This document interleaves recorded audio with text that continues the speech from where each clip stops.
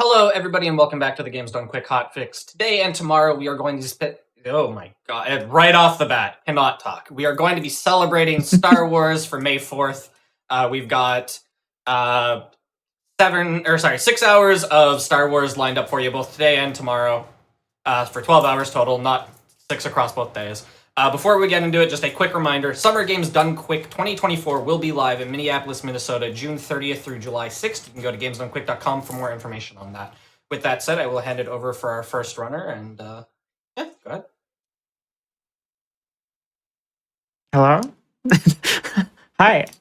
My name is AimTech, or Amy, if people call me.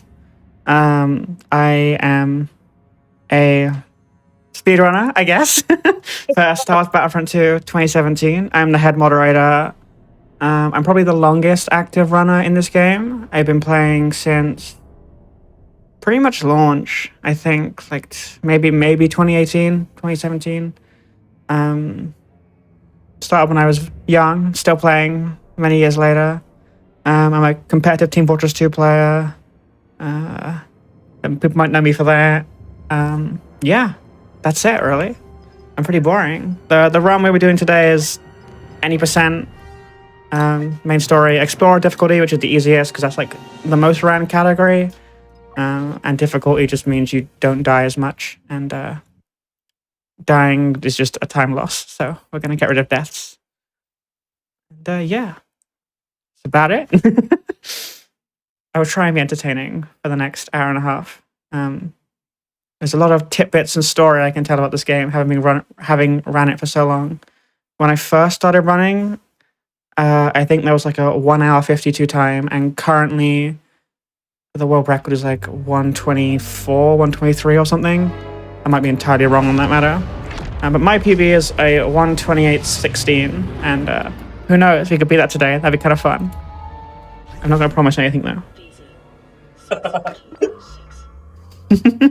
I was faith. 30 seconds behind yesterday, so who knows? Who knows? I will let you know when we start. I have to listen to this guy talk first. Wish I could, but we don't have the droid's access code. I think he was lovingly named Fish Face at one point, but Rax. yeah, it looks a bit fishy. Cool. So I'm ready whenever you are. Yeah, whenever you're ready, if you just want to Three. do like a... Oh, okay. 3, 2, 1, go. Cool, so we'll turn right here. Bit closest as possible. When you get close to them, you skip a animation. You'll notice in the story they give you a lot of control of random vehicles or characters that like you never control else in the game. Like they have all this custom droid code. It's one mission. We never use them again. It was an interesting development cycle. I was so disappointed. Yeah. Let me use the cool drone again, please. We can go under this door here. You're not meant to, but it skips having to open it manually. And we got shot. Very unlucky. That's very unlucky.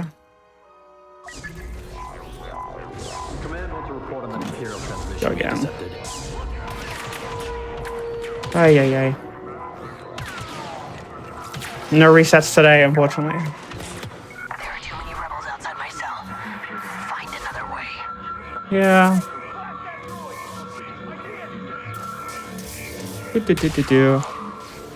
Just tank most of the damage from those electric things.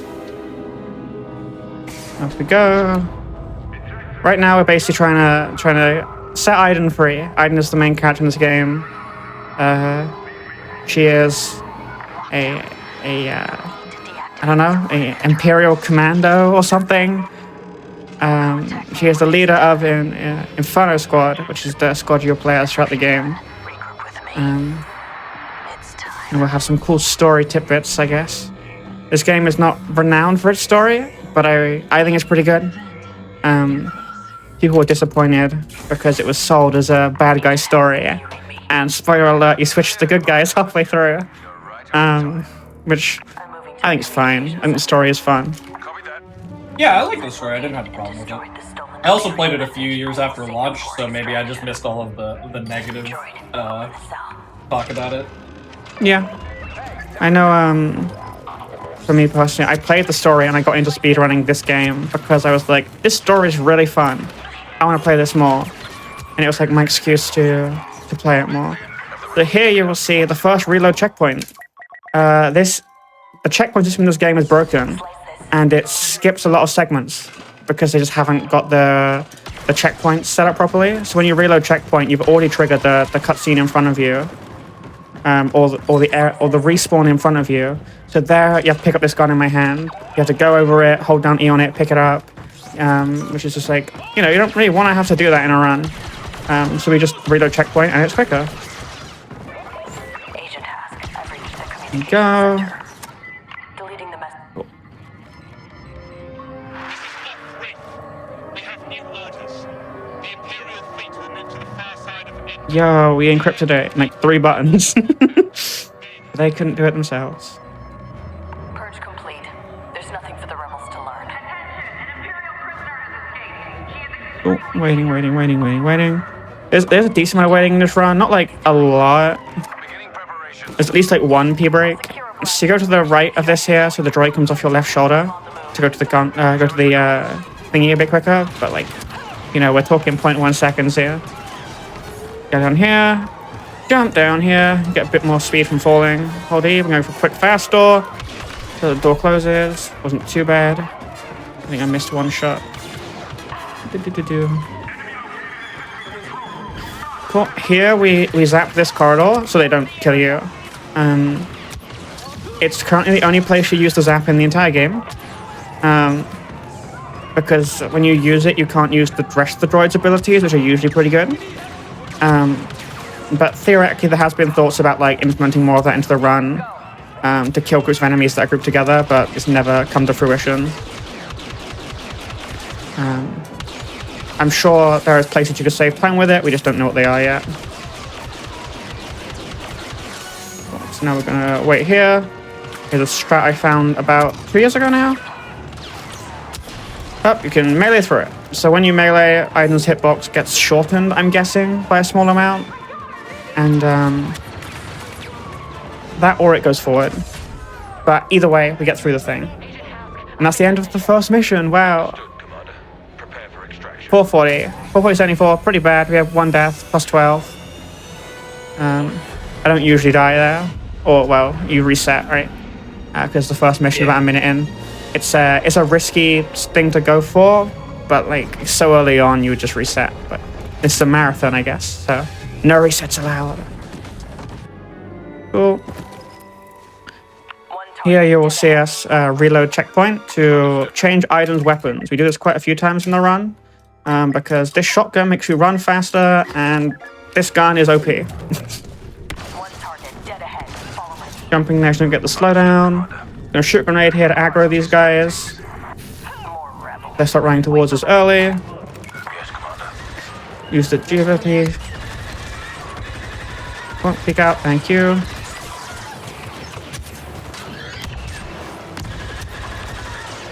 Go to these guys. Nice. You can run a bit faster with his. Weapons free. Neutralize all targets. Yes, Commander. Understood.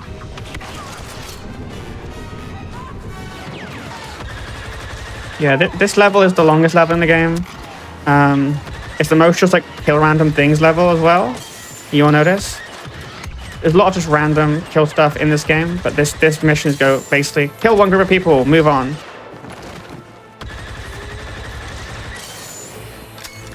I should spawn here. We should be able to get him. Nope. Use that ability to skip that voice line, and then we go here. Cool. Another cutscene. Fun. Skip that. Cool, so here, the first time you ever do this mission, each time you run, there's a lag between it stops you from walking. So you want to get as far forward as possible on that. And then you can try and get push strats here from this guy, but you usually can't. And it doesn't save any time. I've never seen anybody get like a super far push on that. but theoretically it's possible with like perfect input. You can get the slow push of this guy, which you should go for, especially if you get like a slow like, Yes, sir. oh sorry, a quick like load, I guess, so you don't get as much distance at the beginning. And then just go this way. There's a group of enemies up here. Something crucial. They're really annoying. You can run to the right here through that fire, but you can often get sucked, so I always take the slightly safer route there, which loses like a second maybe. Kill these with a grenade. Get one here, and then the rest of the enemies will run forward to us. So here, group of enemies up top. We want to kill as many as possible, quick possible. We can use the G ability again to see exactly where they are, and we can want to take rocket launcher for later on. These guys are slightly random. They're very annoying. The Empire is evacuating Endor. Push back these rebels. Understood, Commander. We're with you. Patrol neutralized.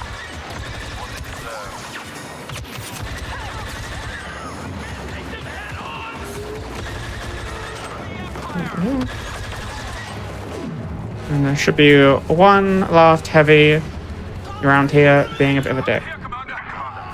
Thank you. That was actually a pretty good group. Sometimes they can run off in really, really random directions and can kill the run. We kill this guy. Rocket launcher this guy here. You keep running, keep running. You can go for a shotgun there instead, but it's if you miss the shot, you lose more time than if you use the rocket launcher. And use the rocket launcher again anyway, and it's recharged in time. So we run with this. We're trying to take platform 4 here. Here. Boop. As you can see, this gun's OP. That whole group enemy just died. What I want to do. I pressed tab too early, whatever. Hit that guy. Then you want to 3 this to slow it down.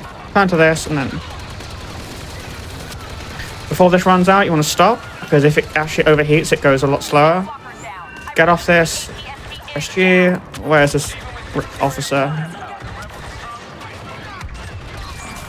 Oh, I got flashbang. Nice. Go here. Cool, that wasn't the worst I've ever done. I am quite nitpicky with this game, so you may see some this is terrible and it'd be like +1 or something. But it's fine, it's fine. That guy can push you sometimes, but it's weird. I lost .03, it's a reset, right? They can die. Alright, shoot this box, guy explodes up. Oh.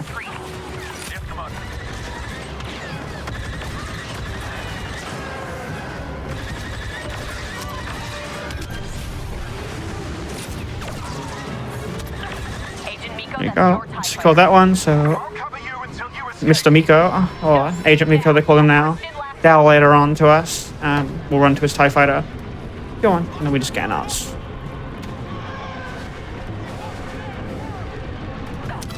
Oh, I love the lighting effects on this. Come on, there you go. You can't die in cutscenes, which is good. Otherwise, you would be dead a lot of times here, because we are getting shot at a lot. Thankfully, you can't die in this game in cutscenes, yeah. Because yeah, that would be run be very not different otherwise. Yeah. Cool. And this is the remnants of the Death Star. So I should have explained this probably earlier, but this game is set just after Episode 6 of Star Wars. So the Death Star has just been destroyed. Endor, whatever. And we were just on Endor. You know, if you know Star Wars, you know where we are. I will point out again, this game is all canon, so that's one of the things that attracted me to this game quite a lot, is everything that happens in this game is official canon Star Wars universe and has big implications to the actual Star Wars storyline, which is really, really cool. As a bit of a Star Wars nerd myself, that is a cool thing. Because there is no, like, fastest path here, that at least someone's calculated. There probably is. But as long as you're in like the general vicinity at the end at the time, it doesn't really matter, because the enemy spawning and the text is on a timer anyway, right? So as long as you're not slow, you're fine. Which is, for a lot of the parts of this game, actually, that's also a thing. It's not the best speed game, but I word it like this, but it's fine. I like it. I mean, that's the important part, right? As long as you're Exactly. enjoying it. Exactly. Oh, there's no, I can't skip half the missions randomly. Terrible speed game. It's like, yeah, but I don't want to. I want to enjoy myself. Corvus, what's the status on the engines? I don't begrudge anybody who does those categories because they are cool, but I could never run those categories seriously, where it's like a 3-minute run and you know, like in Zelda where you like clip under the floor and then you just walk to the end of the game. Like, that's really cool, and I'm not gonna run that more than one time. Yeah, I agree. I see the enjoyment of other people because like, oh cool, this is like broken or it's like frame perfect. Where are you? Come back. But yeah, it's I'd much rather play the game quickly than play the skip quickly, I guess. Yeah. We can make time. Agent Miko, And like, I'm cool with bomber. big skips as long as there's still a game. Yeah. I mean, technically in this game, once you beat the first level, you can just like choose the last level from the menu select screen. Does that count as like a skip? Like, I guess, sorta. no one's ever done it, and if they submitted it, I'd say no. I think the community would be pretty annoyed if you ended up going from like a 1 hour 30 run, like a 7-minute run, and that's it. Perfect timing. Agent Miko, get to the Corvus. I'm right behind you. Wow, our spaceship's on fire. You gotta listen to this guy talk. Yay. Woo. This is our father, by the way. So, Yes, Admiral. yes, the Admiral, we're the Admiral's daughter, which is exciting. With you later. Makes it more spicy when we betray them later on and become the evil good guys. Cool. So that was okay. -3 from average. Now, my favorite mission. The Dauntless is a quite complicated mission. It's the place where the first ever reload checkpoint skip was found by a friend of mine at college, a guy called Pablo, was playing and tried to get into IL speedrunning with me. They crashed their TIE fighter and died, and I'm like, I skipped some gameplay. And that's why we now know all of their reload checkpoints, which is pretty cool to know. Keep this Star Destroyer safe. The rebels can't. I told you I have weird lore again. Cool, so kill this cruiser. Move to intercept Shoot. On your position. Get the bomb on it. We just shoot this a lot. And we hope our AI shoot it too. Engage those rebel ships. Shoot.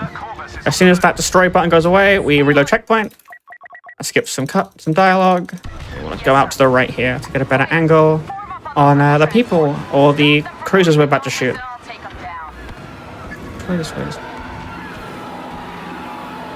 Going. Start turning now. Give me the circle.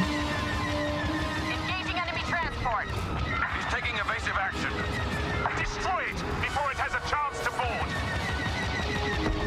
Crash here. That's a Intentionally. As intentional death, I promise. I will be more annoyed if I die accidentally.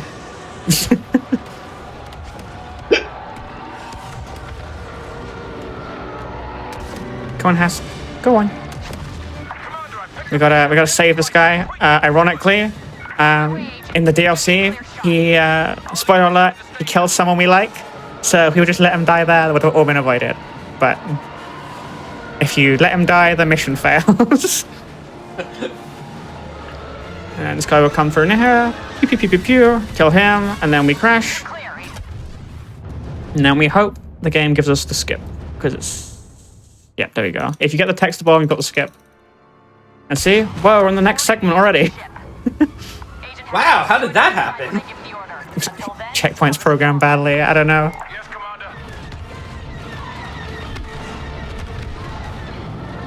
I mean, I assume that space levels are complicated, so it's like some weird thing Yeah. where, Reasonable.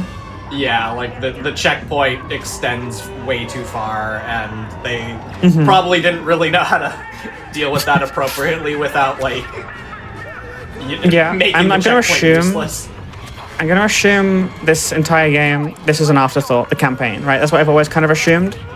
That like, Oh yeah. this game was designed as a multiplayer game primarily, which I think would make sense based on it being a Star Wars Battlefront game. And they're like, yeah, we'll make this, and they just made a system for it. Yeah, it's like, well, we have the multiplayer system. We can't do anything about the engine we're using, so we have to roll with the punches. Good old Frostbite. Keep me covered. Once that cooling cell is exposed, I'm going to EA's own engine. I haven't heard great things.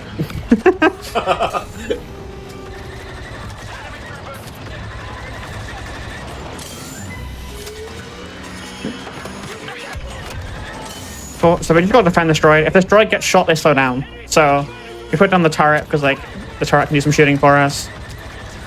We shoot guys that come up. We try not to die ourselves. But dying is quite hard to do in this game, genuinely.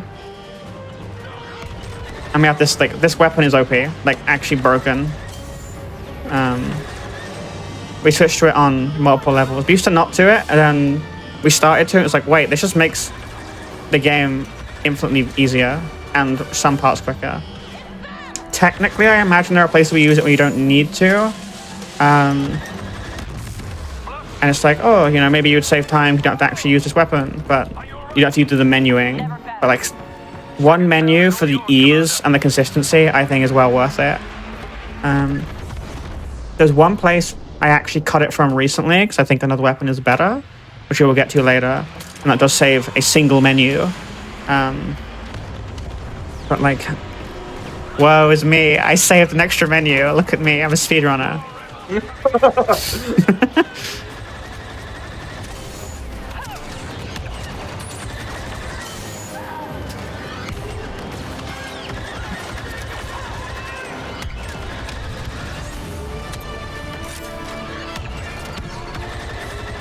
Look at that turret. Go away. How rude.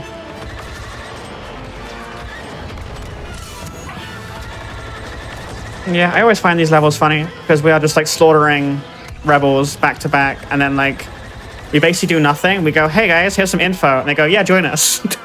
It's like, yes, this is how the real world works. You killed all of our friends, just join us. Yeah, let's completely overlook the fact that they are like the leader of one of the most notorious Sith squadrons, I guess. Yeah. This doesn't do anything. I just do this because it's funny. This thing can like go inside your skull if you're under it, and it's like looks funny. Oh, game, hello. Okay, that was odd. That happens a few times. No reason, no why. This cutscene is funny because this was definitely intentional. Wow, you're so cool, Aiden. Inferno squad. Dauntless has regained power. With the docking cloud I think generally the cutscenes are very pretty in this game. If you do play it yourself for a first time, don't skip them. The cutscene in this level especially, I think is actually my favorite cutscene in any Star Wars game. With the music and stuff. Go over here to get a better angle. We have to kill this thing. Those are your new orders. Yes, sir. Agent Hack, prepare Then we for go an over attack here, on we the Fondor kill Station this. control tower. We can also disengage the clamps if we destroy the docking And we kill arm. these three X-Wings that just spawned. Because they are part of the next cutscene. If you kill them beforehand, you can just skip all of it anyway. Before it loads the cutscene. We shoot the feet.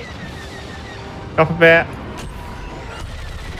Shoot the feet. And then that's the level done. The Dauntless is free.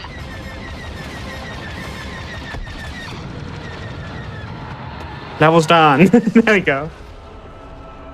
Navigating to attack the And then this is the cool cutscene. We watched the entire thing, but we have to wait to skip it anyway.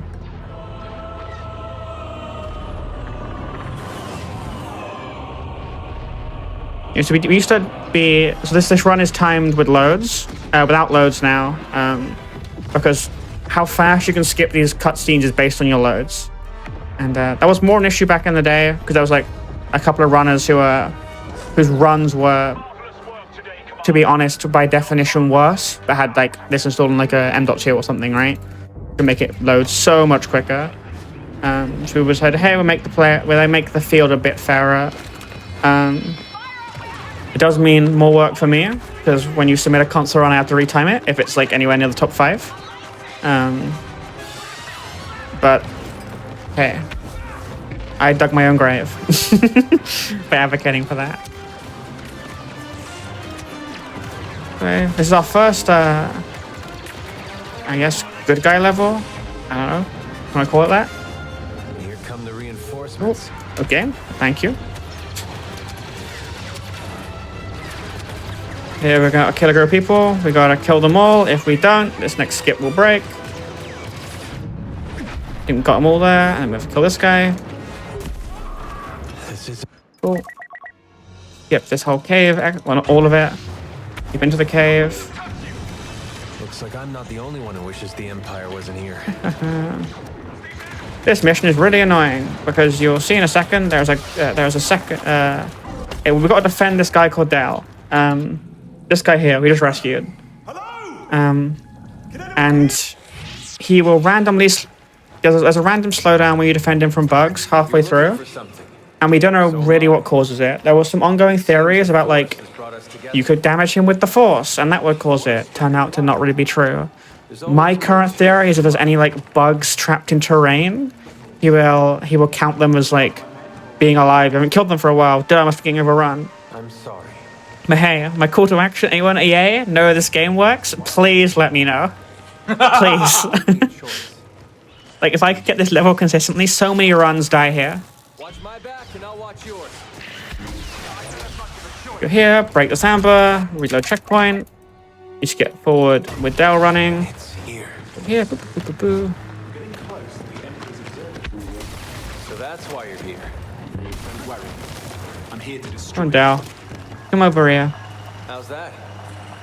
Better. Hold on. The observatory's protected.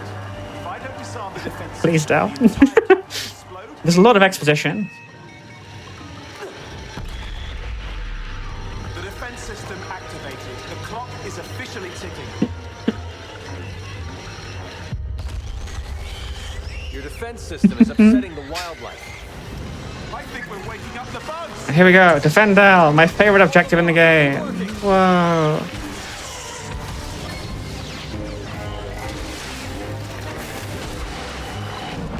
More of them.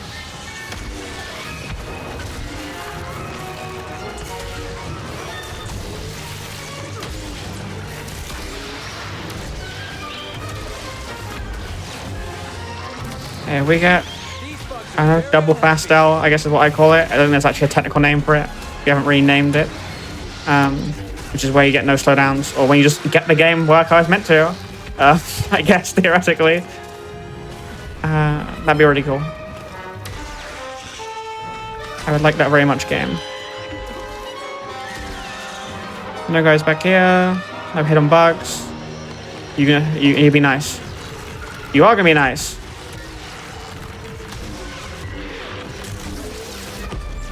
So where you see where there was no bug spawn for a second there, the game will sometimes, Dell will be like, "Help! I'm being shot," and then like turn around and start shooting at the walls.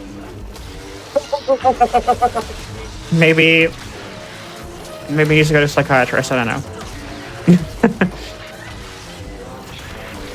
Or whatever's in the air, it's like orange stuff that bugs make moves like a hallucinogenic or something. Who knows? He's just actually getting really high. That sort of tracks with Star Wars, to be honest. Yeah, true.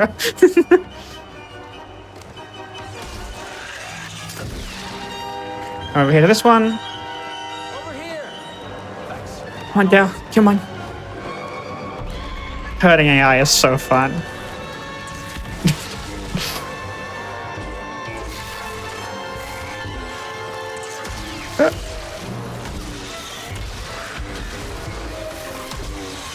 We've got 4 minutes before the system explodes.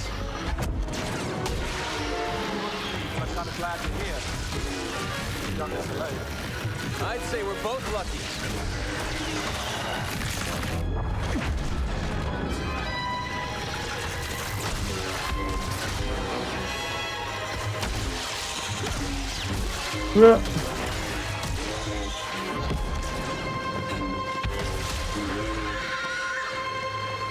No one back here, is there?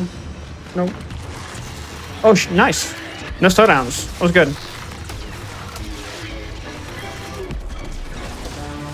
That is rather rare and for once. I think multiple world records have had slowdowns or double slowdowns here.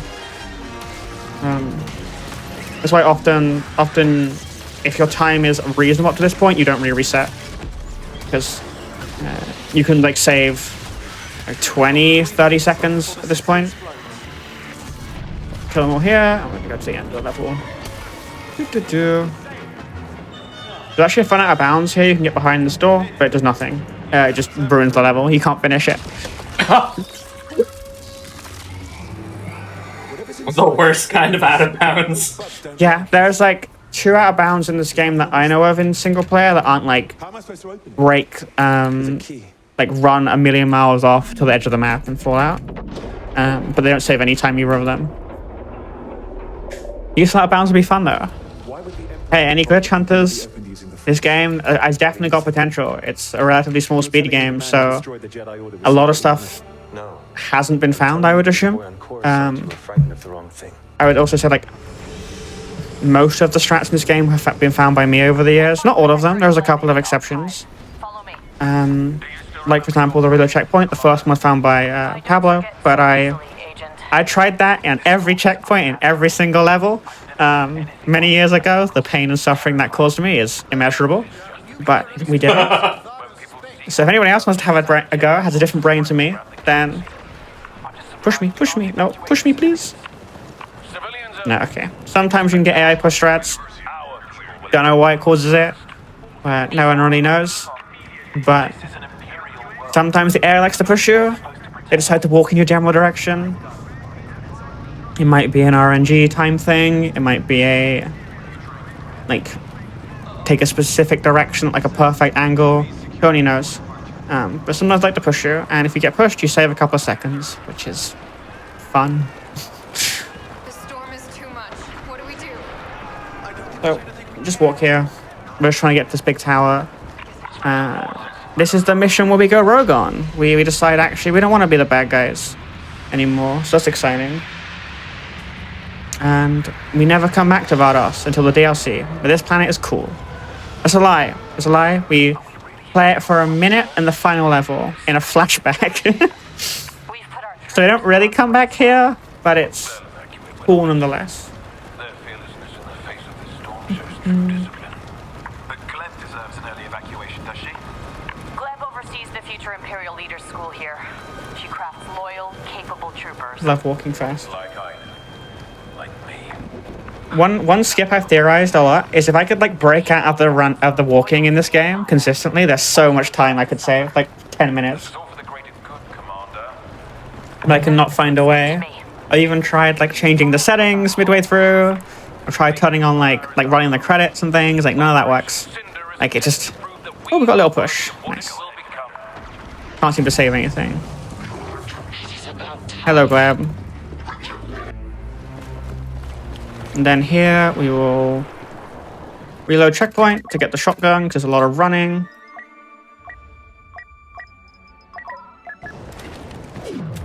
Blast it! Open fire! You meant to sneak past those people, but we don't because they can't kill us. Slicing. Crouch. When this goes up, melee through it. Saves you probably 0.2, but 0.2 is 0.2. Agent Miko. We have civilians on the Corvus relying on us. We don't have Imperial comms anymore. Interesting enough here, they expect you to skip this group of bad guys. This group on the right, down there. If you don't kill them, you get a voice line. It's like, you have to kill everyone. Yeah, this line. We don't need to kill everyone we see. Come on. We can shut down the anti-air systems ahead. They can't just expect you to run past, which is kind of cool. They're shooting at something. And now we're going to try and not get stepped on by an AT-AT. These hitboxes are way bigger than they look, and sometimes will kill you. From experience. They won't see us coming. Understood. Wait for my This mark. guy. They put a lot of enemies in the way, but you don't need to kill him. Let it pass. And here we have an auto scroller. Kind of. Well, it's an auto scroller, but you do. If you don't shoot things well, it does slow down the game. I've got the civilians. Like, to the ship. oh no, I'm shooting the civilians. What a shame. They don't die. Send troopers back to the region. Yes, Commander. That's what I usually spend this time doing. No matter what they say. Here we, Careful in that storm. like, literally hands. I've got one hand aiming. That's this fun part of the game. The AT-AT I don't think can physically die. I've never seen someone let the AT-AT die. But if you don't shoot these things in a reasonable time, the game goes, you can't walk past these. But as you can see, we're like 30 seconds away from being unable to shoot it. So you have to be really slow. He's following his order. Like, not speedrunning, not even playing casually, like, trying slow. Looking at your phone. Yeah, exactly. Like, I can shoot it here if I want to. Like, I'm so far on. Come up with a plan. Go.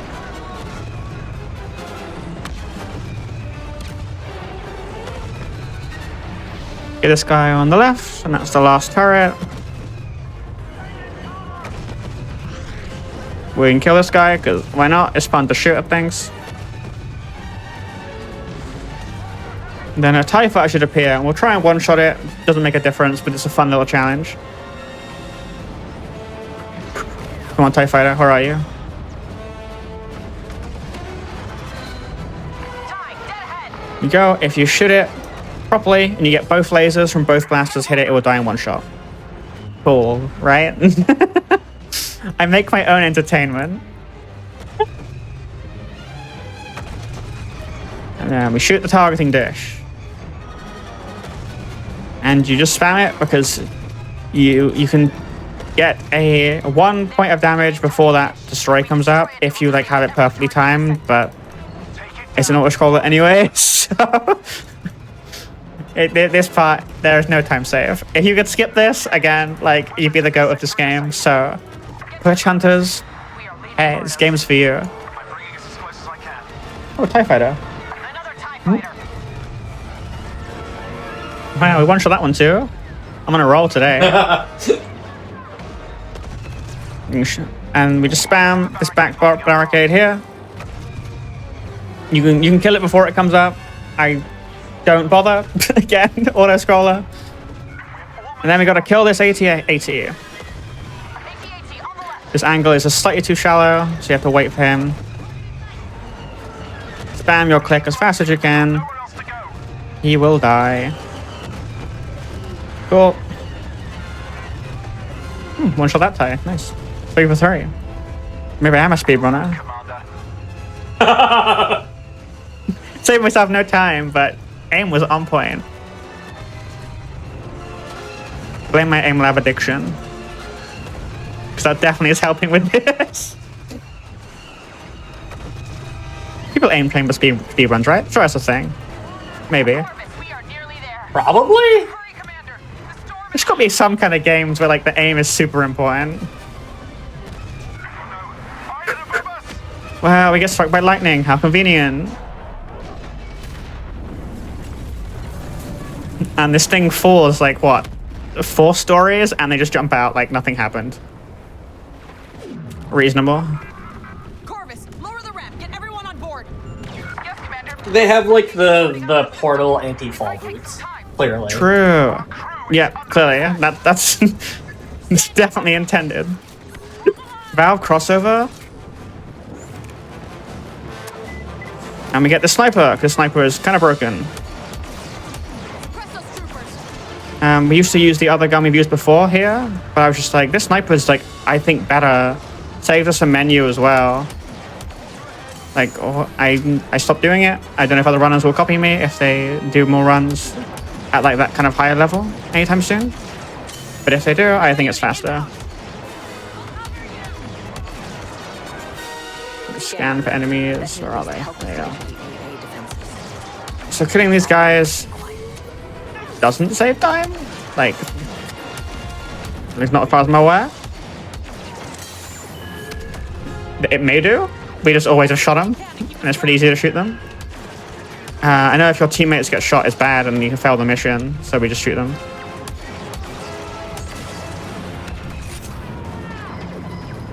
Who are you shooting at?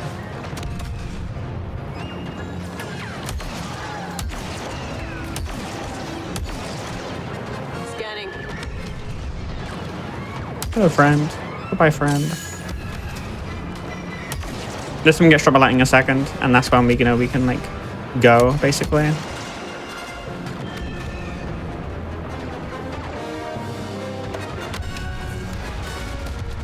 Go. Turn around. Wait for this thing to come down, and then we can go. Come on.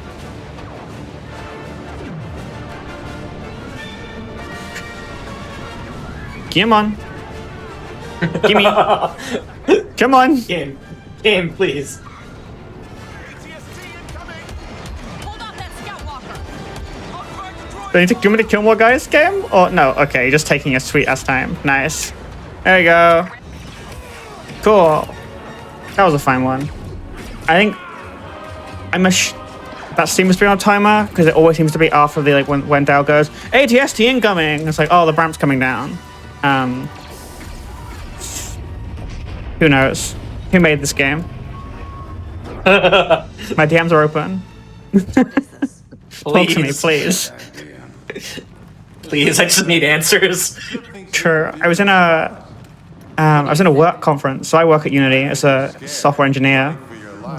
And we had a work conference a long time ago. As like our company was invited to a webinar by a group of people, and one of them worked on this game.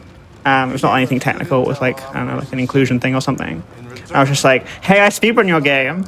Any advice? They were like, sorry, I don't remember. I was like, oh, no. Oh, no. There could have been something there. There could have been something. Could have been the moment. So you can track us. Hey, actually, if you press these buttons, you get double speed. Would have been like the sickest thing. But no. Just I programmed double speed into the game, or I intentionally put holes in the wall so you could walk around things. That'd have been so nice. I just like make a run the day after. It's like, hey guys, I saved 45 minutes. How? I know a guy. I know a guy actually working. Fantastic. Yeah. I will say, like, working in game engines has given me a better understanding of speedrunning, because you kind of understand where things can go wrong, I guess. What can I say? I'm a big believer. But in fairness, Frostbite is a pretty solid engine, like, in regard to collision and things. Like, both the out of bounds aren't due to walking through walls, they are due to missing geometry. Where there's like a hole in the wall. So I will say, compared to some game engines, cough source cough, you can't just walk through half the walls in the game. You have to, they're actually solid, which is a good start.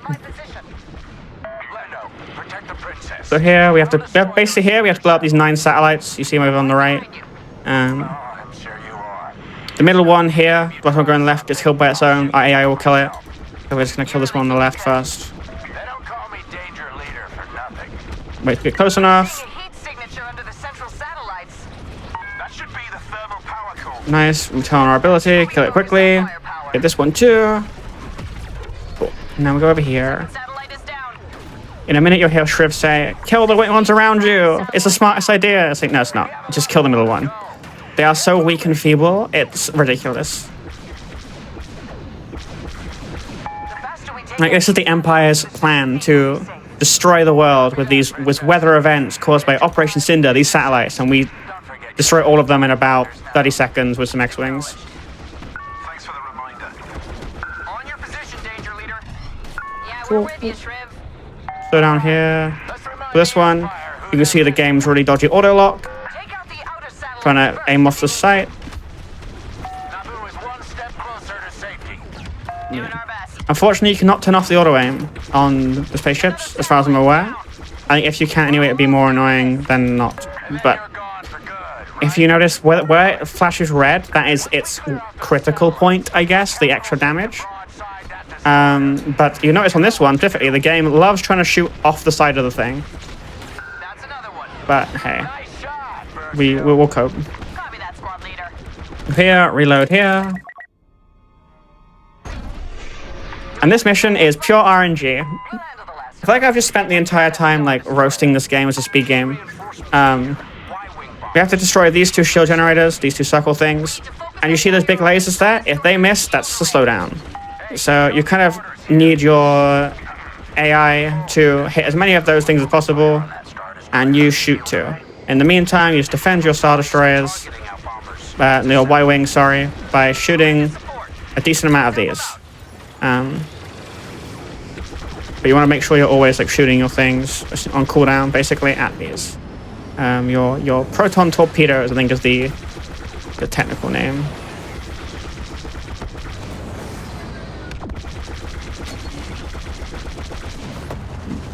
Don't want to crash into that one there. The crashing to these has happened and killed very good runs before. Because if no matter how far you are in this section, if you die, it starts all of this shooting them again. Because why wouldn't it? They're destroying our Y-wings. We need to defend them. That's awful. It is very, very, very fun. What do you mean game design is an art form? No, just put random checkpoints forever. I genuinely wonder who made the story. Like, was it just some random guy? Like, the story itself is pretty good, but like, if it's a multiplayer focused game, I'm gonna assume they didn't like hire a extreme level designer or whatever. Or they just get one of the multiplayer level designers to do it. They got the multiplayer team, and they're like, we don't know how to make campaign give it a levels. go. They're like, yeah, that'll be fine. You need the practice. Like, what? We're giving you a new career opportunity. You can now say you worked on single player levels. Like, for what game? This. Let me go with the other candidate this time. I'm sorry.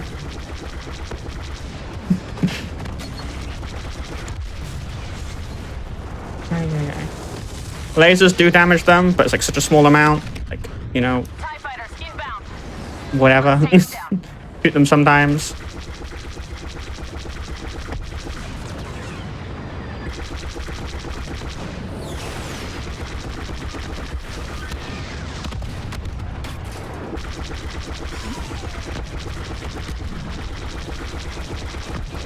And around.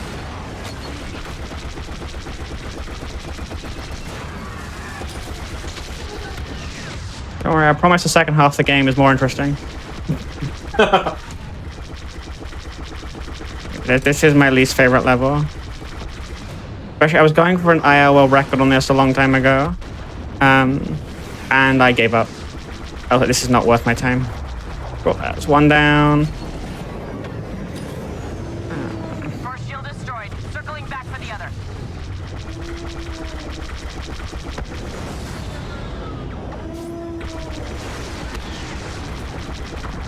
Nice. Shields are down. Good work. Wow, that was fun, right? You enjoyed the space level, right? You're clear to attack. I don't know. I might get flamed for this, but I don't like space levels in any game. Like, they're just not my That's thing. Yeah.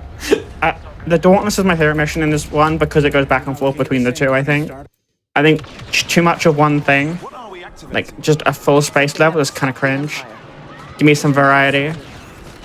Especially shoot the same thing on repeat is like, oh, okay. Thanks guys. I think that's kind of my problem with space levels, is normally it's just like, okay, just shoot a bunch of, you know, enemy ships. It's like, which, I mean, is when I guess when you like compare it to the like first person aspect, it's like you're just shooting a bunch of enemies, but like, I don't know, when you put it in space, it just feels less You're slower, right? interesting Your to me. movement's more boring. Yeah, exactly. I think, you know what, you probably nailed it exactly. We're just like, oh, I'm floaty. My crosshair only moves a certain speed. It's like, oh, fun. Yeah. Whereas here, I'm like, whoa, cool, like, whoosh. I'm only I'm only limited by how poorly I can aim, not by how poorly my ship controls. Exactly. And the game's not giving me some stupid lock-on that doesn't work half the time. Yeah.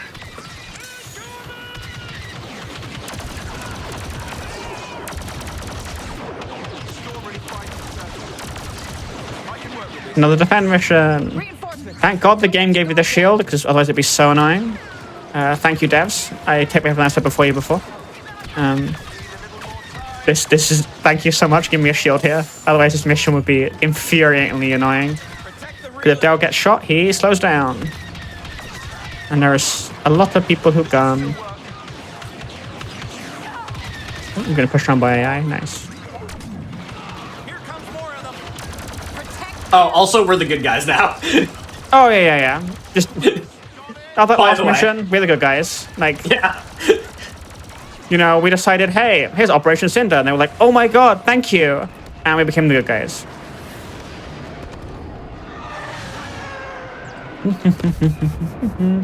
Cool. Yes. So here, So the relays provide power is the ship gonna take off? No. That's right. The ship sometimes takes off, sometimes it doesn't. If it does, you get more time. Stop the Empire. If it doesn't, you get a slowdown, but you get a funny ship later on. So you'll see later that model glitches. So we run out of bounds there to get a better line here and skip a massive segment. So there is a segment where you kill an AT-AT. No, AT-ST, sorry, not AT-ST. The two-legged walker for you non-Star Wars nerds. Turn down. And that's over there somewhere. You just run this way. The game's like, okay, you're here. You reached it. Cool. We can't make it back to your position. I'm not sure why you can just skip that section compared to all the other sections in the game, but you can. Copy that. So we'll go with it. I didn't mean to push that down. No! I pressed the wrong key. I fat-fingered my keyboard. Dell, please don't get shot too much. Now we're getting somewhere. I'll body block you in my life. Cool. It was fine. Whew.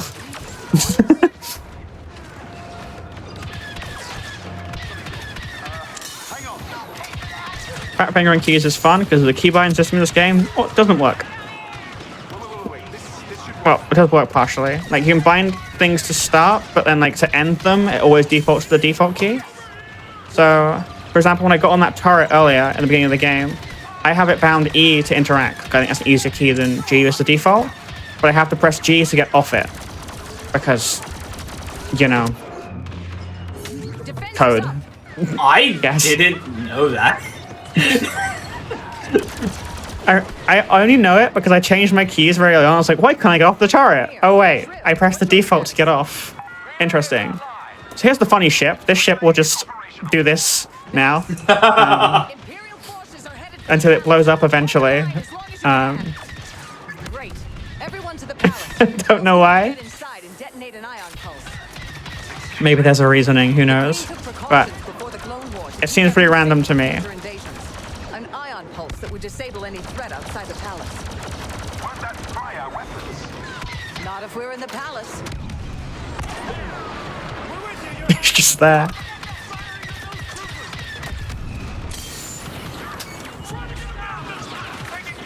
Essentially here, as long as that number at the top 68 does not go down to 0, we're fine. And if you kill a couple of these guys, then you're fine. And you want to get back to the defend ASAP to some degree. I don't know if it actually matters, but I do it anyway because it's easy and it doesn't break anything. We just need to buy time. The ship is still here.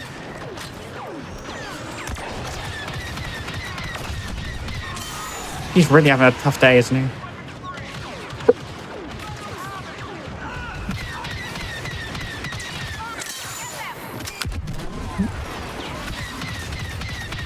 They're right on top of us. Oh, fall back. Bomber, get down. You can't kill your friendlies, so Infantry on our position. feel free to shoot them if you're a masochist.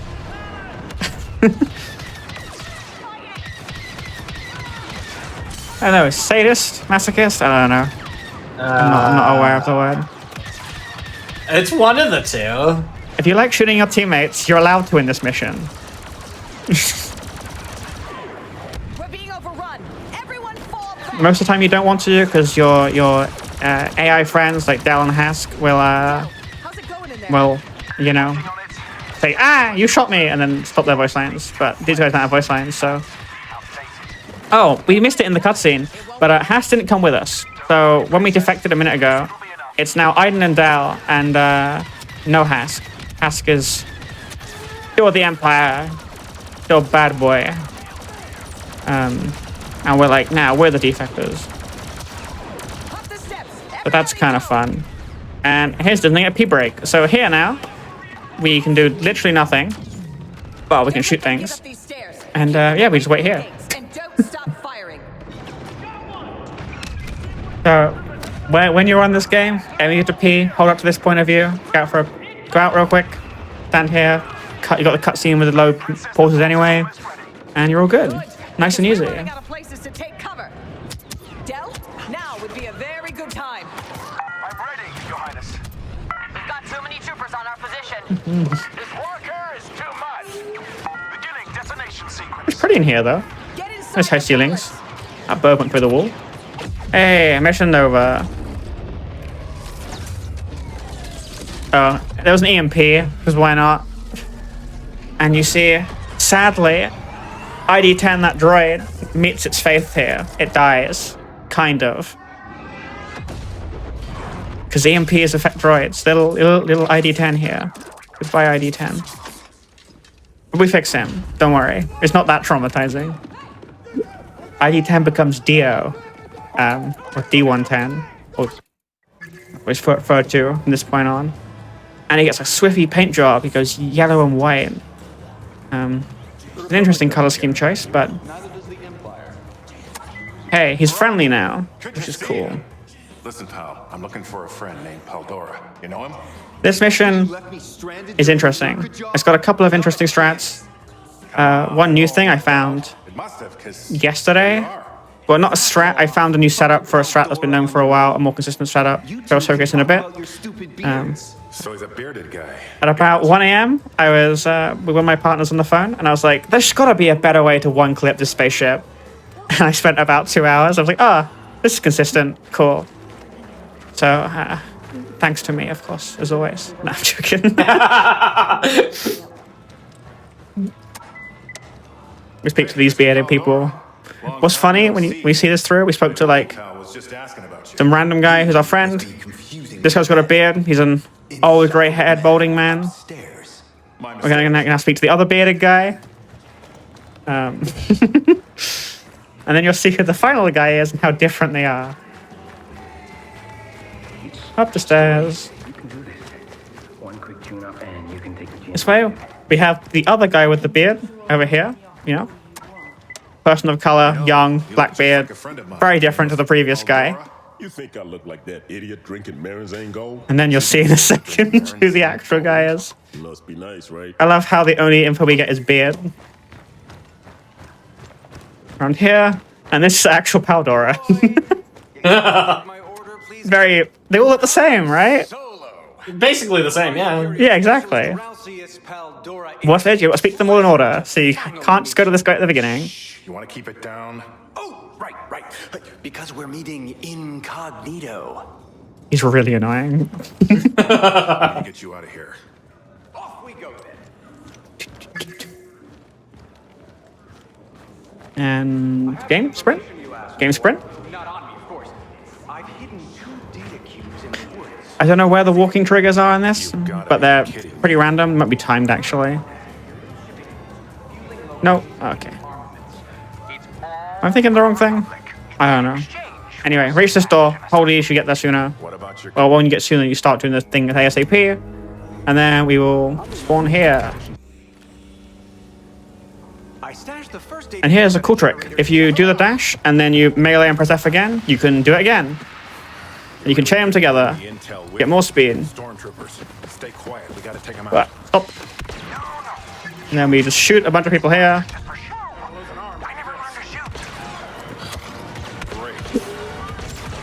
I never learned to shoot. Thanks, you jerk. You tell me Not an Imperial now? officer or anything. Yeah. But okay, this gun is cool because it's or Han Solo's pistol is cool because it one-shots people in the body, which is nice. Because headshots aren't particularly hard in this game, but it makes my life a little bit easier.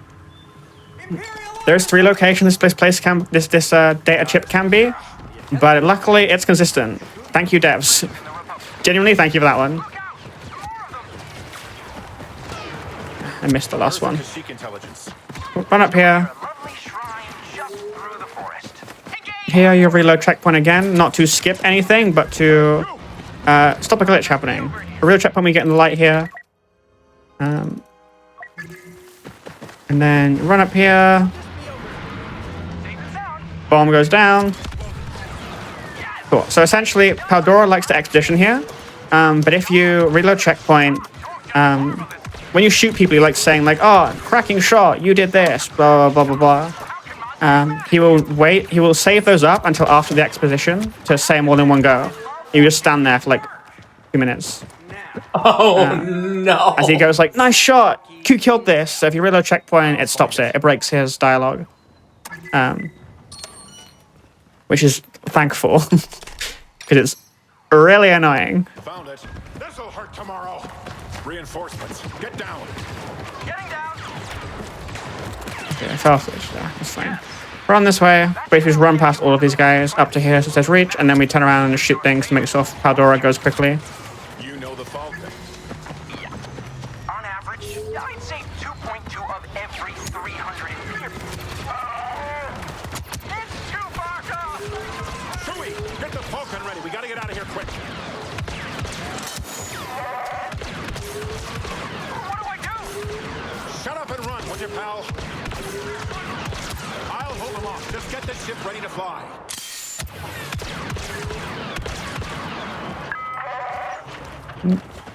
One more. There we go.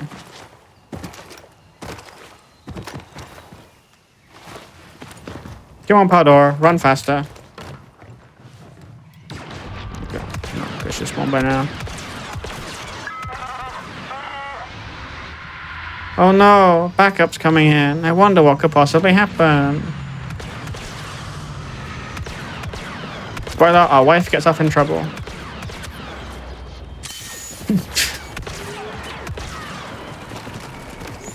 Here, I like to do this. This is not necessary, but if you throw a bomb down here, you can get all 3 in one go. Just want to kill these guys reasonably quickly.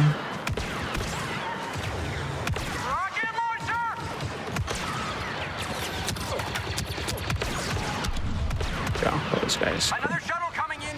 Look out! You're right, Chewie. Today is not my favorite day. X-Wings! Aiden comes to save us. Whoop, whoop, whoop, whoop. Hopefully.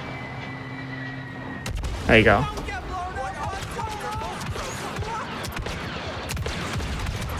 Hey, maybe today's not so bad after all.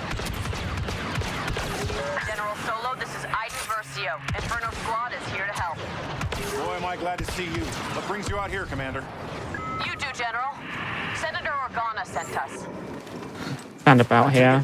There's a big section here where you can stand, so go to the next part, so it's not super worrying. But we got bad guys and ties on the way. Just once it would be nice if they didn't put up a fight. Where's the fun in that, He General? jumps really weirdly, I just realized. What is his left arm doing? Okay, so this new setup was found last night. Usually you would go left here and do an side angle, but if you go right, you can use 2 missiles. So we're gonna try and showcase this. Go over here, up, and there, cool. This direction. Wait till the bottom of my ship goes over it. Boop, turn. Get a good angle here.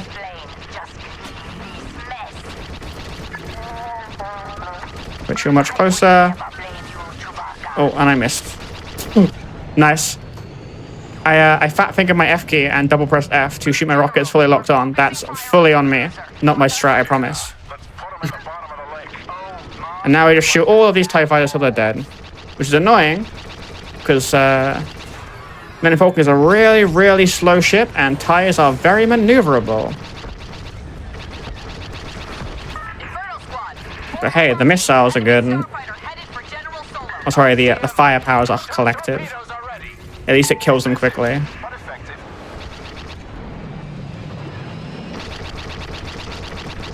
One less fighter to worry about.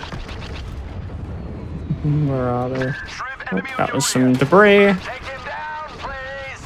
I see him firing. You're clear. Thanks, Aiden. There's one more time. Turn to dust. Just one more.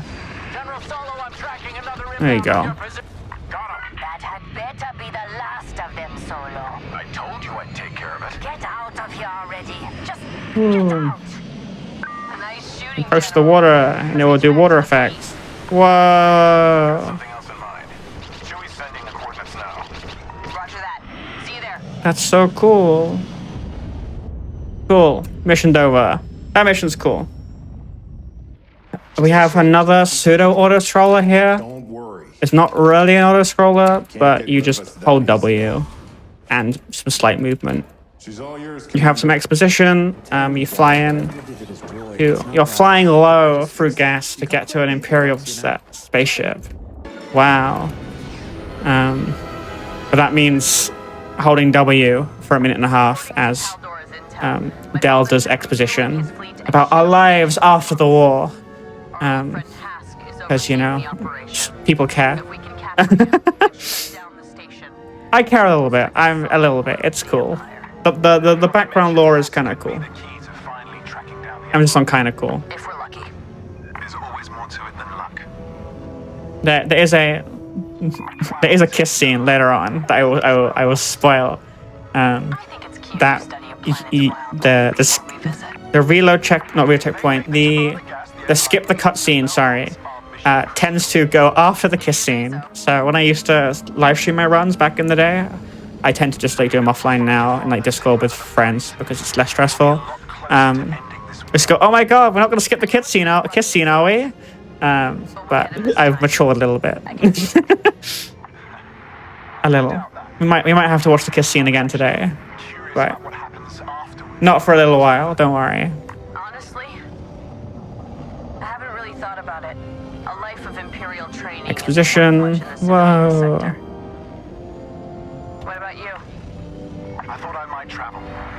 See the How galaxy, cute. Lothal, my capo. They're flirting. Been to those Aww. places. As a soldier, I want to see them when they're free. Hey, more is than me, so it's fine. That actually There's the landing pad.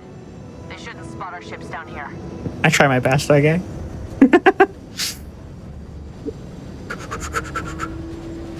Reach this thing. Whoa. Shaking here does nothing, by the way. I'm just ADHDing.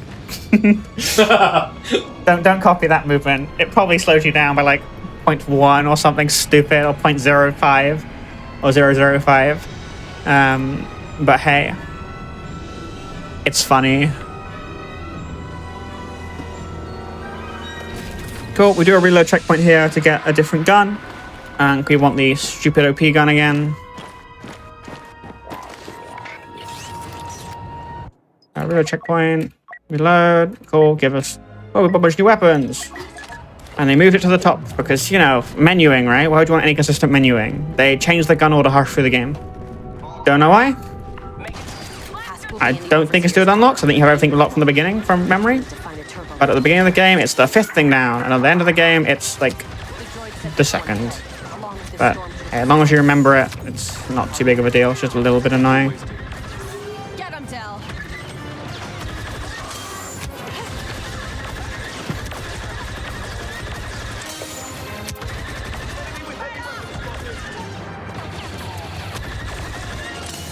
All clear. Let's get to that. That's pretty quick. Security is tighter than we thought. Getting to Hask won't be easy. Wow. We just killed a bunch of stormtroopers. idea. Not gonna like it. Yeah, we put on the armor. Whoa. New Hope throwback?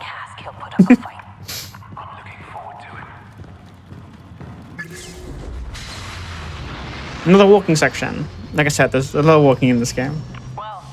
Someone finds a way to break out of all this walking. You'll be a lifesaver. You'll save like 10 minutes, I'm sure. Dropping down there instead of going a long way around the stairs saves a tiny amount of time. Well, no, this is like 5 to 7 seconds, I'd say. That was found a long time ago, so I don't remember the timing. Back in the day, we used to like compare strats side by side, but when a strat was found faster 7 years ago or something, it's not really remembered exactly how much time it saves. I apologize, I'm a bad speedrunner. The Empire's on the Save an amount of time. That's the important part. It saves something. running now more than ever. I am quicker now. I hear the blockade's starting to crumble. Oh, he walked through his arm, nice. All across the Anowin sector. This is Governor Droid, where Walk to the lift. you ready? Sorry, the turbo lift. I'll be precise. Because Star Wars does not have normal lifts, it has turbo lifts. For some reason.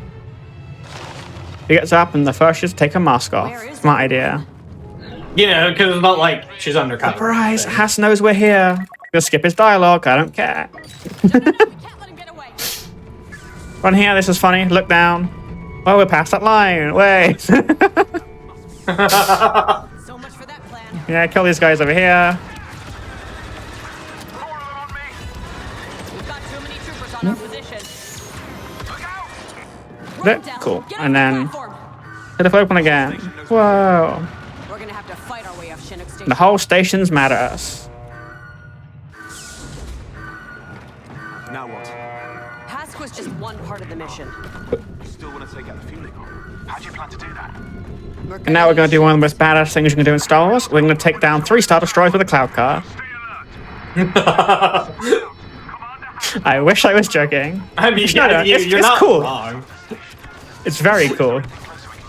I just never thought about it before. I just did the thing.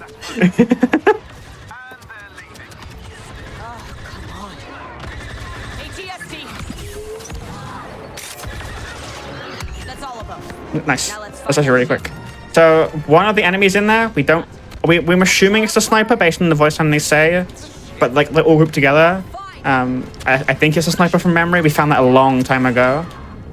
Just spam down your explosive ball down there and you will kill them. I should have been more specific.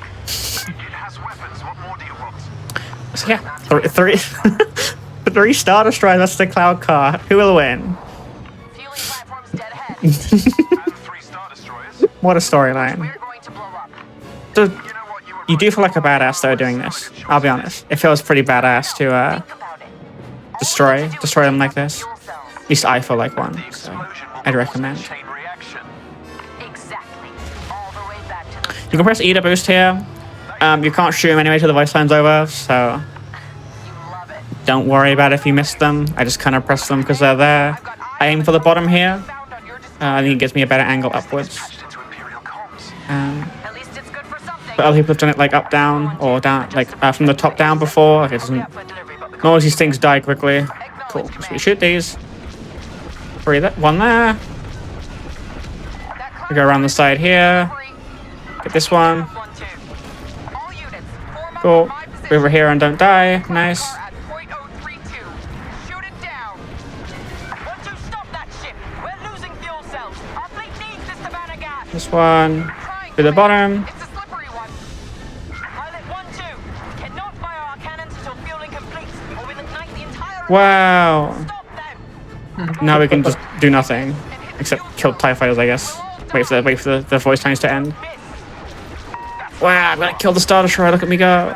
Slip through our fingers. Wait, we did them. That's 3 down. That was new gold. That's cool. By 8 seconds. That's impressive. I don't know what I did, but it was fast. Hey, look at us. 3 Star Destroyers down. There's another fun mission. Lando is cool. Lando is the coolest character in Star Wars. I will die on that hill any day of the week. So getting to play Lando is cool. I know my way around Sullust. After all, I did help liberate the place. Also, Lando and Shriv's dynamic here, Shriv being like the blue-faced guy, like the alien guy we saw before, is funny. At least I find it funny. Run past all these guys. They can't see through it. Smoke them out, General. Nope, I'm not going to, Shriv. I'm just gonna run past them. The Empire Go up here. It's busted. We can't get in. Here, climb into this cockpit. And then Triv, all the way back there on the left, teleports to us and is now in with us. Because why not? Hey, can you move? Your cape is in my way. You have no sense of personal space. But I have a Great sense of style. Important, Lando. Very important. Are you seeing this? This facility isn't abandoned. They're in full production. Okay, so we'll steal the weapons and shut down the factory. Easy enough. That's what you said about rescuing Han Solo from Jabba's palace. Cool little tidbit. We always do. Nothing ever goes according to plan when you're around. There. That's the central terminal. Yeah, basically we have to break into this section in the middle and we turn it off. We reload track when we get out of this because there's enemies who spawn in that room. For some reason they despawn. Don't know why. The other guys in front of us don't, but the guys further away do. Again, don't know. Lucky us. But hey, it works. Cool, reload checkpoint. And Lando has this cool ability where you can like have heat seeking, and it's really, really useful. And I'm so thankful devs gave me this. I know it's definitely my favorite part of this game because of that. It's like so easy. Just like, oh, your head's roughly here.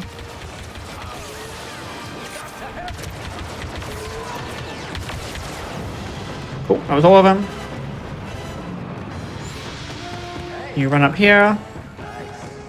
And usually there'll be like guys in this room who refuse to leave unless you read the checkpoint. They'll just stand in there and be like, no, I'm not leaving. You can't get me. And then we stand still so the enemies converge on us rather than moving to them. Kind of a strat throughout the entire game. Doing too much movement will confuse the AI a little bit, I guess. Like a power button to me. We like standing still, just like tanking, especially when we're a hero, which was like an insane ability like Mando. Why? What are you gonna do? Improvise. You just find us a ride out of here. Whatever gets me farthest from you. They really do hate each other. Nah, it's definitely a love-hate relationship. Ah! There we go, kill that guy. Run this way.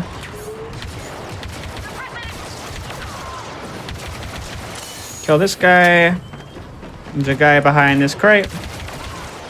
And then these guys are annoying because they will body block you, so just like try and dodge them the best you can. Cool, that wasn't too bad. Around here. And now Lando has the super smart idea to shut down the entire base with lava.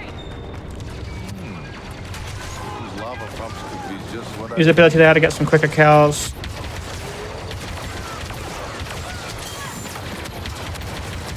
I mean, lava will solve a lot of problems.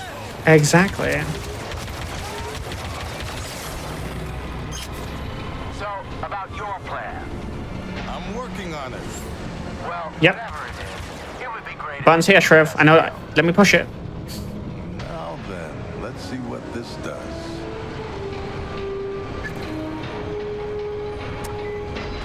Boop. So we're gonna flood the base with lava. I put this thing here when I detonate when the door opens. It stops the AI. It's like an EMP. The AI is like, oh my god, my gun's broken. Don't block me. Oh, that's the theory of it. It's probably useless, but I've always done it, and I'm always gonna do it. Don't judge me too hard. I mean, it doesn't lose time, so what's the worst that happens, right? Exactly. Right, wow, we're gonna jump over the platform. Woo. Oh, nice.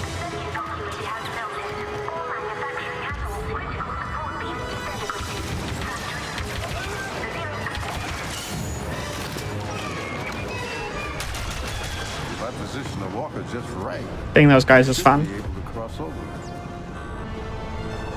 So we gotta cut across that gap. Trust me, I have spent many hours trying to find a way across. It's not possible. You have to do it the intended way. If a modder out there wants to make a no-clip mod to see if it even saves time, please do. I will pay you. Contact me. Give me a no-clip mod to just test where like actually breaking things would matter. I'd be very happy. But no. I think you'd have to probably destroy this anyway based off timing, but if you could probably shoot it from there, maybe. I don't know. Ooh, I nearly fell off then. That was bad. Mini heart attack. Trev, did you find us a ride? I have failed the jump before on a PvE pace run. We're not going to worry about that too much. Yeah. Now we're going to get an ATSD. Trev, I could kiss. For a long time, we didn't realize these could sprint. So I remember one day in the Star Wars Battlefront II Discord, we were like, wait, these things can sprint? Just hold shift and they go faster. And we saved like 5 seconds on this level. Speedrunners aren't the smart people sometimes.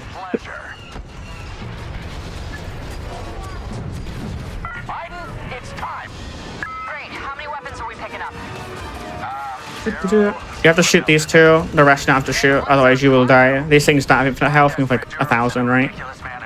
The AT we had before had 14,000, so these things are significantly weaker. Are you still there? The volcano's going to erupt, isn't it? Actually, don't tell me. I want it to be a surprise. I lost her. What was that? That was the sound of my plan working perfectly. Give us our shuttle. Oh no, it takes off. And then we just wait. No. Not for too long.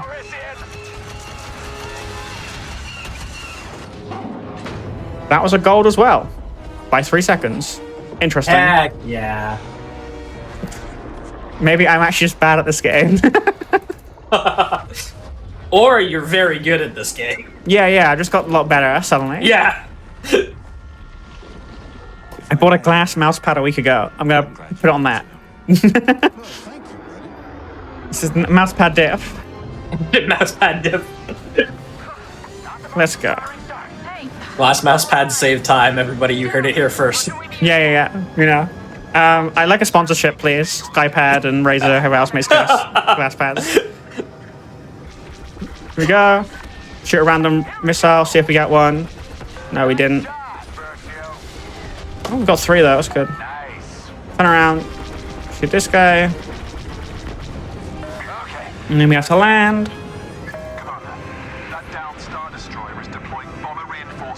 This section's kind of cool. You blow up an already blown up Star Destroyer, I guess. Or crash Star Destroyer. But you get to plant thermal detonators, which is fun.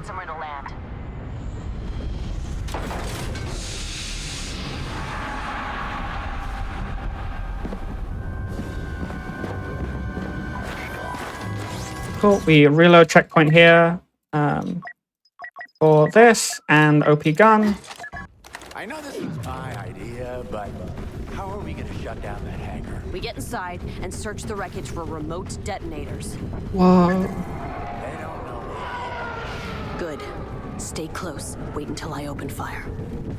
Oh, love the terrain here. Enemy rockets coming in! Detonators. There we go. Go up. There's these ones here.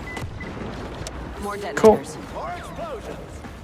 Time to shut down the hangar. And then we go and plant them on the TIE fighters. Oh, great!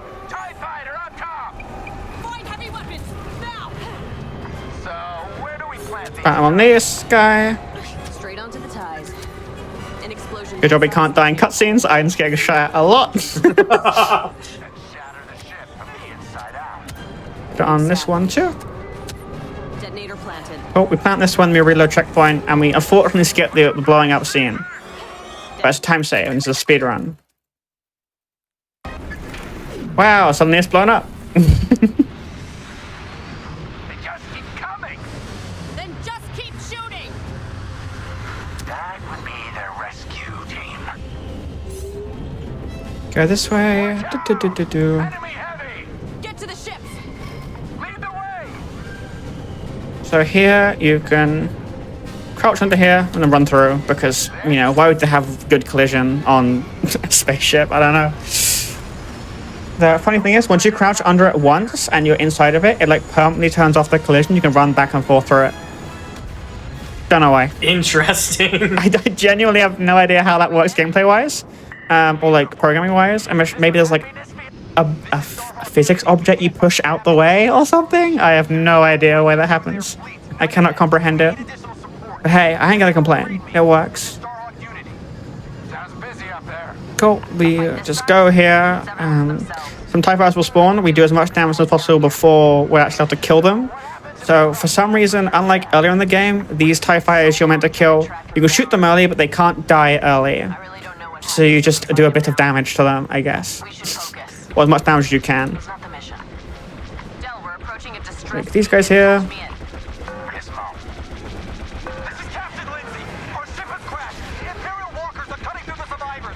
See, they won't die, so they get close, but they don't actually get to the end and die. But they one shot afterwards, so whatever. Nice. Let me land here. Land game. Go, cool. Don't go too quickly, you'll crash to the floor and die. You can't just hold W there. I have been there before. Whoops. Yeah. Oopsies. Oopsies, I killed the main character. You can't go under this one, unfortunately. They fixed it here for some reason, which is even funnier. Where are your macro binoculars? When we fell back to this position, the binacs got left behind. Shriven, I will get them. Take the binacs from here. Cover fire. This is Inferno Squad calling Starhawk Command. Put a orbital on it. Orbital barrage, here. This is Starhawk Command. Inferno, you are go for orbital. Paint your target and we'll rain fire. And then you want to see if you can kill it with these things. Which you can do, it's just like pain in the ass. One more and that walker is done for.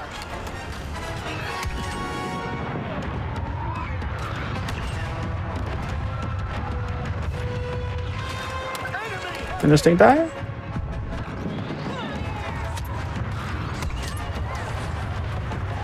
One more and that walker I is missed done it. for. Gotta hit the head. I missed it.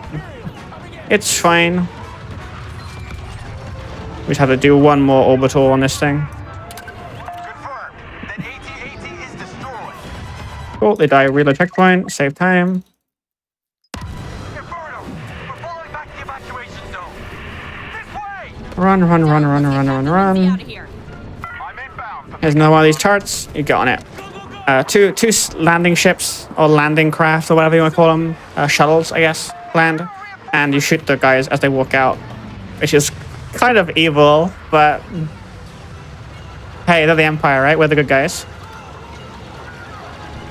Just a whole click here, and they would just leave the ship into it, and then do the same on this side. Oh, we missed one. Missed two. Oh well. Cool, and then we get as far over here as we can. So after this, we've got to run to the thing. We get as far close as we can. So like here, go back a little bit until we're back in. Cool. And when this last little heavy gets past this barrier, we can run. Now. Everyone aboard. Oh. Go! Get out of here! Thank you. I don't know which ship's mine then, which is interesting. I've never done that before. I had a panic. Am I at the wrong ship? Cool, and then we reload checkpoint again here when we can, because you get about 100 meters off the ground as a pace, like as opposed to like just on the ground. And then we just have to fly straight up to the Corvus. Find out where else we can help. They can shoot missiles at it, doesn't matter. Couldn't have done it without you. Or me.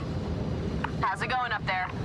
Hard to tell, but I think the Dialogue. is losing. I think you're right. I can feel it. It's almost over. Today, the... That was another gold by 4 seconds, which is weird because I missed a trick there. But we're not going to complain about it. I don't know what's going on.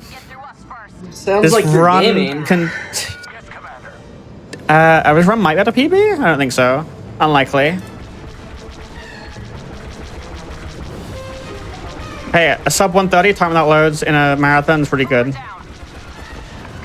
Considering like 130 a couple of years ago was like a theorized time. So we'll take it.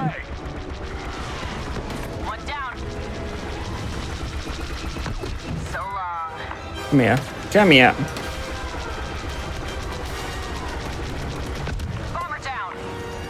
Oh, this group. Give us a little circle. Nice. So long.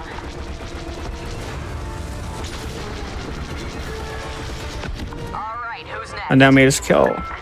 This is Agent Hask. We as much time to him beforehand as we can. They're coming right for you. Alright. Hello, Aiden. Task. I knew you couldn't pass up this opportunity. Believe me, you and Dell are the least of my concerns today. There's more going on here than you understand. Turn around. Squadron, attack!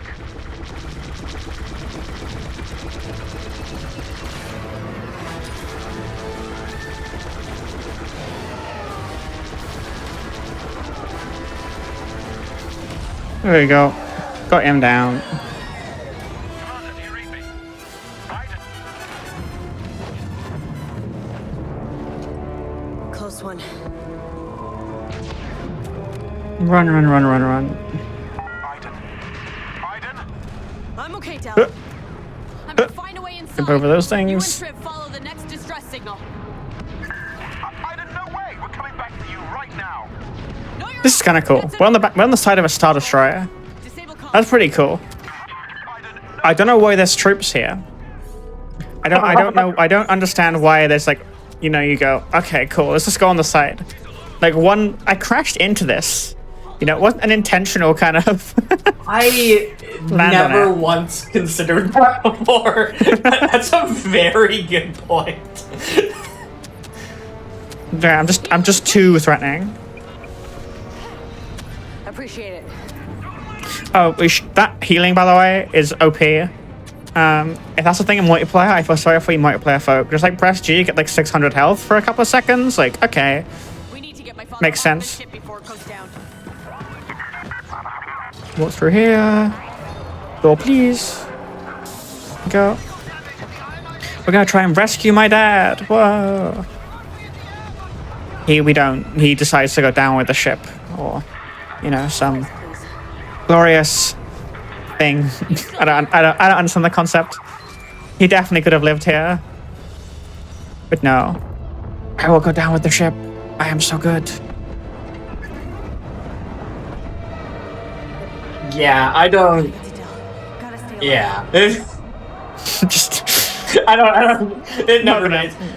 toxic masculinity or something, right? Like, oh, I'm so strong. I'm gonna die with my ship. Like, okay, buddy. I think at some point it was just you're supposed to do everything to keep the ship afloat, which in theory means you should be going till the end, and then at some point it became that toxic masculinity thing of like, Yeah. oh, I can't leave, but it's like, no, you're supposed to be actively trying. If you can't actively try anymore, get out. If you're gone, if it's like far gone, then maybe, you know, stop. maybe give up. Yeah, you've done what you're supposed to do. You can go.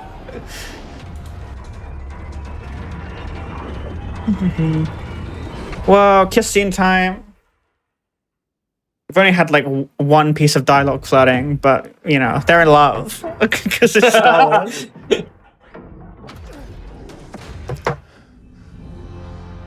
Aw, he smiled. Whoa. They have a kid in the DLC. If anybody cares. Go on, kiss. We won. Whoa. What's funny is it's so quiet and there's like a Star Destroyer crashing in the background. Like it wouldn't be like already loud. Like, you know. Yeah. Get out of my head! I won't tell you anything. You think this ship will protect On the final mission. This is like we're in Dell's mind, pretty much is the point. So Dell actually went back to the Emperor's vault canonically, and that's where the map to Luke Skywalker canonically was hidden. So that's kind of cool. That the whole Force Awakens story would not have really existed. What you're talking about? without like this game. Or well, no, it probably would have existed, but that like compass thing that you see like Luke Skywalker have in The Last Jedi is what Dell has here at the end of the game, which is cool. I actually forgot that this level was in the main game and not the DLC. Yeah.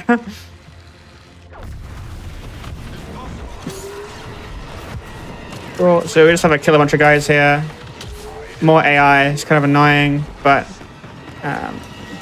you want to use one lightsaber swing per person. You don't want to spam it because you get stuck in animations, and then you'll be fine usually.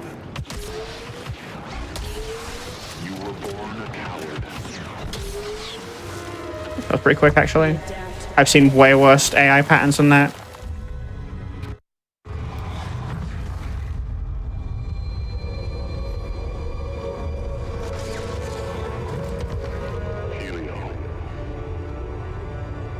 You've been here before. Cool. It's not. Oh, rock.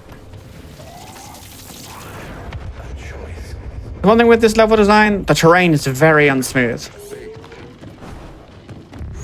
Yeah, I haven't put a bunch of clip brushes everywhere, which is like kind of why the camera's a bit bumpy often.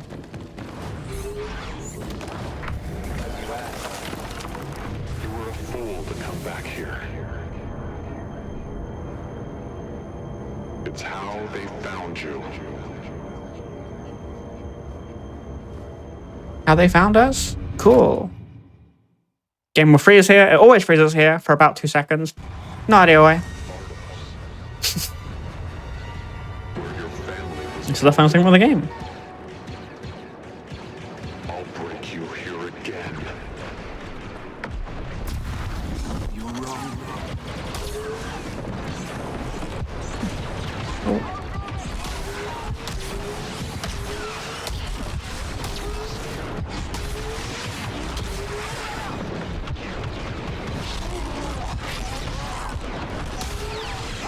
Come here, bitch.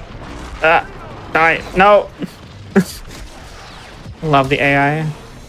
Will resist.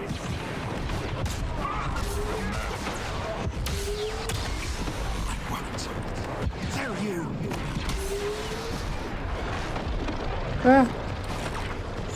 Kill these guys up here.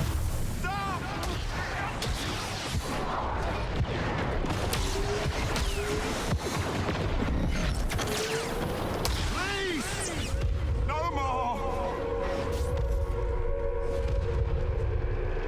I can't.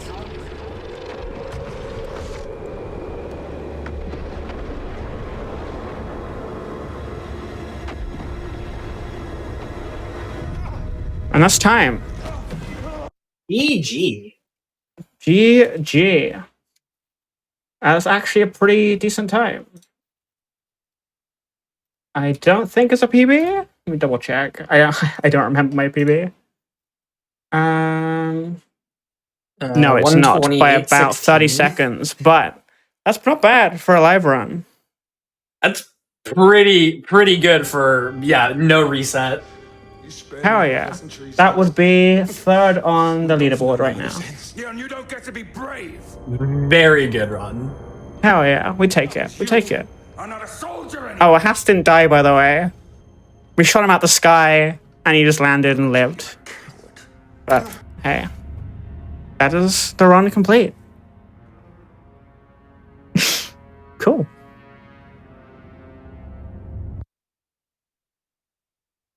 Yeah, do you have anything you want to talk about the run? Any shout outs, anything?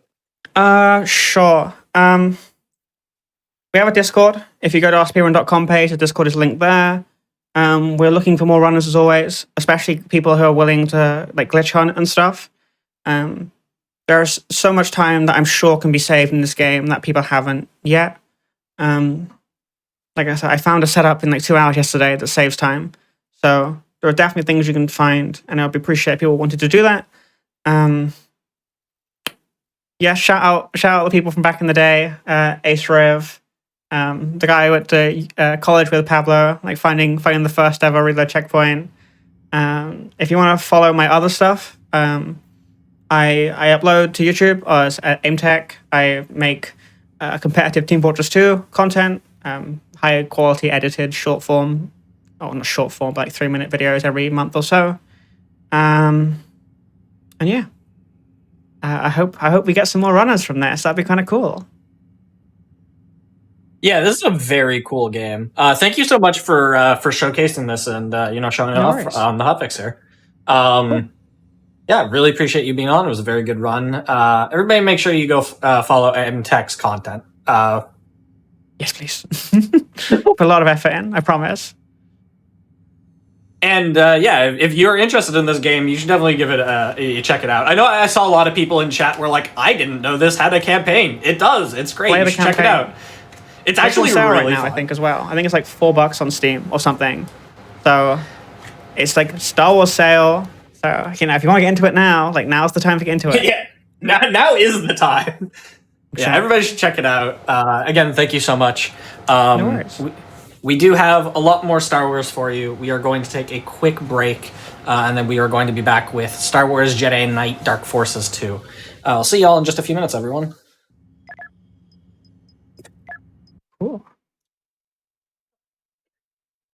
Hello, everybody. Welcome back to the Games Done Quick Hotfix. Today, for May the 4th, and tomorrow, actually, we are celebrating Star Wars. We've got a bunch of Star Wars runs lined up for you. Before we get into the second run of the day, just a quick reminder that GDQ Hotfix is proud to present its first Asian American and Pacific Islander American Heritage Month celebration. You can join us on May 18th and 19th for 2 full days of showcases, speedruns, and celebrating AAPI heritage. You can use exclamation AAPI in chat for more information about the event. With that, I'll hand it over to the runner commentary, let everybody introduce themselves. Hello, I'm Anastra. I'll be running Dark Forces 2 today. I've been playing this game off and on for about 6 years now. This is my second time doing a hotfix, and I am super stoked to show off this game. It has a lot of really flashy tricks, and it's just going to be a good time. And I'll pass it to my commentator. Yeah. So, hello everyone, my name is Solnak. I'm also a runner for this game. I've been running this game since 2015, and I'm really excited for this run. So good luck, Astra. Thank you very much. All right, so we will get into it, and time will start in 3, 2, 1, go. Let's go. Good luck. Thank you. All right, so this is a Star Wars Jedi Knight Dark Forces 2. This is a game that's near dear to my heart, and one of my favorite games from the 90s. This is a first and third-person shooter that is also the second game of the Dark Forces / Jedi Knight series, and it features our main character, which is called Kyle Katarn, a well-beloved character from the Star Wars expanded universe, extended universe, legends, whatever you want to call it. So in the previous game, he was a mercenary, and just to set the setting for this game, this game was is set 2 years after, or a few years after the events of Return of the Jedi. The Emperor is dead, there's a bunch of Imperial warlords that are trying to take over the Empire, and one of them is called Jarek, which is a dark Jedi who wants to take control of the Empire, and is looking for the Valley of the Jedi, which is a huge graveyard with a bunch of Jedis, and he wants to take control of that. And also, he also kills Kyle's father. So this is the story of how Kyle takes revenge and saves the galaxy and all that stuff. And just as the name implies, this is the game where actually Kyle learns the ways of the Force, and he eventually becomes Jedi. So for the first few levels, we are not a Jedi yet. We have only our gun and a few explosives, and just move around normally, but eventually we're gonna become a Jedi. So the first thing we're gonna do here is try to build up our force powers in order to go faster later on the run. And actually, that's just doing that right now, and by finding all the secrets in each stage. So in this stage, there's a bunch of secrets that he needs to find that are scattered across the map. And if he gets all of them, he's gonna be granted 1 force point. And by having a 1 force point super early in the game, he's gonna be able to unlock our first force powers in level 4, right when he becomes a Jedi. So for the time being, he's just going to move around, and this game is like a traditional FPS from the 90s. The movements kind of similar to those games. For example, the Nastras right now is moving diagonally. He's holding W and A at the same time. That makes him makes it go way faster than running straight ahead. And the other thing he's gonna be doing later is gonna be using explosives to do a few skips. Actually, he's gonna go now and grab the explosive here. Nice. And things get way faster and like way more chaotic once we get force speed, because we already move very quickly by doing the like strafe running, but with force speed, and especially as we like level up our force speed to the highest level, it goes very quickly. Right. Yeah. But for the time being, we only have explosives and guns. And now, the item that Astra picked up in the previous level is the thermal detonators, which in this game they function pretty much as grenades. And it's gonna use that to do a couple of grenade jumps, 2 major skips in this level. So we are heading towards the first one. It is very important that conserving your shields and health, because every time it hits one of these TD jumps, it's gonna take a bunch of shields and HP. Yeah, exactly. Gotta be careful with the Cameron skill. They do shield ignoring damage. And now we're heading towards the first one. Which is this. Close. So you pretty much just have to... Oop, that was not what I wanted to do. Time it. So close. There we go. Nice. Make sure to hit that quick save. So yeah, you're just trying to stack up the explosions so you can get Kyle to jump a little higher than he normally can, so you can get into spots that you shouldn't be able to get to, and you could ignore so much there's some of that shield ignoring damage. Very nice, very nice. And then there's 2 more in this level, so arguably the tricks in this level are like some of the hardest, if not the hardest in the game. These TD jumps, they're very off-putting for a new player. And we're coming up on the second one now. Yeah, this one. Nice, not bad. And you got a nice second try. Let's go. Sweet. Yeah.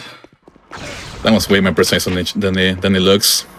And then there's the third one, which I don't know how to do, to be perfectly honest with you. So I'm able to burn a TD there to just ensure that I make that second jump that I did there. You don't need one, but it just becomes significantly easier with a TD jump. Otherwise, you wouldn't want to do that, so you can preserve your shields for the next one, which would be right here. Because what's going on in this room is in the background as I'm just clearing out these enemies. There's an elevator at the end of the room that we'll see. And when you first enter the room, it's always on the same cycle. And you have to wait for it if you don't do the jump, but the jump is essentially over there. You throw a TD at the wall, quick save, and then quick load, because that, for whatever reason in the game, makes it so that the TDs will explode on contact. So you have to throw it, bounce it off the wall in the right place, quick save, quick load, and then throw another TD at it to jump and land on this ledge and catch this elevator before it goes through the cycle again. So it's super time intensive, super precise. Yeah, you pretty much have to enter this room and try to go right away to the place to do the jump. Otherwise, you're gonna miss the cycle. It's definitely the hardest trick in the run. Yeah, but with that, we've cleared the first main hurdle, being level 2. Level 3 goes by pretty quickly. It's pretty straightforward. Not a very long level at all. And it does have another of the TD jumps. Yeah, you can make that jump and save a little bit of time. If not, you just kind of do a little bit more running. Yeah, the backup. This one. Nice. And there's another skip here. And you're supposed to find a bunch of keys in order to raise a water level. Then it's going to allow you to move to the next area, but you can just skip all of that by going to this corner and doing a grenade jump over here. And just like that, we've skipped like the majority of the level. Yes. It looks very simple, but it actually skips a huge portion of the level. And now we're heading towards the end of the level, finding Ouija, or the droid that's gonna gave us our lightsaber. So this is the part where you become a Jedi. So this is why it was important, the point that you got in level 1, because you're going to put it here to use force speed, which is going to be your first horsepower in this game. And as the name implies, force speed allows you to go faster. You're going to use it like now? Right about here. So yeah, and then that combined again with that strafe running, even on the first level, it's like the first level of force speed, it's a significant improvement, and it allows us to skip good chunks of this level as well. But yeah, it just gets crazier and crazier from here as far as the speed. Yeah, it's definitely the main movement tech in this run. Unfortunately, you cannot use it every single time here because in the bottom right corner there's you can see a few particles. That's like our force pool, our mana pool, so to speak. It's very low at the time being, so you can only use force speed in a certain sections of the level. And you're gonna use it right now to do one major escape, which is gonna combine the force speed plus our straight movement and also the explosive boosting. Exactly, and I also need to be careful about my shields and health here because this level will have the nice first try. Nice, let's go. So this level will have the first death warp that we'll see of I think 2 major ones, maybe one more, I can't remember. But yeah, this one will be using the TDs and the boost that they give to the player and pushing ourselves through a wall to essentially hit like an end level trigger. So I want to be low on health, but I don't want to be problematically low on health either. Like I'm comfortable with 30 HP, believe it or not. But if I mess up, then you know I just can't take any hits in the last little area here. It should be fine. Alright, so coming up on this door, hopefully these people are nice to me. Throw 2 TDs. Didn't get that last one off. 1, 2. There we go. And then, yeah. So the screen looks black. It says fire to restart the last position, but there's actually a bit of a cutscene going on in the background. So the sounds that we're hearing indicate that we have successfully pushed our dead body through a wall, hit the end level trigger. We also get 2 force stars. So now we're going to see level 3 force speed right away. And it's already a lot faster. Yeah, you can see the difference. Especially when you're jumping through the water. Exactly. This level is also very quick. It has another little TD jump, but not too hard of one. That guy can be a pain and get in your way sometimes. Nice. And this is the last time you're gonna use grenade jumps because you're gonna find a better weapon in the next level. Exactly. A rocket-propelled grenade, so to speak. Exactly. Because just like I said, it's a video game from the 90s, a shooter from the 90s. So if we have grenades, we also have rocket launcher, and a rocket launcher is gonna allow it to jump higher. Because this game also did have a multiplayer, and I don't know how alive the multiplayer scene is, but it definitely had to have the rocket launcher for the sake of that as well. So I just picked up said rocket launcher, the rail detonator, and we'll be seeing it pretty soon. The explosion that it causes is significantly larger than the explosion caused by TDs. So we'll be able to make essentially jumps that allow us to go higher. You can also use it to get to the top of this elevator. I won't just for run reasons. And this is just like a little jump where you just turn into the wall so you can make that little clip there. And then we're going to rail depth jump here, get up here, hit these 2 switches, and then I am terrible at this jump for whatever reason. Nice, beautiful. Very terrible. I have such a hard time with that one. Yeah. And then here, we're going to call down this elevator, which will have the end level trigger. I'm just going to count here. Yeah, he also has to wait here until the elevator comes all the way down, and it's very important that he conserve his shields because he's gonna use it for the upcoming 2 levels. Yeah, exactly. So because you can, if you take too much damage in this area or the next, you can actually, a little bit of swag to spin, avoid those shots. You can actually mess up the trick that comes after. this fight here. So this is our first boss fight. It's not much of a boss fight. The major time consumption here is just this cutscene. Can't skip it, or not yet. We don't know how to. Maybe at some point we'll find a cutscene skip. But we're gonna try to use the force jump that we just got at the end of the last level to get an early hit against Yun here. Yes. There we go. Got it. Nice. And then we want to play close to this wall, because behind this wall are going to be the shields that are going to get us to full 200 shields. It's very important to get those for the next level, because we're gonna do a bunch of jumps. The first one is right over here. He has to jump and open this hatch, and now a rocket jump. So grab this railjet. That might have been good, but I didn't anyway. My mouse is glitching out. Yes. Anyway, stuff like that happens in this game. It's just that 90s charm of just random things happen. I'm just choking here. Okay. Let's try this without the railjet just automatically shooting itself and ruining my life. It's gonna do it, of course. I don't even know how to, like, counteract that. Just... It's all going horribly wrong. Okay. If I hit this, then we won't have a problem, right? Surely? Okay, well... Why is it doing that? Let me see if I just have a backup save real quick.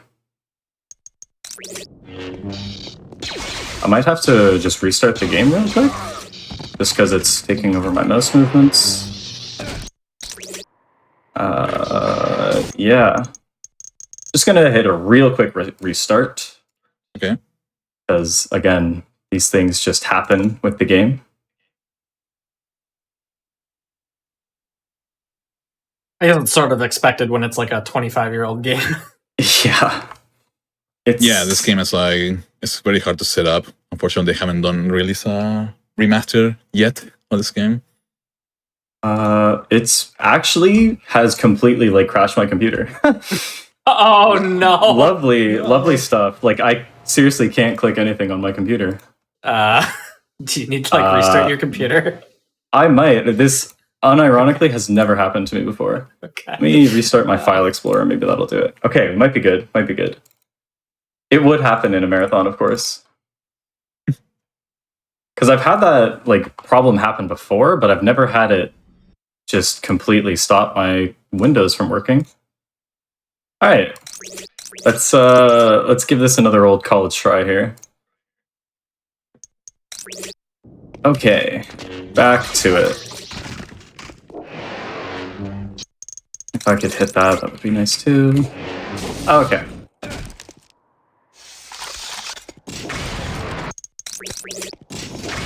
Well, it didn't take over my mouse that time, so sigh of relief there. Nice, nice. Now I can actually showcase like my favorite strat in the game. Yeah.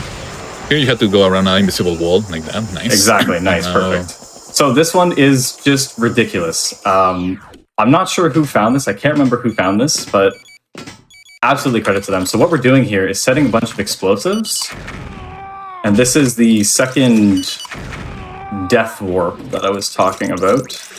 Yes. You gotta land your corpse in the gray block that's in the there. That's gonna trigger the unleveled. So close. Yeah. Come on, let's do it. That looks good. Nice. Yeah. Okay. Nice. So yeah, and then a cutscene is basically going to play out in the background. This is like the other death warp where we're just sitting through a cutscene dead, essentially. So while it looks like nothing is happening, we are technically saving time here. Yeah, this was actually found like back in, oh my god, like almost 15 years ago by Random Engine and Explosive Cabbage. They did it like the first iteration of this run, and most of the tricks that they do is they found we still do in the round. So yeah, shout outs to them definitely, especially for this trick. It's amazing. Yeah, it's so fun. But now we have level 4 for speed, so already like it's arguably can almost be unmanageable sometimes how fast you go. The only drawback of going fast is that there is collision damage in this game, so you run into a wall at full speed, you're gonna take a bunch of HP damage. Which is something that we will utilize later. Hint, hint, wink, wink, nudge, nudge. But yeah, the game calculates your fall damage by velocity. So if you're moving too fast and run into a wall, you can just die. It's fun until it's not fun. Also here with some of these Ugnaughts that are hanging out, these little guys, we're going to want to make sure to kill some of them, unfortunately. Just because we're trying to get the dark side ending of the game, because the dark side ending is faster. Here I'm going to hit that elevator to get it to go down a little bit, and then hit that switch. That'll open up the next bit that we need. So yeah, exactly. There are two endings in this game, the light side and the dark side. Dark side is definitely faster for two reasons. The first one is because of the force powers that we unlock. They're going to be useful for the upcoming boss fight. Oh, and yes. The second reason is that also it's going to remove a few cutscenes that we usually see in the light side ending, but we don't see in the dark side ending. Exactly. And once we confirmed get the dark side ending, there's the little voice that we hear of Ron, and he's sometimes talking over the cutscenes, but he will just take his leave and not talk anymore, and that saves time, so. Unfortunately, this is one of the longest levels in the run because you have to do all this waiting. Because I'll show what happens here. If these doors, if you try to open up this door without closing the door behind it, it plays this really annoying sound. And then you can't actually press the button anymore. So we have to wait. But here, this is the second last one that we have to touch. These ones, for whatever reason, open up significantly faster, which is nice. And then just wait a little bit, a fraction of a second there to make sure that the one behind is closed, even though it is moving faster. Here's the other thing, fall damage in this game, if you hit a slope, it doesn't really count. So you can move really fast, like in these rounded tubes, but you won't actually take much, if any, fall damage. Another important thing is we're going to kill that guy and get his concussion rifle, which will be extremely useful for a number of concussion rifle jumps because it's just rail dead jumping, but better. So here, this elevator, I think technically you could do a concussion jump, but I'm not going to. Yeah. And then same with this elevator. This is a really, really long elevator, but there is a concussion jump you can do, mixed in with some force jumps. I've had mixed results personally just because I'm not the best at this game. And sometimes it'll make me run out of force and then I don't have force speed for the last part. But you essentially count down 5 of those checkered stripes, concussion jump, and then just force jump on these pillars here all the way to the top. And that saves a pretty good chunk of time. But we're just going to do it the slow way. And then this guy here, you pretty much have to kill, not only for the dark side, but because he is in the perfect position to, if you run with force speed into him, you'll get knocked off and fall off the side and die. So. AT-88's reward, this level is not my favorite. It's very fast, you get shot a lot. I shouldn't have done that, I'm just going to restart. I do that sometimes too, where I accidentally left-click with the concussion rifle and just deal a whole bunch of damage to myself instead of right-clicking. Yeah. That's a good thing about the concussion rifle. It has a huge AoE damage, so you can use it for, like, for example, there, open those doors. Exactly. Or just clear enemies down in the corridor, for example. And it's very important in this level to have the concussion rifle for a number of different little tricks. This being one. Nice. Just a little concussion rifle to skip running up the ramps there. Like, that's what I mean. Like, these guys just love to get in the way. And then coming up here, there'll be 2 points where it's important. So for here, we're just using the AoE damage to destroy those grates to stop that fan from moving so we can enter. And then this is the second part where we'll be using it to do a little boost. Not quite. You need to use the recoil of the gun to land over there. There we go, nice. Nice. And then just because I have the chance, I'm going to demonstrate the velocity of this game and how quickly. 4 damage and I'm dead from that jump. Like, it's it's actually insane if you're not careful. And that was just me running with horse speed. So, and then So again, this boss fight, it's pretty much the same as the Yun fight, where we just have to, just force speed and saber to kill them. No crazy big strat on this fight. Unfortunately, there aren't many strats yet until we unlock our dark side powers. And there's a chance that these guys can actually parry all your attacks, and there's nothing you can do about it. It's great. And then the small one can go invisible too, and we don't have force sight because it's just not part of the run. So.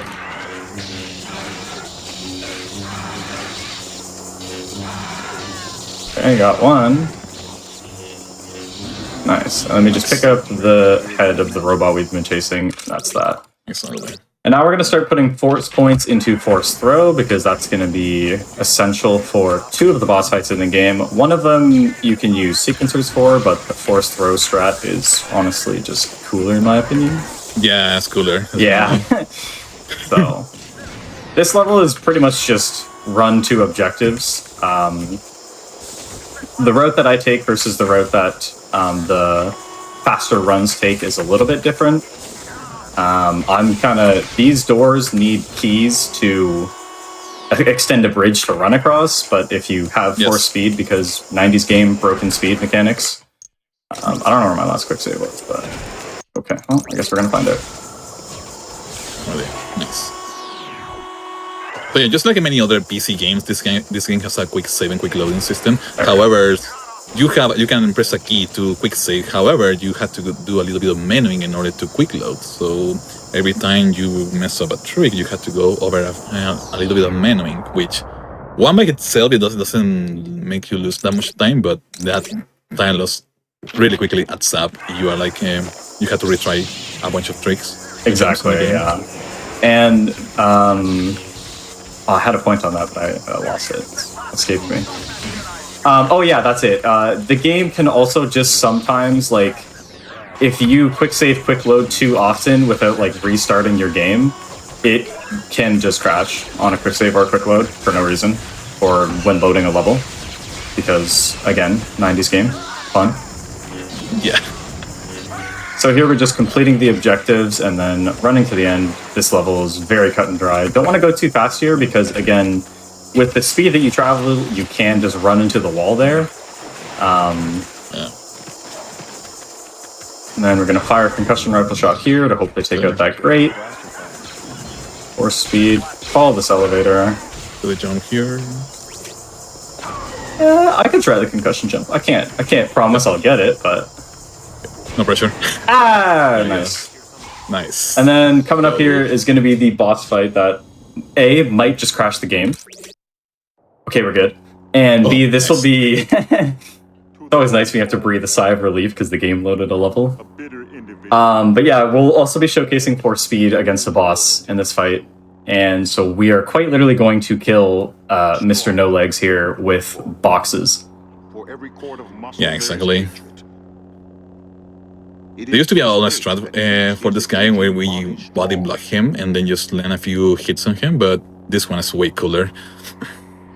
Make sure to quick save. So hit him once, and you want to drag him over to these 2 boxes, because these are going to be the key, basically. Hopefully hit him again. Nice. And you literally just throw boxes at him until he dies. And then we're going to put 2 points into Force Lightning there as well. And then that'll be the most that we're going to touch our force powers for this run.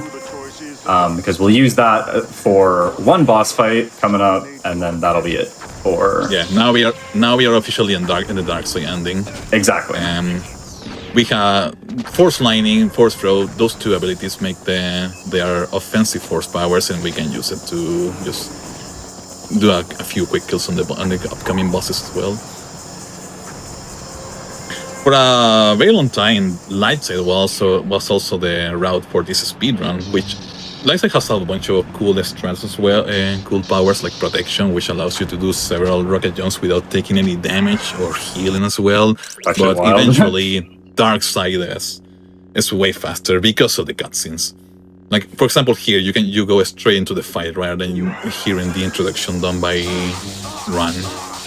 So here's where he's using force lightning. Yeah, exactly. Force lightning spamming. That was actually really quick. Nice machine. And yeah, we're not going to put any more points into any force powers. What we've got is what we've got for the rest of the game. Exactly. This is where the game becomes just pathing, essentially. Like, up until the last few levels, this is just running, hitting switches, hitting the right places.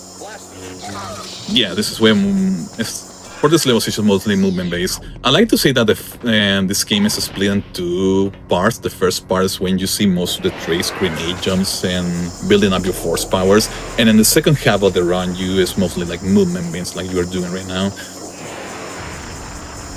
Not quite.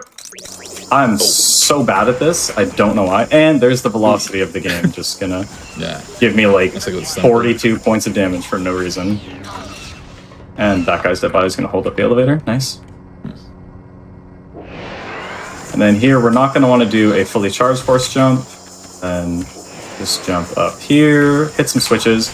And then coming up will be another showcase of how just important force speed is, because Kyle himself will say, I'm not getting in that way because there's an area up here. That's just a fan blowing air, but we are going in that way. Well, he says that, but if you kind of just angle run with level 4 force speed and then just kind of shift your view back and forth, you can, in fact, get in that way. Yes. That's the combination of force speed plus the diagonal movement. And then this part here, going up onto, was not great. We're going up onto one of the, what I would call one of the more complex levels. Being Palace Descent. It's a lot of tight corridors, hitting switches, running, fun stuff like that. And a lot of body blocking. Yeah, a lot of body blocking. So this door, it opens up on its own. There's, like, if you force jump up that elevator, it doesn't actually go any faster. Nice. So I'm also going to be picking up some sequencers, which will be useful for the final boss of all things. Right. Which is kind of funny to think about, but get there when we get there. And then I'm also going to be essentially trying to get a box to fall in this room that I'm running through now, right there. So I just have to do some pathing, get the key to get into the control room, and like, yeah, this is where level 4 force speed in tight corridors with doors and switches and enemies, it becomes really, really, really difficult. Yeah. The thing is that when you kill an enemy, the hitbox don't go away immediately. Like it starts doing like the dead animation, and the hitbox is still active. So you kind of have to wait until the enemy completely dies until the hitbox goes away. That's why body blocking is terrible in this level. And then kind of what's happening here is, for whatever reason, that box loses collision. So if you just crouch and walk into it, you can skip a large chunk of the level. Actually in really good shape for shields here. And then we're going to be doing another concussion jump coming up. But yeah, the bulk of this level is just, like I said, corridors and running. And just kind of knowing where you're trying to go. Nice. And then here is the concussion jump, which skips a whole bunch of the level. And now we're in the last little bit. These levels are huge. This is huge. Especially you see that in the old secrets category. You know where to go as it becomes way shorter. And now we're in the last level that is not a boss fight. So we're actually going to be entering the Valley of the Jedi. Excuse me, fellas. More of the same in this level. There isn't much to it besides just running fast and knowing where to go. Put some backup shields there just in case, because the enemies really like to get in your way and shoot you all the time. Running past some Kell Dragons.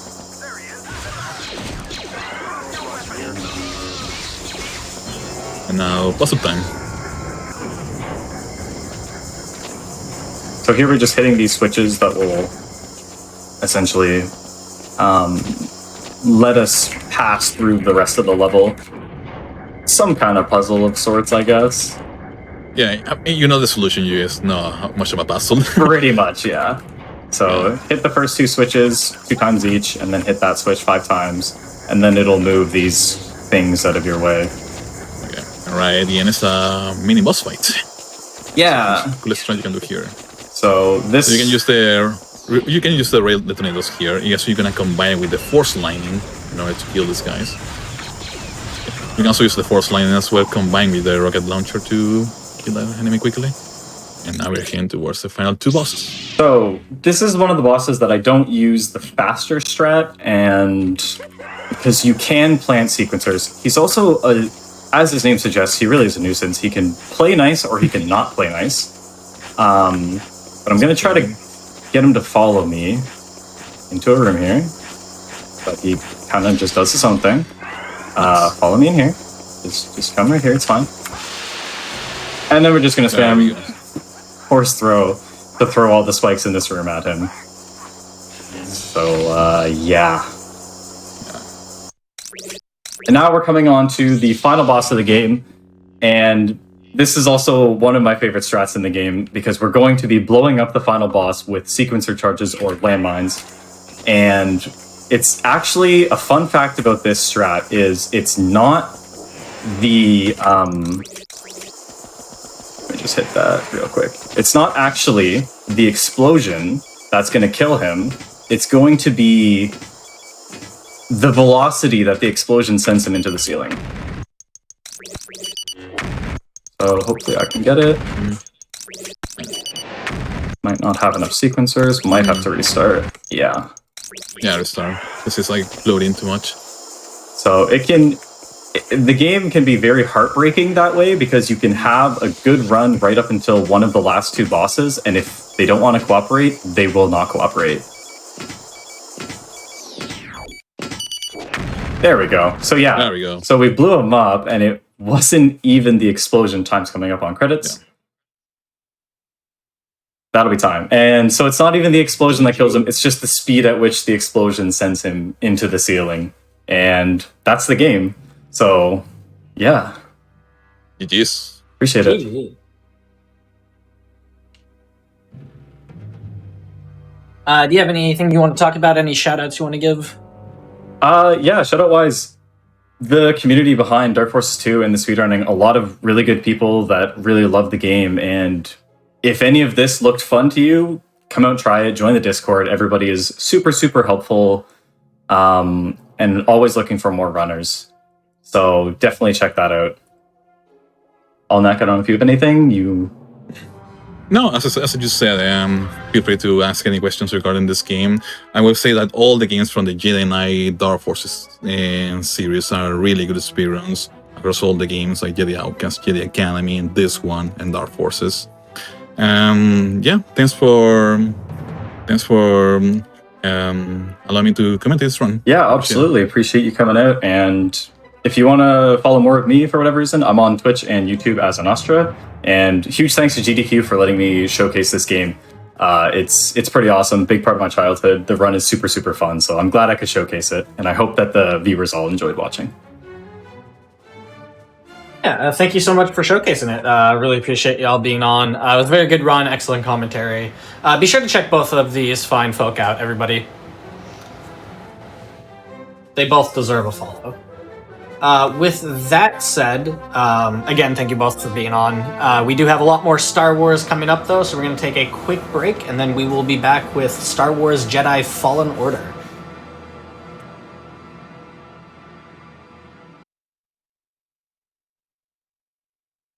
Hello, everybody, and welcome back to the Games Done Quick Hotfix. Today and tomorrow, for May the 4th, we are showcasing a bunch of different Star Wars games for you. Before we get into the next run of the day, just a quick reminder, Juneteenth submissions are open until May 16th at 10 p.m. Eastern. You can use !Juneteenth in chat for more information. With that said, I'll hand it over to our runner, let him introduce himself. All right, thanks, Church. I'm Z Money Train. This is going to be Jedi Fallen Order. On the PS5. If you looked at the leaderboards, you'll notice that PS5 is actually a lot faster than PC, and we'll get into that in a minute on why that is. But we're just going to select a file, and when we load in, that will be when the time starts, when we are able to start moving.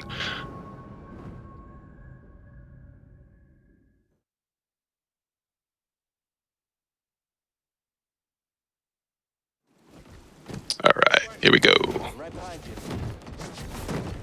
We're playing as Cal Kestis. He's a Jedi Padawan that survived the Order 66 purge. And he's just been living and hiding on the Raqqa planet here as a scrapper. So it's just kind of another day on the job, and that's something goes wrong, and that's where our journey kind of starts. What I did right there was called a drop jump. It's done basically exactly how it sounds, is I'm hitting drop and jump at the same time.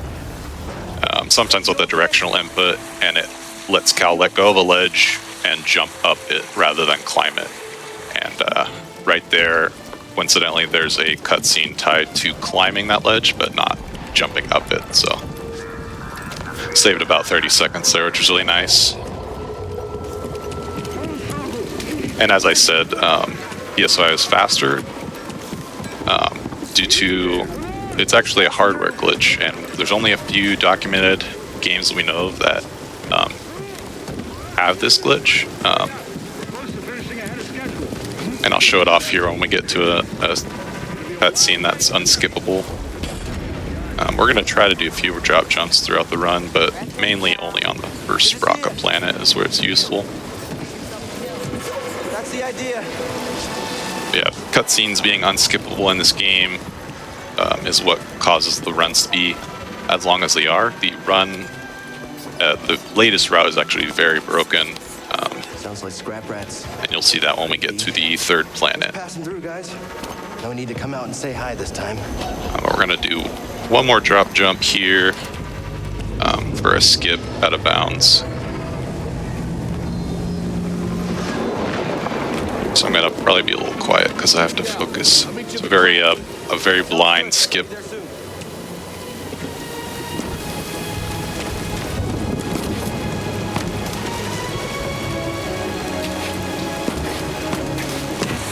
Alright, we got it.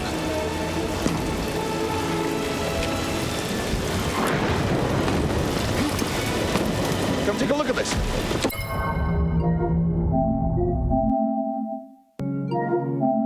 And so I'm going to open another app. And then, my timing is a little off there. It suspends the game. And when we go back to the game audio mutes and the cutscenes speed up significantly. And this is a weird hardware glitch. We're not really sure what exactly causes it in coding, but it's in this game, Jedi Survivor, as well as Spider-Man Miles Morales that we know of. There could be other games that involve it. I just don't know very many PS5 games with unskippable cutscenes, so I'm curious if there are other games, but this is the only game that we know of that's very easy to consistently get it to trigger. The Spider-Man community has done a lot of like putting the console in rest mode in different scenarios, and could sometimes get it, but it still is really inconsistent for them. But I found this setup to just launch another app like Spotify and then go back to the game, and it just speeds up cutscenes like crazy. And that's where the biggest time save comes from compared to PC. But we'll get the game sound back when we get to the start of the third planet. We wouldn't normally do that in a run, but I decided it'd be fun to at least have some game sound for a decent bit of the run. We're kind of just going through a little train dream sequence here. Cal, whenever he has this force echo ability, so when he touches something, he can sense its past and history of it. And he'll do this several times throughout the game to relearn his force abilities. And we're only really going to do one of those to learn the wall run ability.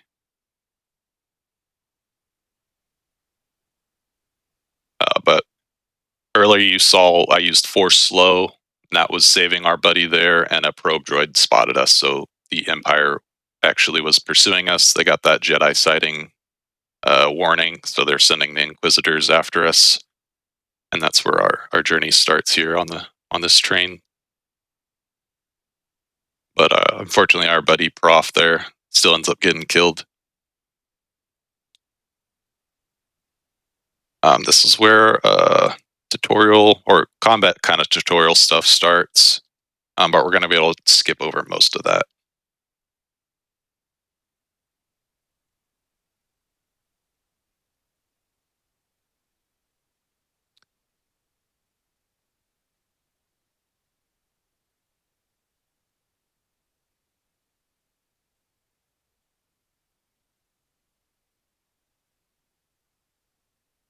All right. That is called a target lock jump. If you lock onto an enemy, jump, and then at the peak of your jump, use another ability like block or slow, it will give Cal like extra jumps in the air, so he gets a lot of extra height.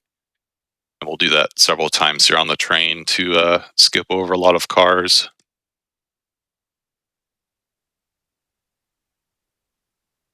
Because in a lot of those cars, there's little tutorials on how to fight, and they make you do every single move that they introduce you to, like dodging and blocking and parrying and all that. So we're just going to skip over all of that and go on top of each train car that we can.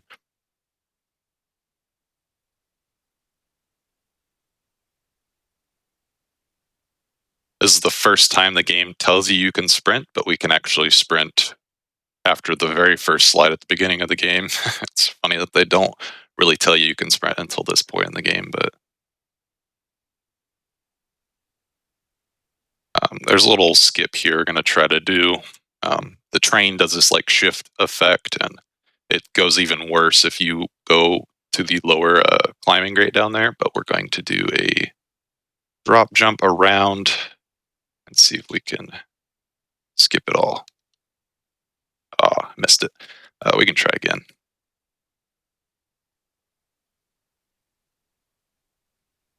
Drop jumps are actually pretty difficult to time perfectly every time. If you're just a little bit off on your... Oops, let's see if we can save this. Oh, we'll try one more time.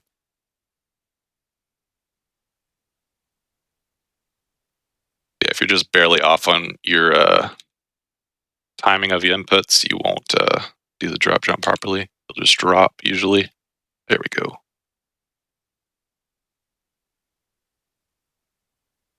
All right.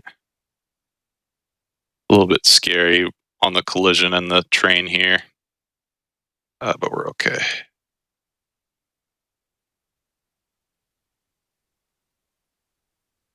There we go.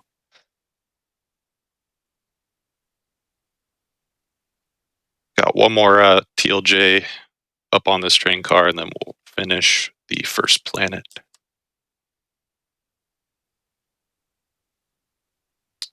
But our buddies that we are going to meet up here in a second, they're going to rescue us.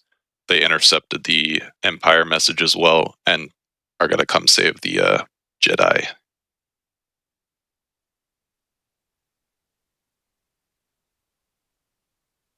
Just going to go down this little invisible slide, and then a cutscene will trigger.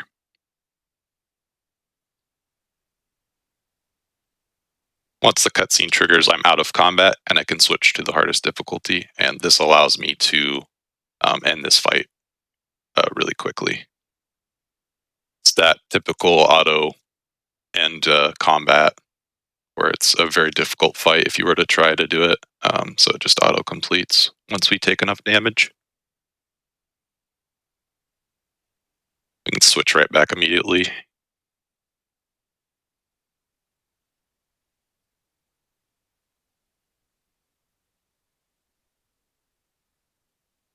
All these cutscenes most of them are several minutes long that you're seeing, but they're completing in very fast amount of time with how the PS5 is loading it.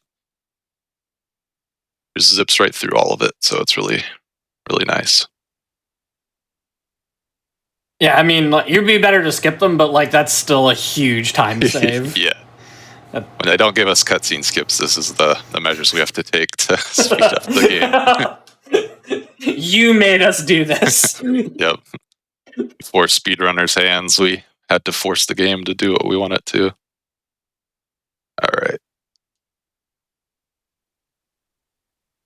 On this planet, Begano, we're just having to do a couple things, and then we can continue to the third planet. So one of those is unlocking the wall run ability, and the other is unlocking the Zepho planet. I did a little animation cancel on that Force Echo to just auto give me the experience immediately and let me continue running on. And we're going to get a few of those to get our main ability, which is Dash Strike.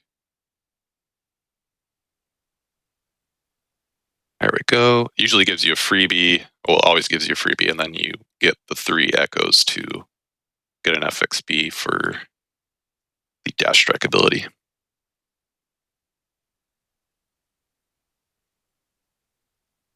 That's the only abilities we'll need throughout the run. So it's our main use of movement. Don't worry about that pop-up. That was my PS5 likes to lose Wi-Fi connection for whatever reason, but I'm hardwired in Ethernet, so it should be fine. But yeah, this game has a lot of animation cancels, so we can actually chain dash the dash strike ability. So we can animation cancel the dash strike with another dash strike, and if you chain that repeatedly, you can actually get decent movement. All right, we're going to try this launch here. All right, first try, we'll take that.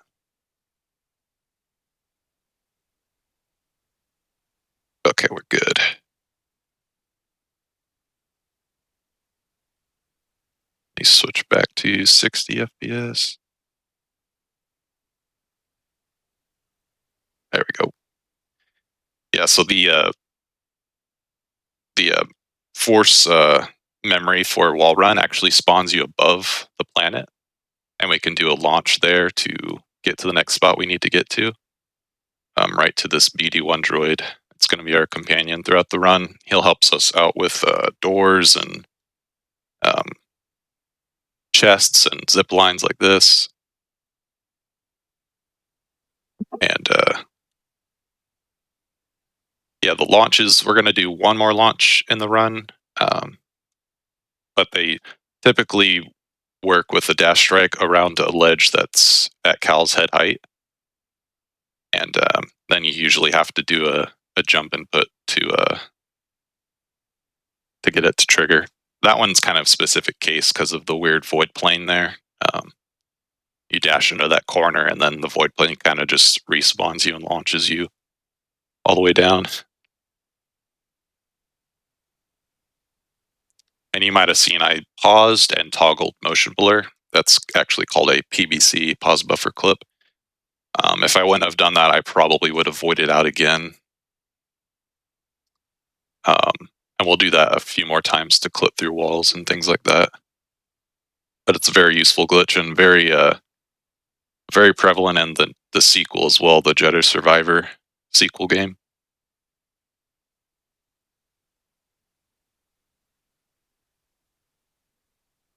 But there we go. We got our message from Eno Cordova and unlocked the Zepho planet.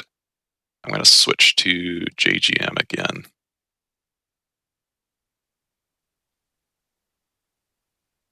Normally we'd have to go along normal path to unlock another planet, but we don't need Dathomir at all, so I'm going to use the Ogdo enemy here to target lock jump up and around. Just goes a little bit faster.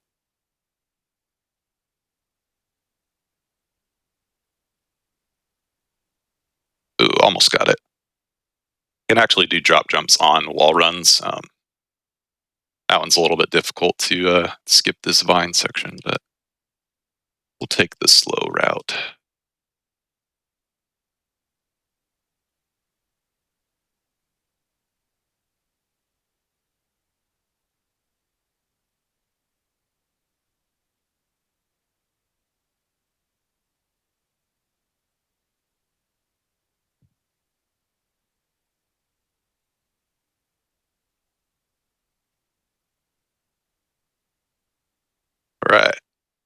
That was Bogano. Now we're just going to head to Zepho. And this is actually the last planet we have to travel to with the Mantis ship. We're going to be utilizing a weird airwalk glitch on Zepho that causes the game to load in the final planet for us. And I'll explain that as we go through it. But I'm actually going to reboot the game when we land on Zepho because there's actually only one more cutscene that we really have to worry about speeding up. And then we can get our game sound back, which is going to be really nice for the second half of the run here.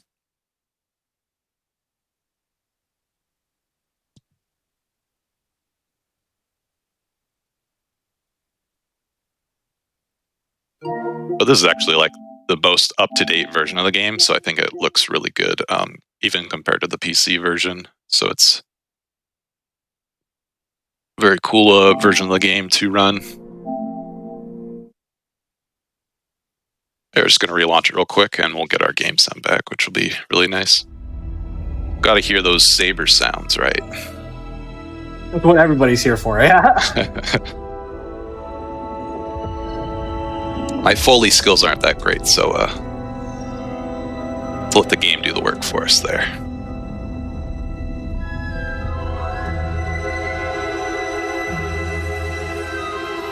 And the boot up doesn't take too long, which is nice. You have to watch the typical logos and stuff, but it's only about a minute probably boot up time, so it's nice.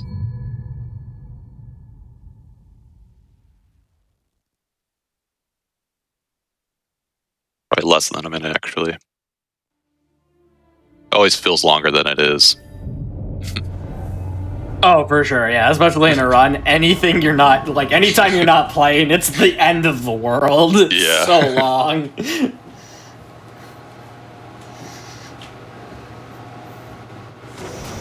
All right.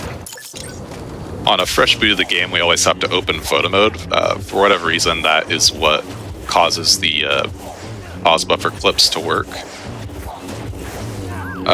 So we're going to set up a dash strike or dash flip PBC here.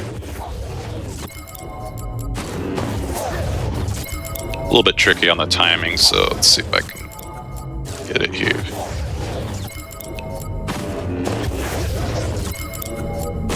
There we go.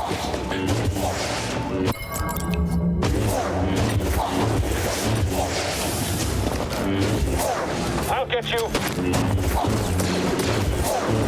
Scared.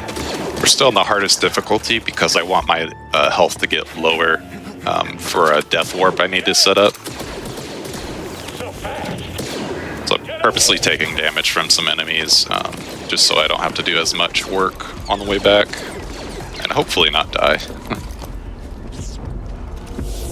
But we're just setting our respawn point right here at this med point. Because we're going to utilize a death warp here in a second that works with our glitch.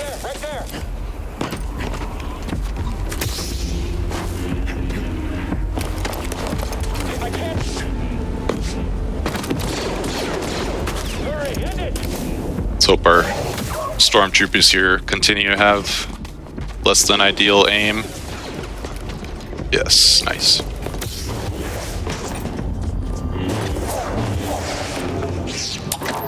I'll do one more void out, just so I'm at a good low health.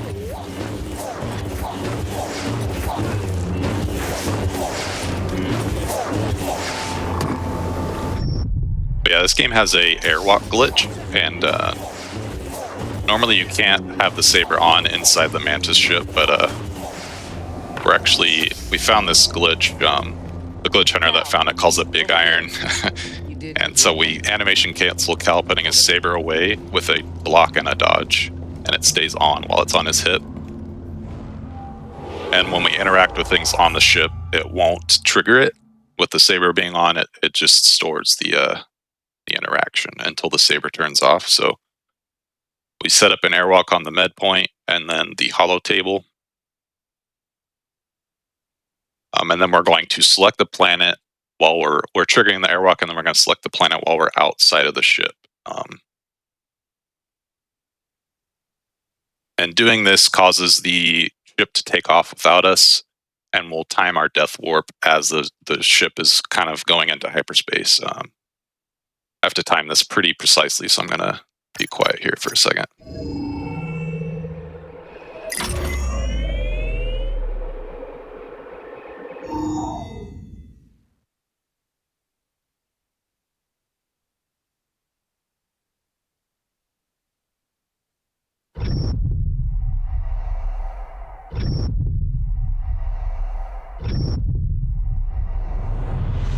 Okay, that should be good.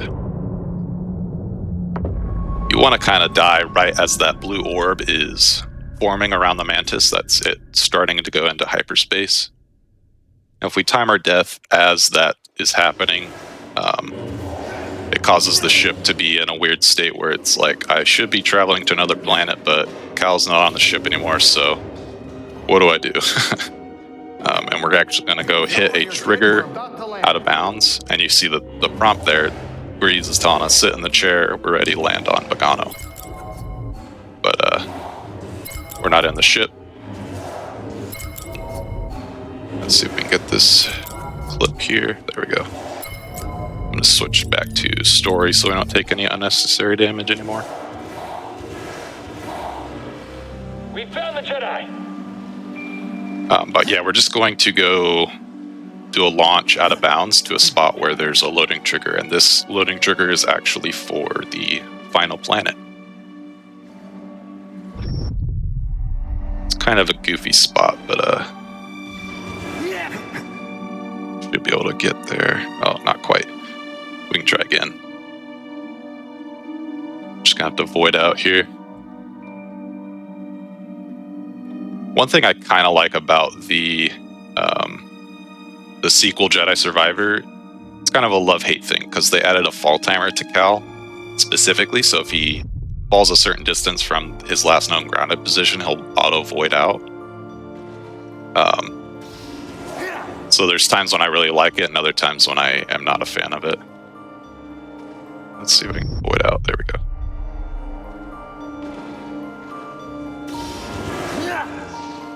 Yeah, this launch is a little bit tricky sometimes, so let's see if I can... Oh, not the way I want to go. You there. Wrong way, Cal. Let's go the correct way. There we go. That was a lot of speed. Okay, yeah, the loading trigger is actually just right around here. Getting in this spot. It was actually found by accident. Someone was doing this glitch and decided to do this launch out of bounds, which doesn't save really that much time, even if you do it really efficiently. And they just stumbled upon going back into the Mantis ship and be like, the final planet is there. So we had to reverse kind of engineer this and figure out what path we actually need to take exactly for it to trigger. So we can just kind of out of bounds path our way to the loading trigger for the landing pad, and we will hopefully be able to go to there.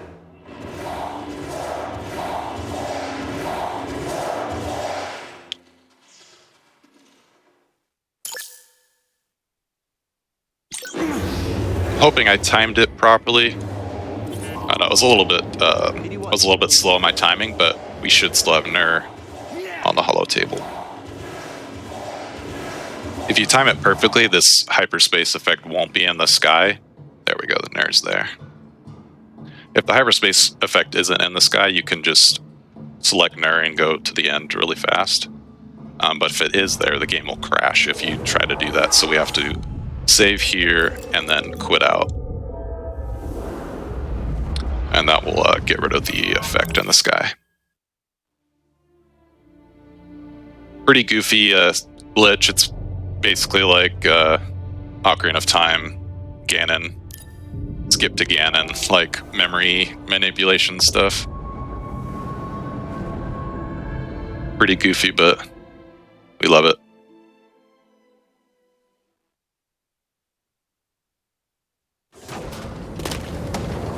Alright. And now we can just travel to the final planet, and we'll have to do one more quit out for a cutscene. We would have had to do it even if we did have the cutscene glitch going. It just kind of has this weird glitched effect on Cal. In the game, when you go to Kashyyyk, you unlock the underwater rebreather item, and it lets you dive underwater and things like that. And at the start of Nur, you spawn underwater, so it causes the game to get this glitched effect with the water fields. And we'll have to kind of navigate our way through the reef. I was so good though. But we have our way of forcing the game to do what we want, and so we're gonna make our way to clip through the reef out of bounds and then make our way on top of the invisible walls and such. Alright, so autosave triggers there for the cutscene. I can just quit out, and when we load back in, we'll be underwater. Sort of.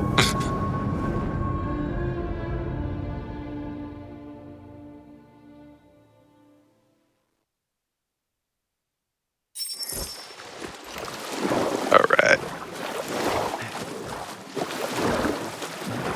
Yeah, now Kyle's way down there. The camera's disjointed from where he's at. Because the camera's like, I shouldn't be able to go underwater, but Cal's underwater, so it's trying to figure out what to do. But we're just gonna kind of look left and right to slide our way through the little coral cavern here.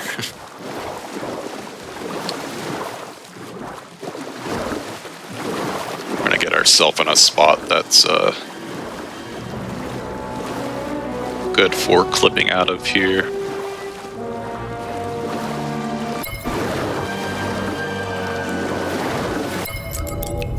Do a couple PVCs to kind of help us out with the lag. Hopefully help us get pushed through a lot faster. There we go. So we clipped through the right way out of bounds, and the water field's going to slowly push Cal to the surface where the camera is at. There he is.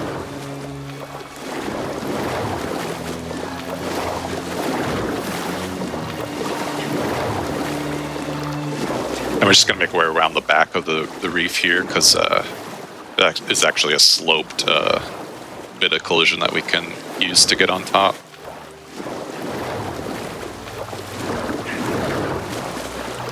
And this was actually known about in really early routing of the speedrun, and it kind of just got routed out. So it's funny that kind of came full circle and we can actually utilize it again. I love little things like that with old routes. Some strats just won't die. No matter how hard you try sometimes. Yeah. It's nice the dash strike ability has ledge guards, so we can kind of just do our chain dashing and not worry about too much about falling off.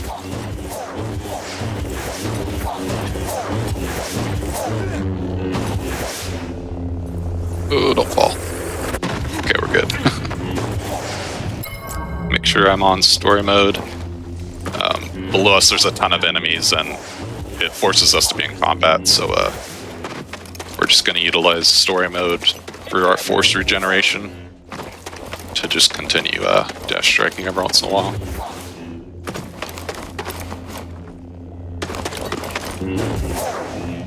This next trick is actually very scary, so I'm going to probably be quiet here for it. I'll explain it after.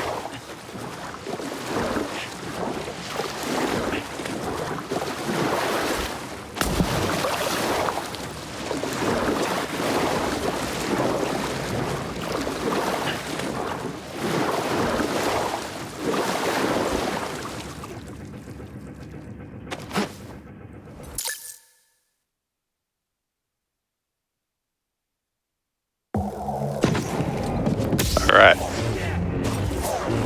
So what I did there was I flipped the camera around and jumped off the ledge and then entered photo mode. Funnily enough, that's the only loading trigger that the photo mode camera can trigger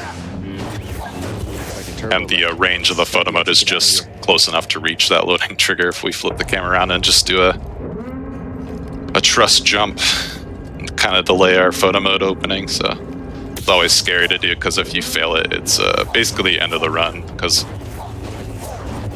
you'll spawn back at the beginning of Nur, and it's impossible to get back to the top of the out of bounds area. But this is the final boss arena here, and with it being unrestricted, we all we really have to do is hit the loading trigger inside, and then we can leave and get to the credits. Standing up to that bog rat? So we're just going to clip inbounds.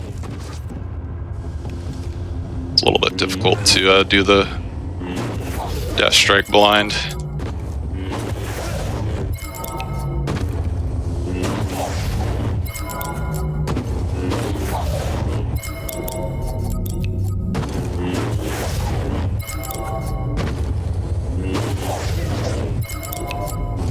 There we go. See that load in, and that means I know I hit the proper trigger, and we can just clip right back out.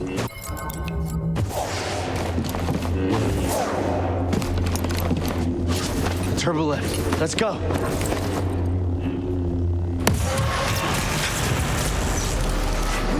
This is the only part we need wall run for, funnily enough. We don't have a way to skip that without wall run, so we just do this little end sequence, and why is that happening? Well, it's because Darth Vader's chasing us out. And there he is. So we're just gonna ride this elevator. That's pretty much the run. We're just gonna ride the elevator up and dash strike down a hallway, and Vader will magically be at the top waiting for us. And once we stab Vader, that will be time. That was actually a pretty clean run. I was pretty happy with that. I've set the estimate for 40 just in case, like, the memory manipulation goofed up, or, you know, something else was slow, but it's actually pretty clean. I was happy with that.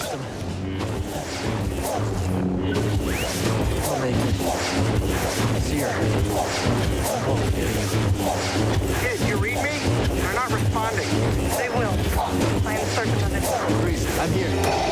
Oh no, Vader! How'd you get here?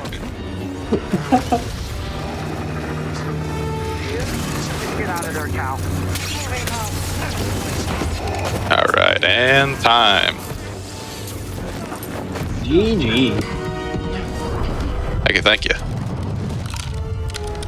Surrender the Yeah, Fallen Order, any percent. It's a pretty cool run. There's lots of other categories. Well, there's a few other categories that you can do, and it's lets you see more of the game. But that's the latest and most broken version of the game on PS5, and I definitely recommend playing it with sound, because it's a lot of fun with all the sound effects. But yeah, that was it. Thanks for having me, GDQ. Yeah, thank you very much for being on. Really appreciate you showing off the run. Everybody make sure you give Z-Money a follow. Definitely deserves it. She's stronger than that. With that said, we do have some more Star Wars coming up, so we are going to take a quick break, and we will be back with Star Wars Dark Forces. We'll see you in just a few minutes, everyone. Thanks.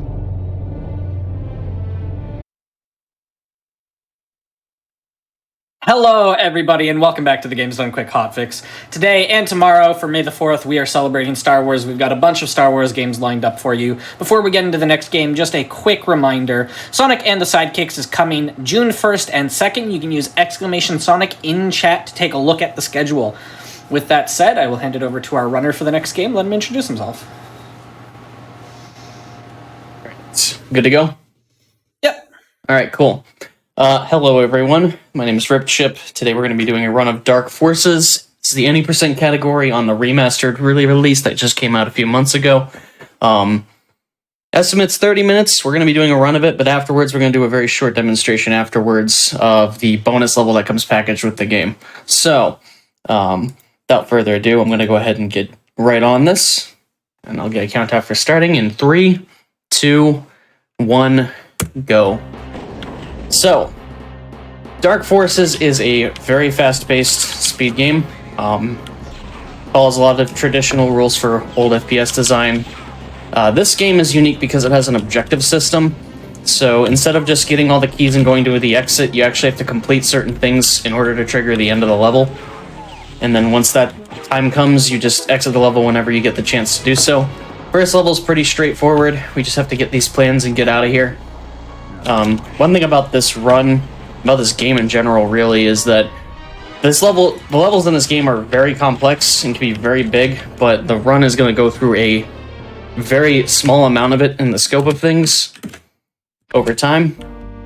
So most levels that might seem like they may be daunting casually are going to be beaten pretty quickly. This is the remastered re-release, like I said earlier. It's pretty one-to-one with the main game as far as like how it plays. It's a couple of little quirks here and there. There's one other feature that this one has called respawning, which allows you to basically go back to a checkpoint at any point, and you can use that a little bit in the game in the run for remastered. There's still a lot of untapped potential for that, as well as some other things we just haven't explored a lot with this version of the game. But if you see me menuing and doing that, that's what it's doing. And it can save a few seconds in a couple different places. So the second mission is another pretty straightforward one. This one, you just have to activate the power and then find some evidence. It's right here. I'll use this to show the respawn. It's going to put me right back out here. This saves a very small amount of time, but it's just a good place to showcase what you can do with it. So now we're just going to backtrack back to the beginning. And there's not a whole lot to say right now because the first two levels are pretty straightforward. There's not a whole lot of really unique speed tech. From the next level onward, however, things are going to change a little bit because the thermal detonators. And these are very helpful and allow us to do a lot of things in this game, including skipping over half of this level. Normally we're supposed to hit like 3 different switches to raise the water level to get over here. However, if we are careful here, we can just do that to skip all of that stuff.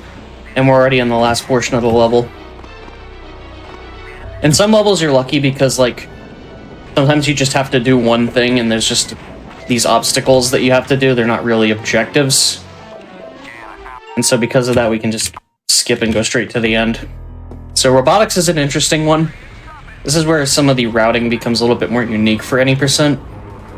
The way this level works is that you're supposed to go in through this ventilation shaft and then exit through the front door of the base. And that's the intended route. We're not going to do that at all. We're actually going to escape back out this way. And another element about this level that is in a couple of other instances is that there are passwords that you have to find key cards to figure out. The passwords are the same every single time you play the game, so you don't have to go out of your way to get them. And this does save quite a bit of time on this level, because we can just put it in right here. And now we're about to do another pretty big skip here. Normally you're supposed to hit a bunch of switches to get access to this single objective here. Unfortunately, I missed. It's not a big deal. This jump is a little bit tricky. And missing it once is still faster than trying to do it the intended way. There we go. And as someone who's run the game for almost 10 years at this point, I'm so used to doing it through muscle memory with keypad presses instead of the mouse. The more common way to run it these days is with the Force engine, which has mouse aiming. Same thing with this. So it's a little bit awkward for me to basically relearn setups like that. But anyways, we're gonna just take a couple shortcuts here, get out of here. That guy's being a jerk. Then we're back to the beginning of the level.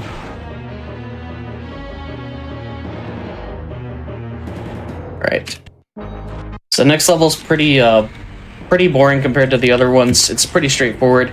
We basically just have to get through this as quickly as we can to meet certain cycles on some of these like grinders and pistons, whatever they're supposed to be. And if we do this in just the right amount of time and don't mess up anything, we should be good to go. It's pretty easy on any percent. Sidetrack here for the secret to get the repeater. This is a very useful weapon. Even though it doesn't seem much different than the blaster rifle, it's more accurate and it also pushes enemies back.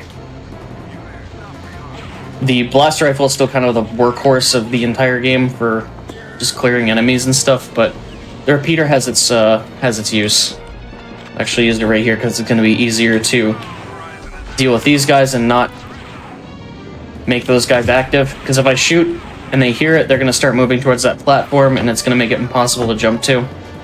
And that right there is also a really interesting small skip that skips us getting a blue key. I'm pretty sure that was just a developer-intended shortcut, but there's a couple of those sprinkled throughout here. But now we're going on to the main area here, and thermal detonators have the ability to do explosive jumping, but they also have another function. So if you use the alt fire on moving walls or doors, you can actually clip them through the other side. And this is going to allow us to do a lot more damage to this dark trooper down here before he can even get out of his area, and he didn't take enough damage. Alright, sweet. That was one short there, nice. But that trick is very inconsistent. Sometimes the TDs will just not clip properly, or they'll bounce back to the other side, and that's a little bit of a waste of time, but it's a little unreliable. But that applies for splash damage as well, which is going to have a substantially larger role in a later level going on. But doors and movable walls have some interesting properties in this game. So now we're going to take another little shortcut here to get back to the beginning faster. And there we are. Alright, so now we're going on to Detention Center. This, casually, is probably the most daunting level in the entire game, because it is very, very cryptic and very difficult to navigate, because there's a lot to explore. But the nice thing is, again, we only really have one objective, and in order to clear that objective, we just need to know the password to unlock the door to get to the objective, which is rescuing Crix Nadine. And another fun little thing is that there's a secret here that's also another developer-intended shortcut that pretty much skips us having to get one of the keys that we would normally need. So we're going to jump up here, activate this, then reveal this hidden wall here, which is going to allow us to take these to get to where the objective is. And if we did this fast enough, we'll get a good cycle here. And we won't have to wait on the trash compactor going back up. Alright, sweet. We got the trash cycle, baby. And the HD remaster does some interesting things, like making his face kind of uncanny there. Overall, the remaster has some really good visual things, but there's some, like, character sprites that look a little bit odd compared to the original ones, but anyways, we got that done. We done that fast. Time for Ramsey's Head. Ramsey's Head is an interesting one because there is some tech here that we didn't really need to use at this point. That's going to be pretty relevant here, which is death warping. So the game has a checkpoint system, and when you die, you lose a life, but you get back to the next checkpoint with 100 health and 100 shields. Normally you might think that just respawning is what we should be doing, but there's some instances in levels like this where there's a lot of enemies and a lot of potential of RNG that we would actually be more beneficial to death warp, because we'll be able to get out of there with, or get back to where we need to with better health and shields. And here we want our health to be low for that, which is looking pretty good. So that we can just grab this and then get out of there. Not only does that give us full health and shields, but it also is faster to get out that way. So we got the one thing we need. Now we can move on towards the end of the level.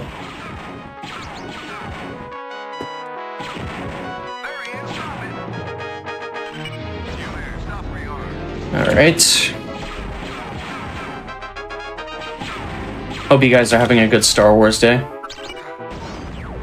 Alright. And now we're on to robotics. Robotics is one of my favorite levels in the run. It has one element that's annoying, which is the ice physics, but that is not going to be a big problem for most of the level, because we're going to be skipping a majority of where the ice physics matter by just doing a TD jump up here. And then moving along here. So interestingly enough, the normal intended route you're supposed to take, you get ice cleats which help compensate for the ice physics, but we're going to basically skip getting the ice cleats up until the very end of the level where we can't avoid them. Alright, moving along here.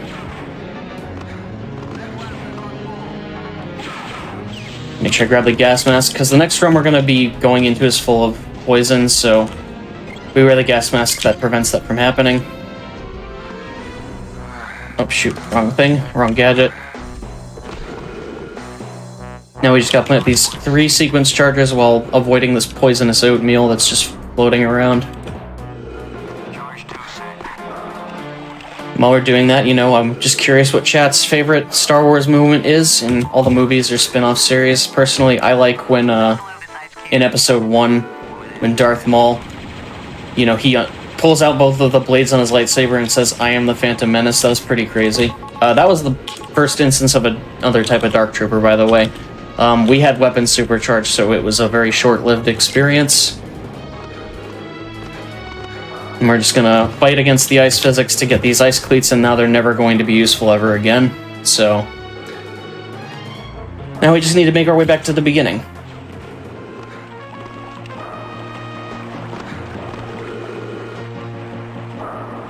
There we are. There's our ship.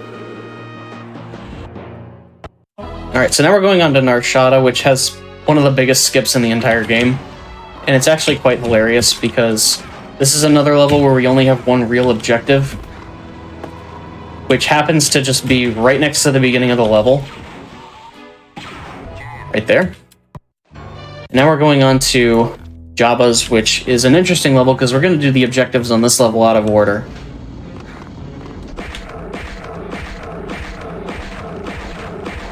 And we have to punch this Kel Dragon. It's unfortunately an RNG-based fight. And we got perfect RNG, let's go. The best thing you can do is die after you do the final punch because it'll put you right in the right spot and give you full health. We need this blue key to get the first objective, which is getting our gear back. As you can see, we started with nothing. Oh, that's not good. Those pigs are awful. So, one thing I'll mention about the game is that you have shields and health, and melee attacks go right through your shields, which doesn't seem like that big of a deal. But, the Gamorreans, their attacks do 40 damage of pure health, which into 3 hits can kill you. Alright, we did this double mind boost here to do a little bit of time saving.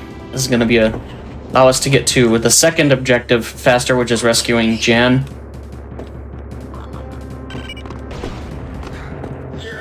We're going to grab these mines. We need those for the next level. Hopefully he cooperates. Perfect. Alright, cool. So now we've warped back here. Time to get the last objective, which is what we're supposed to do second, which happens to be right here.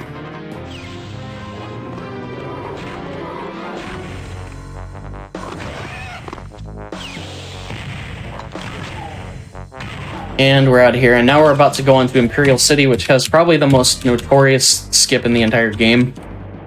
I think everyone knows about this, but...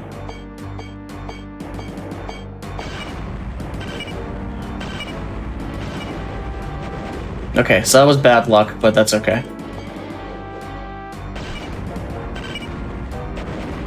Wow, this is really unlucky. Okay, cool. So behind that wall is Boba Fett, who is the boss of this level. As I said earlier, splash damage can go through movable walls.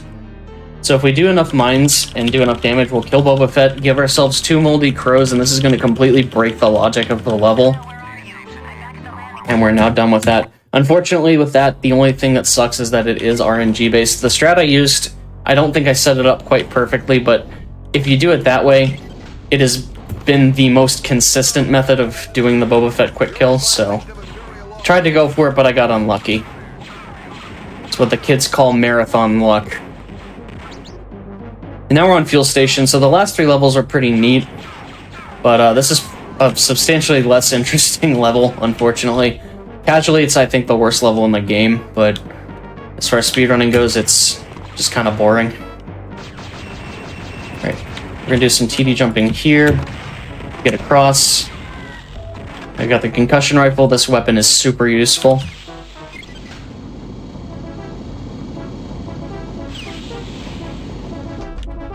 Oh, hold on one second. There we go. Okay, cool. So we have to go here to hit a switch to gain access to the area we need to get out of the level. And it's kind of just a slow backtrack at this point. I'll try to do some TD jumping across to save a little bit of time, but it's not a big deal if we don't get it this way. It absolutely matters if you don't get it the first time, but on the way back it's not a big deal. You just have to ride the elevator and it's like 2 seconds slower.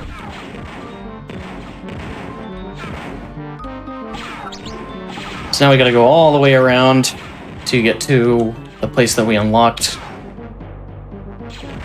Yeah, this level's just kind of, like I said, it's not terribly interesting. It's very slow-paced, and even if you don't do the jumps across those things, the intended route's very slow, because you have to hit switches that slowly rotate the platform to get to where you need to go. Alright, there we go. That's the end of the level right here.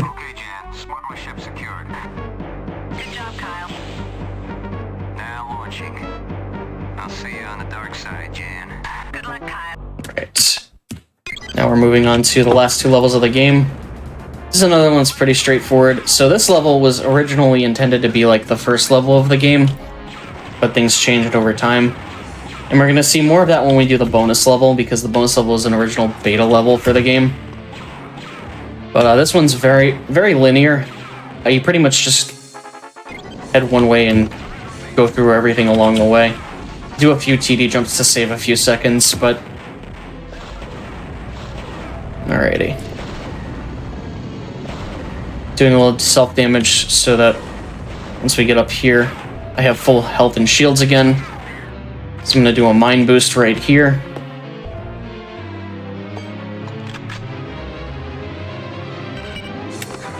Oh, I did it too early.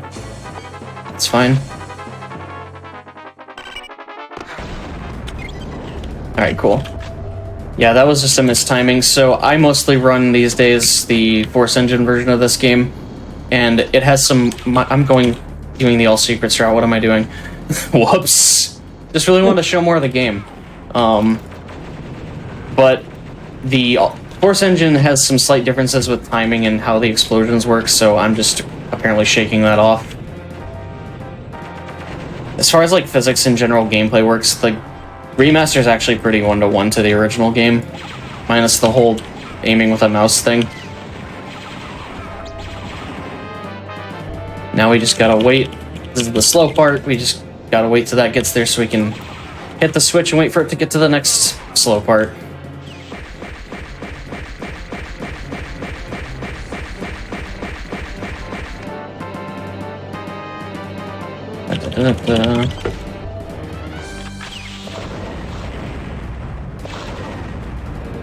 Alright, just gotta wait here. And then... oh, got the fun doors, nice. Alrighty, now we're going on to the last level of the game. This is Archammer, and this is actually my favorite level on the run. There's a lot going on. It's a pretty sizable level. There's main objectives are just planning sequence charges and then defeating the final boss. So we have to kill this Dark Trooper because there is a movable wall that's linked to him being alive.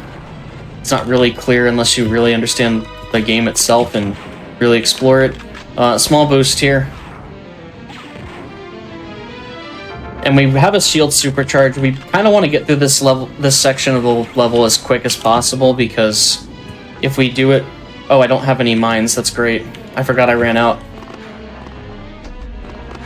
I haven't had to do this in a long time. I haven't had to ride that elevator in a long time. We normally save a few seconds by doing a mine boost up it, but guess that's not happening today. But we are going to do a jump here that's going to save us a little bit of waiting. Alright, I have just enough time to do this cool strat right here. There we go. Love that. The one practical use of using the alt-fire rockets for the assault cannon, and it is such a satisfying strat to do.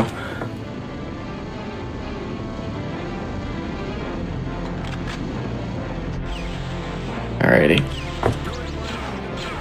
Now we just gotta continue to make our way over here. Small time saved by doing a TD jump here. It's small time saved by doing a TD jump there. Wow, first try. That's crazy. That's a really hard trick. Otherwise, you have to just do some sequences with a conveyor belt, and we're going to continue to avoid conveyor belts by falling off here and doing a boost right here.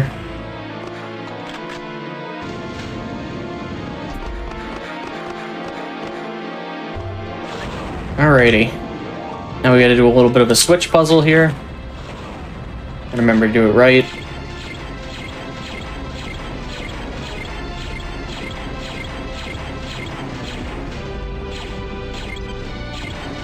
Okay, I didn't really get an audio cue if I hit it the right amount of times, but we did, so we're good. Alrighty, gonna hit that and make our way to this elevator.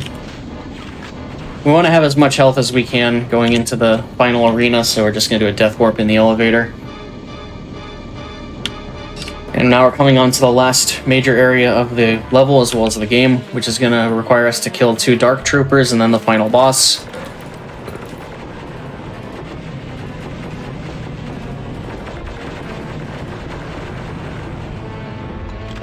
Take out those guys, just because they're in the way. Alright, get over here. And one other piece of tech I didn't mention about this weapon, as well as some other weapons in the game, is that it's actually faster to rapidly click the fire button than it is to hold and automatically fire for some weapons. So that allows us to turn the assault cannon, which is already the most powerful weapon in the game, into a total, like, powerhouse. Alright, and this is the final boss. He's nothing more than a glorified Dark Trooper. Probably the most underwhelming FPS boss that I've ever fought. He's dead, and now the time is coming up. As soon as we exit, and time. GG. Alright, well that was Dark Forces Remastered. So I also realized I didn't really utilize the respawn tech as much as I wanted to because I've just been playing TFE so much. Not the big of a deal because it really doesn't save that much, but it is a cool feature, and again, it's unexplored territory for this port of the game. As far as unexplored territory goes, let's talk about the extra little thing I'm going to showcase, because I'm sure I have a little bit of time. The remaster has some cool stuff. It has in the vault a couple of developer stuff, things like different pre-rendered images, concepts, and stuff like that. It also has a demo level called the Avenger, which was a prototype for the first stage. This was designed to imitate the feeling of being on top of, or being inside of a Star Destroyer, and it was part of the Consumer Electronics show back in the day. And this level was ultimately cut and reworked because it was considered too difficult for new players, which is hilarious because some of the other levels that made it into the game are way more complicated. But I'm going to go ahead and showcase a quick run of this one. It's very short, and we'll talk about it while we're doing that, so let's go ahead and showcase the Avenger. I don't know about you guys, but I'm a huge fan of old beta content and stuff like that, so getting to play around with it's super fun. This level is very straightforward. It has the same objective as the first level of the vanilla game, which is just collecting the Death Star plans. But the escape method here is a little bit different. We actually have to steal a TIE fighter, which sounds a lot cooler than it actually is. This level is very much, if you play through it casually, or even just look at it, it's very much a beta level. There's some weird design choices.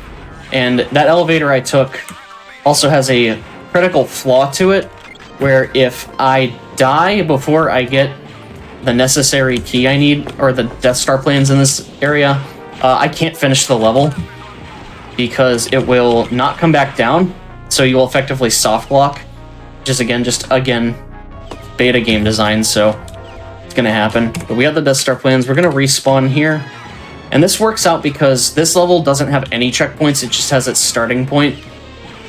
So whenever you die, you just go back there. And when we try to do this in a speedrun sense for an IL, it's a lot of just kind of hoping for the best, doing your best movement and stuff, and praying you don't die, because there's a lot of weirdly placed enemies.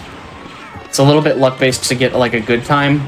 The current fastest time is held by me, which is 1 minute and 37 seconds, and it's very improvable. So we're just playing it carefully here and trying to kill some of these enemies so it makes it less likely to die because we're almost at the end of the level. One little skip here that I missed would be jumping over that moving door while it goes down. Grab our key, some extra shields, and we're almost out of here. Alright, and... oh, I don't want to respawn. I don't want to respawn. Time. Alright, cool. So, that was Dark Forces any percent on the remaster. I also got to showcase the Avenger demo level, which is pretty cool. Remaster is a great way to play the game. There is a Dark Forces speedrunning or Jedi Knight speedrunning Discord you can join if you're interested in learning any of the games in the series. But yeah, no matter if you do it on DOS, Remaster, or the Force Engine, there's plenty of ways to play this game, and they're all fun, and highly encourage it. It's a very fun and rewarding speed game, other than just being a really cool Star Wars game. And yeah, that was fun. Thanks for having me. Hope you guys enjoyed the run and the rest of the runs that are going to happen here, and may the 4th be with you all. Yeah, thank you very much for being on, for showcasing the run. Everybody be sure to check out Rip Chip. Absolutely fantastic runner. Thank you. With that said, sorry, I definitely looked at the monitor that was away from the mic. With that said, we do have one more run coming up for you tonight, so we are going to take a quick break here, and we will be back with Lego Star Wars: The Complete Saga DS. We'll see.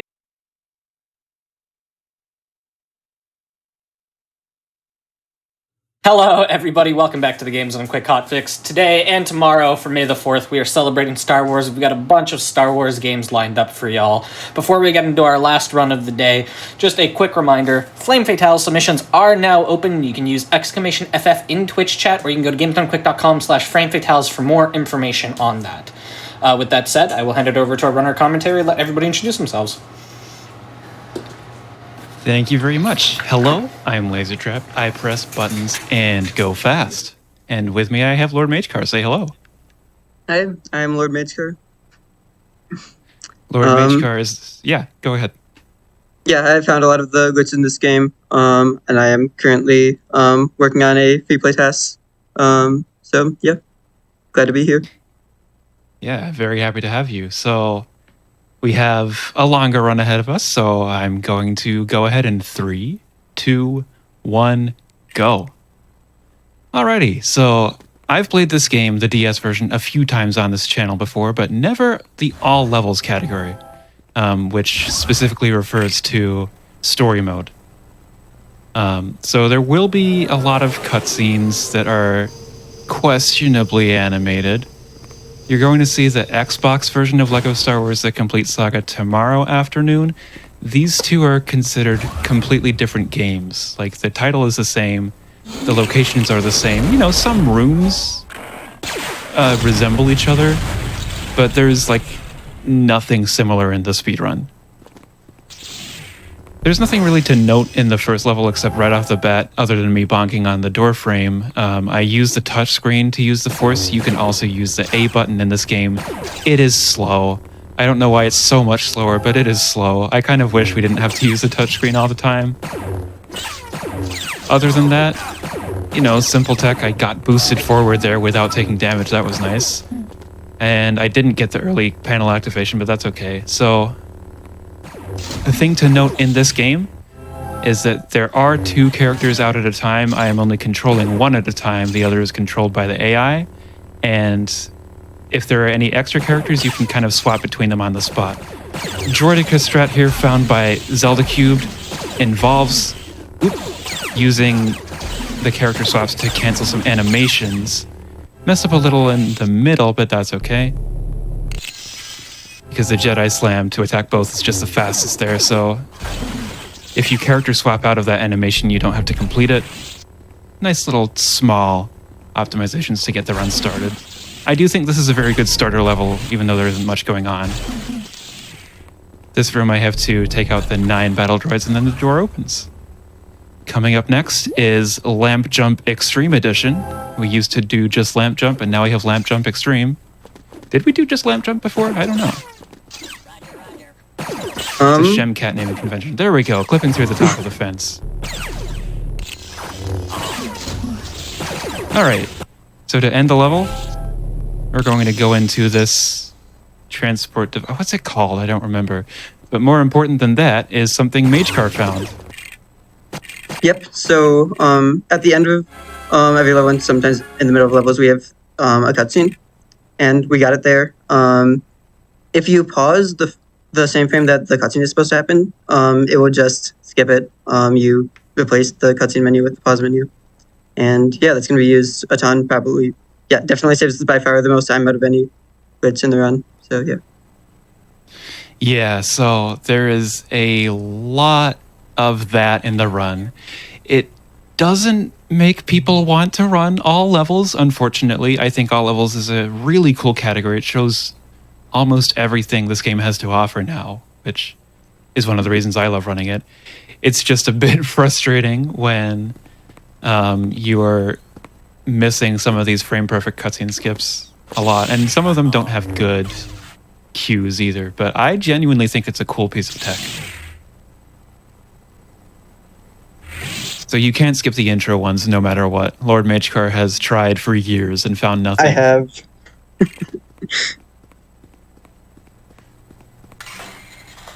One minor thing that I'm doing here in this level is using my blaster character to shoot some of the breakable objects and just maybe try to get some studs onto my path. I will need 90,000 studs in the first 2 episodes to buy an extra. Extras are allowed in this run, as long as you buy them in the run. You can't like start with extras or anything. That would be allowed under replay story, and this is a new game category, so not allowed. Oops, into the wall. Please do forgive any rust. I very much appreciate being here, although I was only called up a couple days ago. Called up, I was sent a message on Discord, you know what I mean.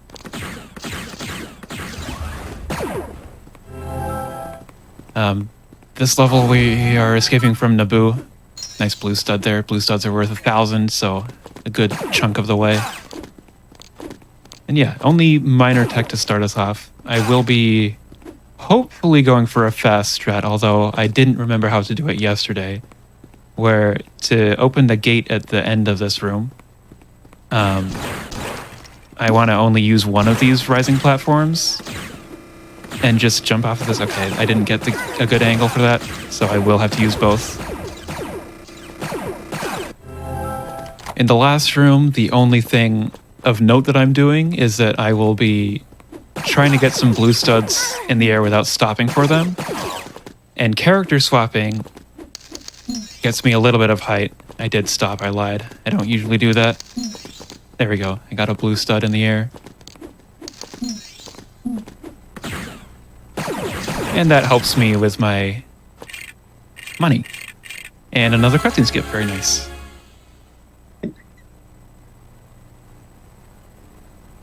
All right. So we are going into a ship level, and I just thought of something that I didn't tell Tech about. It doesn't matter too much, but the ship levels might be a little bit confusing because for the most part, if I'm going upwards, the ship is on the bottom screen. So in this level, that will always be true. So basically the main place to watch is the bottom screen. Although I have to also react to the obstacles on the top screen as they come in, which is how I know to dodge them. It is a little bit wonky, though. In the pod race, you know, Anakin is a mystery child at this point in the game, really. We don't know enough about him. But luckily, this pod race wins exactly enough to buy a new engine. That's how this game spins it. And it also has a lot of money just conveniently lying around. This is the only level where I want to actually aim for true Jedi. Excuse me, sir. This bulba got in my way and I missed the boost panel. The ship levels are very much not 3D in this game. They didn't try.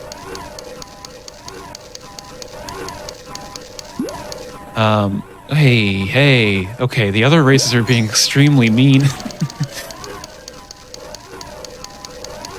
But yes, towards the end of the lap, this should be a 3-lap race, but MageCar found something that made it not a 3-lap race. So would you like to explain that? Yep. So basically, how this works is that you have a lap count variable, and the end of a lap is actually slightly before the finish line. So we got it right there. Basically, when you hit that line, it will update your lap count and basically reset your position to the start of the lap. And so by dying, we basically you can see the red ribbon there. So by dying right after crossing that line, we respawn right before the line, and we can cross it again and basically do 2 laps very fast. It's a checkpoint system to rival that of Mario Kart Wii. Yep, much less complicated than Mario Kart Wii, fortunately. Yeah, and therefore more easily breakable. I actually really like that we only have to do 2 laps of this. I didn't quite get the... well, hopefully I'll win the race. Okay, I'm getting the glitch where I go through this, and I don't really know how to resolve it.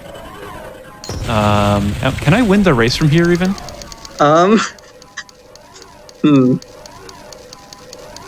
Well, if I don't win the race, the next level will be accessible, and I don't remember if we decided in the rules or not whether or not that should be allowed, but I believe we decided not because it doesn't give you the gold brick.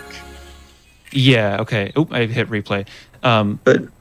So I think what I'm going to do, just because the next level is unlocked, is... I hit replay. That's unfortunate because I can't skip this cutscene. I will exit out of the level and then just start the next one, just so I can keep the show moving along for today. It was an unfortunate glitch there, but I did at least get the lap count. And I remember, like, as a kid, not winning that race and then just not hitting replay, but the next level was unlocked anyway. Yeah, I think I did the same as a kid. Yeah.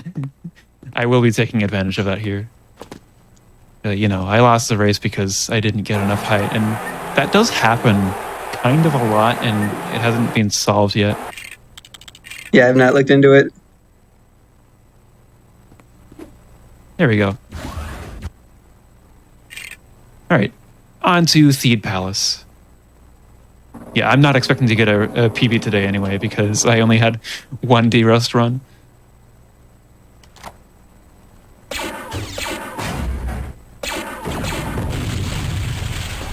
The animations you'll see tomorrow on the Xbox will be much more animated than these so-called animations. All right, Theed Palace is kind of a... There aren't too many levels with 6 characters in the party, and they all have different functions. So Padme and Panaka are both gun characters, and they can use the grapple pads. They will get their showing at the start and the end of this level. But there's a new-ish piece of tech to this game called Slash Storage, which was discovered by Nice Fighter in LEGO Star Wars 3DS. It is extremely powerful in that game. And we didn't think it would be that helpful in this game because character swapping already gives you a height boost, as you'll see right here. But I'm going to single jump and then slam and character swap at the same time. Hover over that pit, and then, yeah, with that Slash Storage, I get a big height boost on Qui-Gon to get over that gap without using the travel chute. Yep, we have a bunch of different storage glitches like that. We have you can do a similar thing in a fan, and later you'll see we can store some properties of dying. Yeah, character swaps are very broken in this game. Storage of, like you said, character swaps are very broken. Storage is like a huge, it is a minor tech, but it is a huge minor tech. I want to call it that. Roger, roger. So, this room, the objective is to free the royal guards, and I fell in a tiny gap. Very nice. So the best way to do that is with a gunshot from a distance. I haven't been doing a very good job keeping track of how many studs I have, so I'm going to get the big pile under this ship. Jump up, shoot. Yep, there we go. Yeah, and that'll be the end of this level once they're all freed.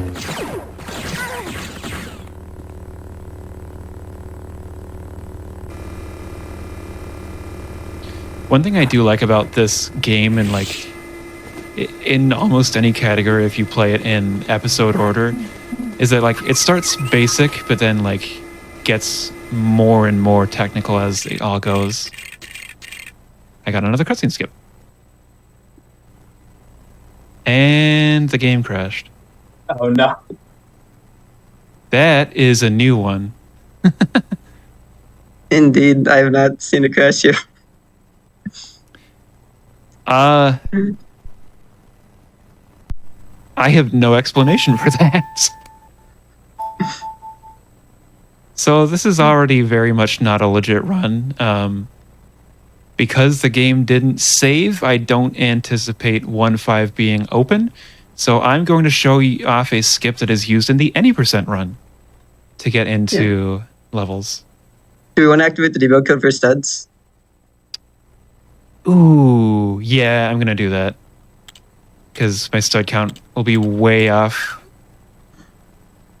With no, what is the debug code? Up, left, down, right, up, left, down, right, up, left, down, right, or L. Oh, I was going the select. wrong way around the clock. Yeah. There it is. Okay. Yeah. So with my stud, I was saving the game. Don't worry. I don't need to do that. And now I can skip cutscenes freely. Major, what are you doing to me? I forgot about that. So if you activate the debug menu, you can skip cutscenes freely, and that's cheating. Okay. Yeah. All right. I was What are we saving gonna the do with game. studs? I have the studs. Doesn't matter. Okay. Let's Okay. get back into the game.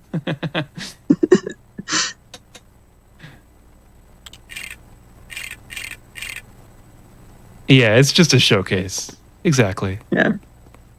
I don't know if the timer was paused, but it's probably safe to resume it now. I would like it. Oh, Jar Jar will do.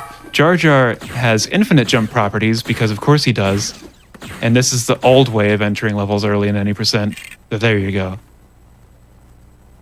So to explain that, which was not something I was expecting to explain, it's like the one thing that you don't see in an all levels run. We used to build a custom character that could double jump and had a blaster, specifically a blaster, not any other kind of gun. And with those properties which Jar Jar has, you can jump and shoot and jump and shoot and repeat like you saw.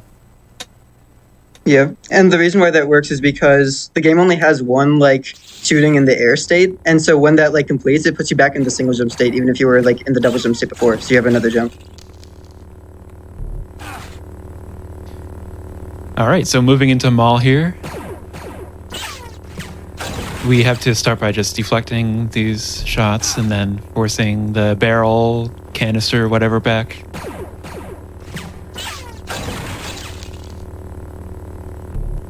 And then there's a very helpful bridge. How about that? I love Lego logic, don't you? Very kind of him.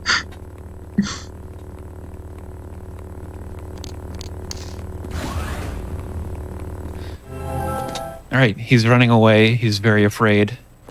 There are those platforms that are actually not going to be there when we go by. We could use the force to get this first one out.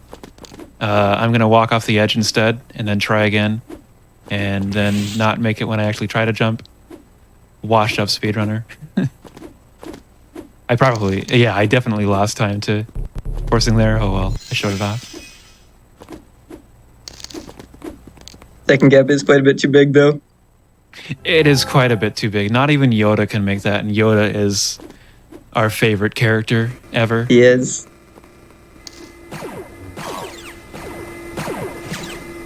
You will get his uses are limited, but you will get to see the power of Yoda. in a good selection of levels. Like it's only 3, but they really show off his power very well. And there, just because the AI partner often gets like obsessed with fighting the enemies, that's the thing that AI partners frequently do in this game. I wanted to take them out and then just swap over to Obi-Wan there so that I could have both characters step on the buttons as needed. But here, while I wait for the force fields to deactivate in what I lovingly call the Room of Pointlessness, I then swapped back to Qui-Gon because each lightsaber character swings a tiny bit differently. And I really don't like Obi-Wan's swing when it comes to bosses because bosses are not at all free in this game. You kind of have to wait for them to attack you and then attack a tiny bit after they start so you can get the damage on them at the end of their attack cycle and they don't automatically defend. In the PC and console version of the complete saga, you can just like jump slam and it's free.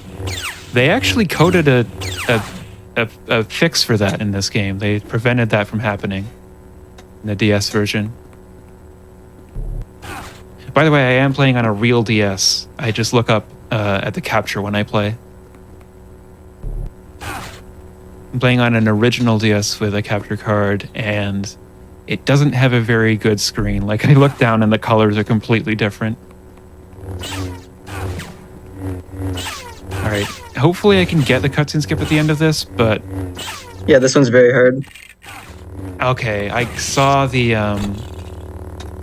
hearts fading, but I think it was a frame off, and I didn't get a frame advance. Very sad cutscene, though, this one. Alright, we're done with episode 1 in, I don't know, like probably over 20 minutes. Which is not where I want to be, but it's okay. We had some really awful luck so far. How many studs do I have? This is 54 is low, but yesterday I got to 58 in my practice run at the end of the episode. And then I had over 100,000 and I only need 90,000. All right, on to episode 2. There are 5 levels in every episode in the DS version, 6 on PC and console complete saga. You'll see Garrison Larison run all 36 levels tomorrow. But yeah, they once again, they are completely different. And rooms like this, you might be able to compare, but they don't function the same way at all. This level is the only one in the game with 5 cutscenes, I believe. The intro one, we're never able to skip intro cutscenes. But yeah, there's 3 mid-level cutscenes, which is never a good time. 2 of them are easier to skip than others, and we'll talk about that when we get there. Hopefully, yep, nice little optimization. Jump on top of the Kaminoan. I believe that's their species. Yeah, it is. And I'll just go for like a spam there. I don't really have a better strat on this one. Small cutscene anyway, doesn't matter too much. And then we have another out of bounds that Magecar discovered, so go ahead. Yep. So this is the first ceiling clip of the run. So basically, we're gonna jump on this little lamp here, and then hello. It happens to be at the perfect height that we can just a lot of walls in this game. If you hold like against them at the right angle and jump, you will just go through the ceiling, and that happens to be at the perfect height for us to just get it for free. A lot of them are frame perfect, but yeah. And there we had another cutscene skip. Yeah. So for that cutscene skip, it happens immediately after like a loading zone, and so it's actually not frame perfect. You can buffer it through the loading zone, like while press pauses during the load, and then it'll automatically skip the cutscene.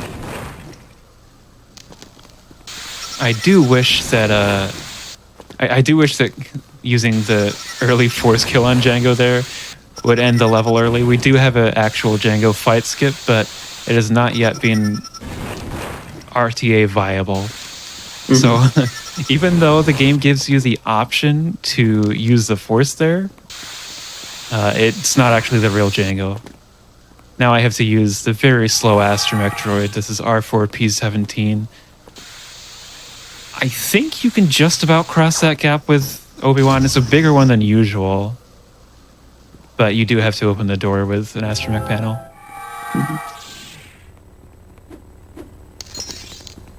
All right.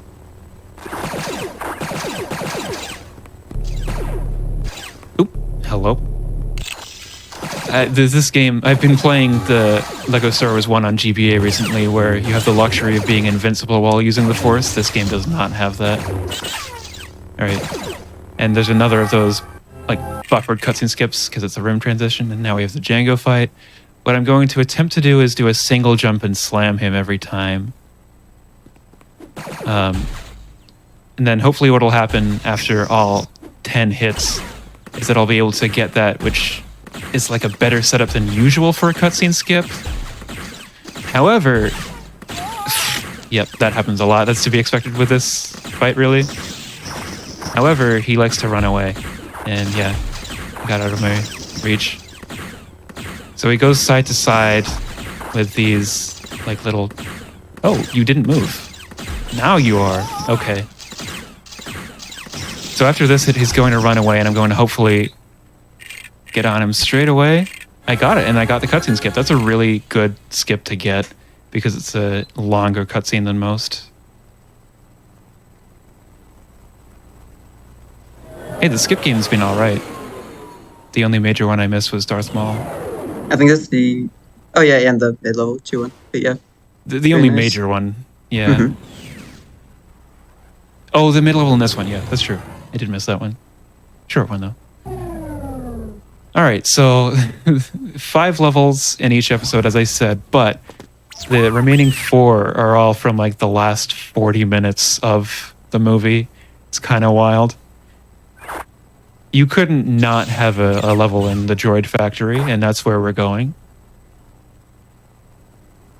One of the differences actually between the DS version and then the PC and other console version is that the conveyor that you'll see in the second room goes the other way.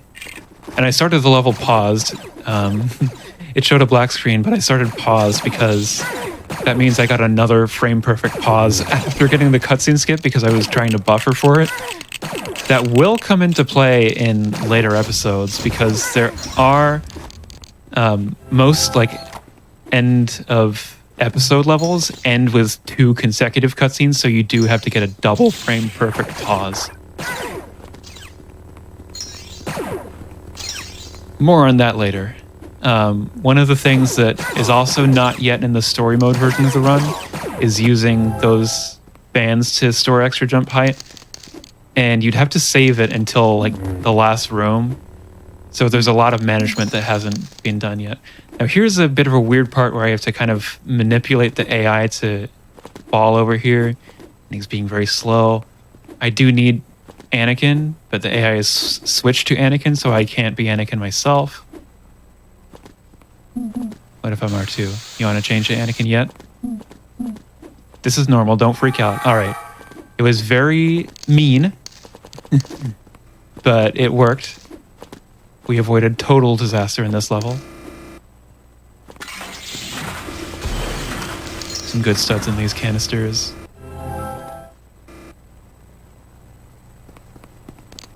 This room, you're intended to go down the middle, but why would you when you can just... Why would you when you can just jump up there like that?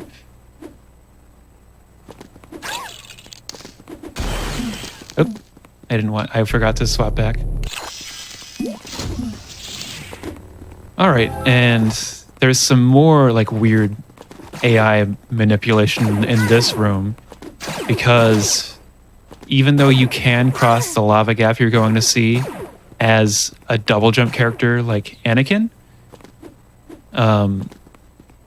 it's meant to be done with R2, so for some reason if you cross this gap and player 2 isn't R2,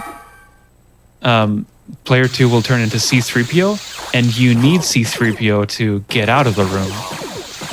If that didn't make sense, don't worry about it. Basically, I have C-3PO now so that I can get out of the room, and I did a minor manipulation to make sure that that would happen.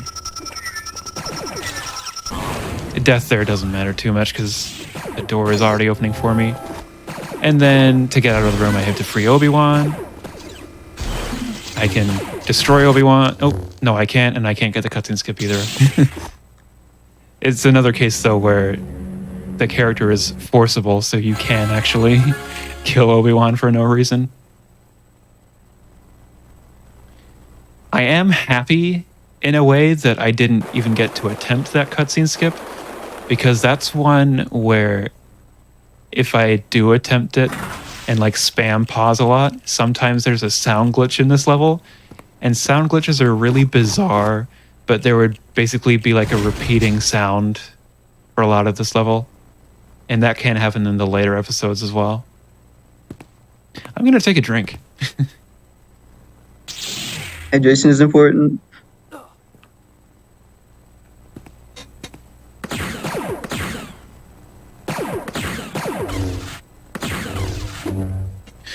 Okay. So Jedi battle. This is like a huge amount of downtime in this level.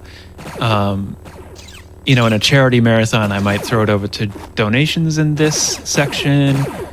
We don't have that today, so I do actually have chat open. If you have any questions you want to ask so far, I'd be happy to answer them. And, you know, feel free to do that throughout the run as well. I'll answer them if I can. This level is really, though, just all about being in the right place at the right time and knowing where that is ahead of time. If you have the fastest character, Yoda, then there... Oop, I went to the wrong place, actually. Then there's a little bit more fun you can do with that, but we don't, so it's going to look a little bit sluggish. It's a really long level, and it all takes place within one room. Even in free play, even in tasks, no major skips have been found. I used to have a theory for trying to sequence break it, but it was unfortunately proven false. Why haven't I killed Obi-Wan? I tried. Apologies for the disappointment there. As if the run wasn't invalid enough, you don't even kill Obi-Wan.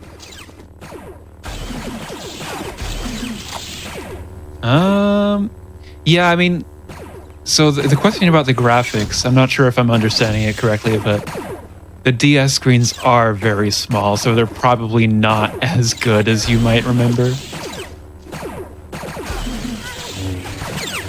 I didn't really mention this at the start when we first saw Droideka, but they have this force field that is taken out by doing a Jedi super slam, which is a double jump and a slam. So we freed Padme, freed Anakin now as well. And the last character to free from the battle is Obi-Wan. Okay, that was a weird laggy death, but sometimes this game does slow down. Ah, yes, the Wii version. So if you played the Wii version, you will actually see that tomorrow on Xbox, but it is the same version. Slightly different skips, but PC and console are all considered, like, they all share a board, whereas this DS version has its own separate board. It is very much considered a separate game. Swapped the wrong way to do the strat. I swapped the wrong way again to do the strat. Come on. I can't get it right at all. I kept getting blocked by R2. Anyway. I was swapping with the shoulder buttons because it's a lot more convenient than swapping with a touch screen, which you can also do. But that can be really finicky. Alright. Ooh, no, don't punch. I don't like it when the blaster and gun characters punch because it's a lot slower than just shooting.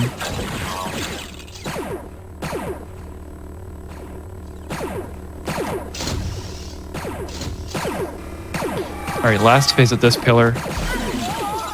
Whoa. It's another weird death. Like I swapped back and died instantly.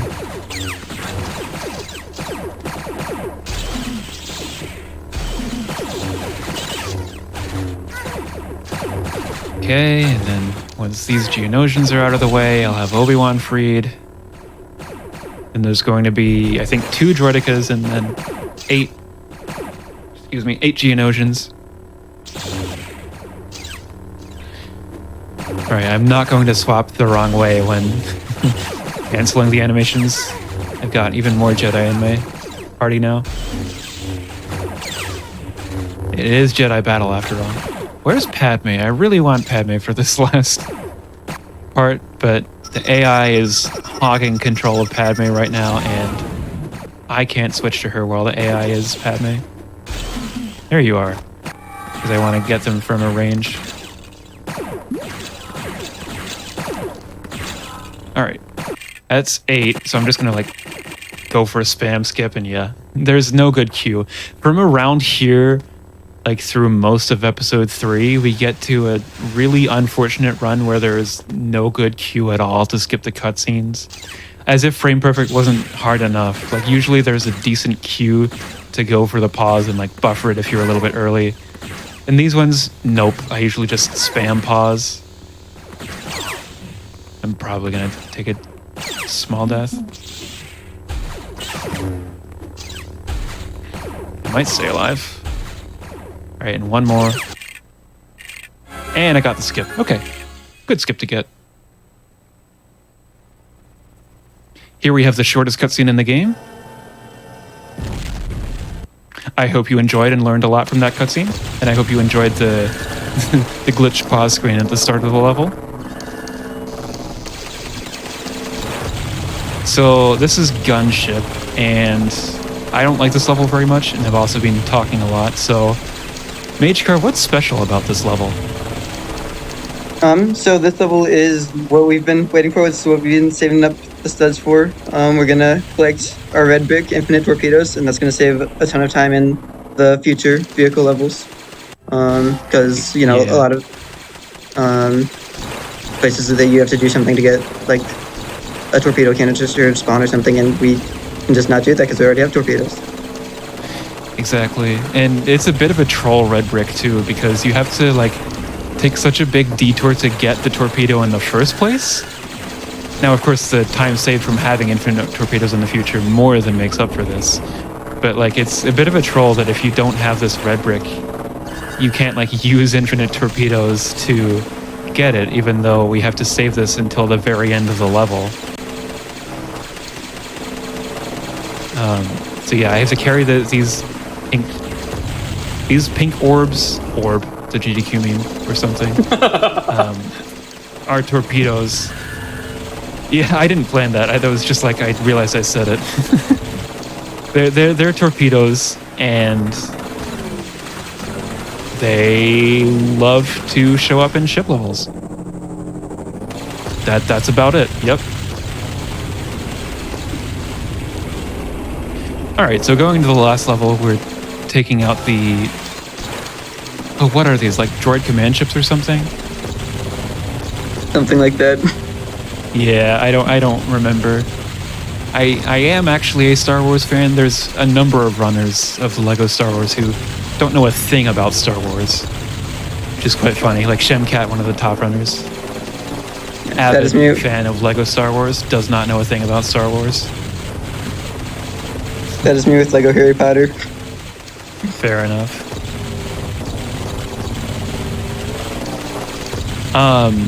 Yeah, so at the back of this room, before I accidentally go on and end the level, that would be bad. Shoot the torpedo at the torpedo target, get the red brick, and... Yep, and then we'll just finish this level. I'll be going for the cutscene skip here. It's a short one if I miss it. Has a... Oh, that was a one pause. That was actually a frame perfect pause. I can tell in the ship levels because most of them will have like a mini kit ending if you don't die. So if you pause and you no longer see the mini kit, you know you have the perfect frame. Going into the last level of episode 2, this is our encounter with Count Dooku. That was not meant to be a pun. I guess it kind of came across as one. Encounter. All right, I'll stop talking. Couple of safety studs I think will be okay. I want to immediately swap to Anakin because if you remember in Darth Maul, I said I don't like Obi-Wan's swing for bosses. So that's why I'm swapping to Anakin now. And by doing that, when the room loads in, I actually, if you look at the bottom screen, his force bubble is now blue instead of green. It's a funny little graphical glitch. This level does have 2 mid-level cutscene skips, and the first one is on the other side of this door. Ah, I didn't buffer properly. I hit them on the same frame. Yeah. This one's short, though. Yeah.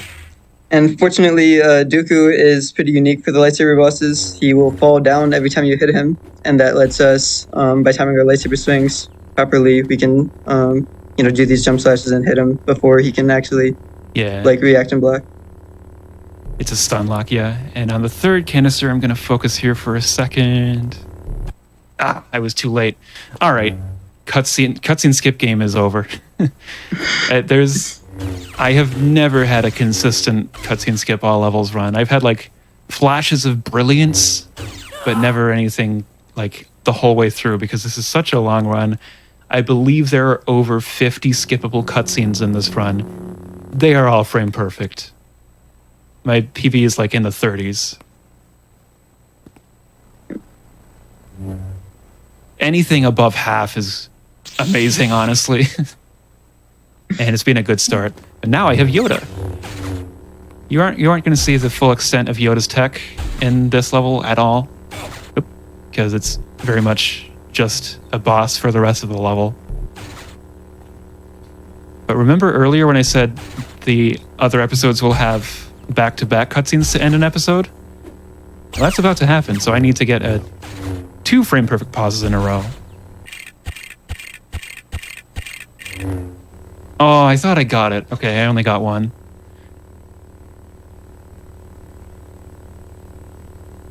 All right, so that did skip the longer of the 2 cutscene skips. It is now playing the longer of the 2 cutscenes, excuse me. I'm so used to saying cutscene skip. It is now playing the second one. That's what you're seeing. And now's the moment of truth. I think that stud count began with a 9, so we were in the clear. Mm-hmm. And, ooh, just barely, 91. But we are in the clear. And you can see Yoda's movement. He's going fast. You'll get to see that in episode 3 for 2 levels. Let's turn that extra on because it's going to be used immediately in this level. All right, battle over Coruscant. I've never actually been 100% clear on how to pronounce this planet, but everyone seems to say it roughly that way.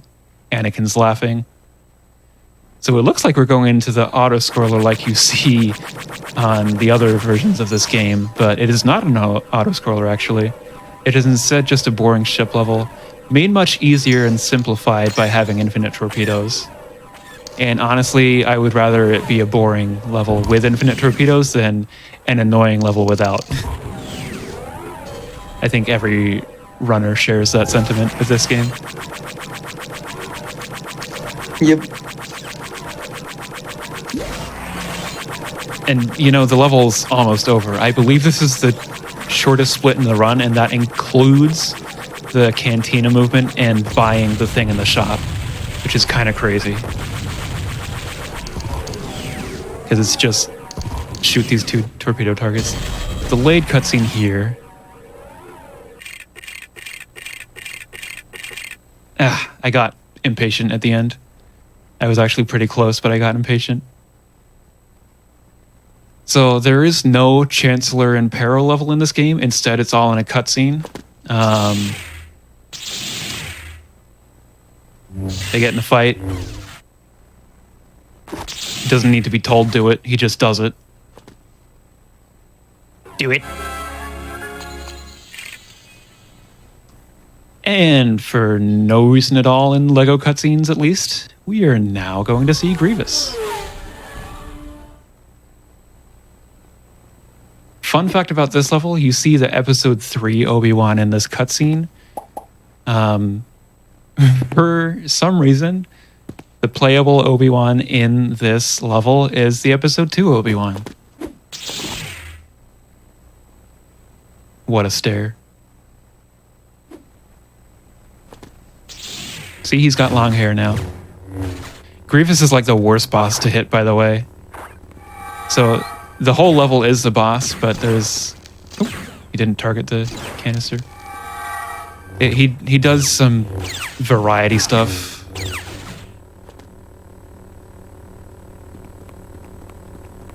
He jumps away, he tries to avoid. He make us work for the fight.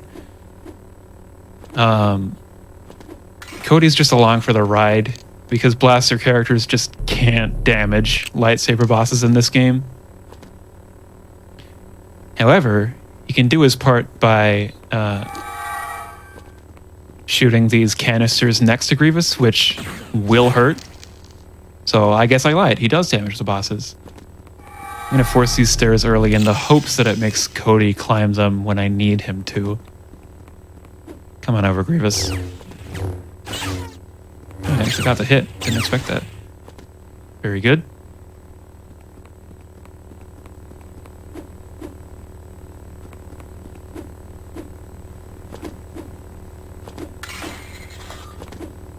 All right, will Cody climb the stairs?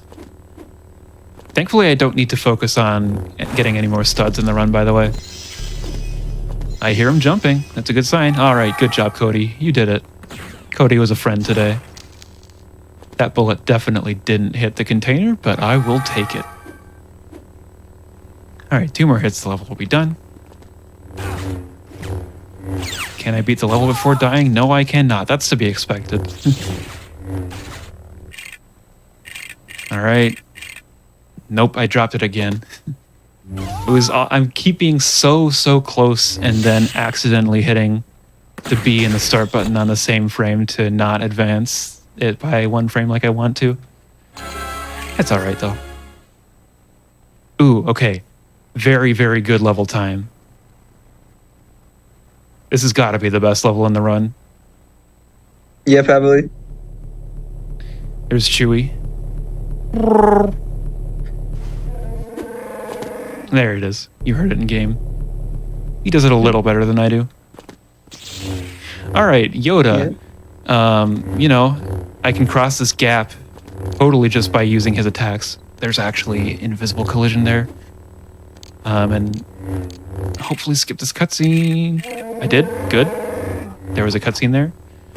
So Yoda's movement is very cool because he is the slowest character when he has his lightsaber away, isn't holding it, but with it out and he's attacking, he is faster than anyone else. It's really cool. Free play has a lot of this, and that makes this, like, free play is my favorite speedrun ever in, like, any game.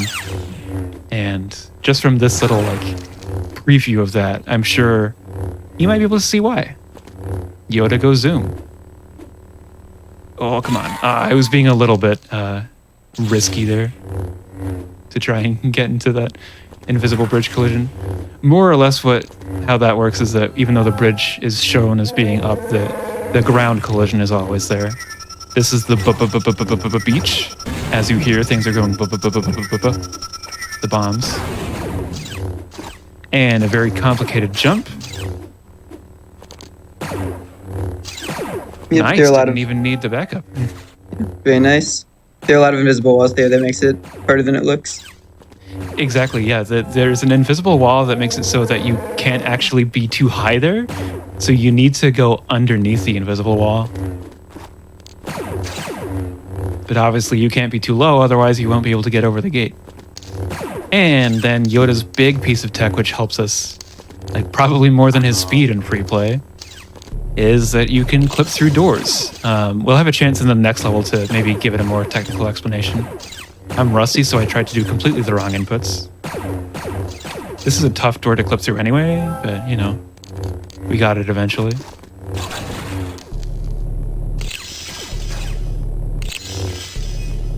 Ah! Alright, ending the level. Just use the force. It's getting interrupted by them shooting me, and then a terrible cue on this cutscene skip as well. To spam it, I actually got it by pure luck.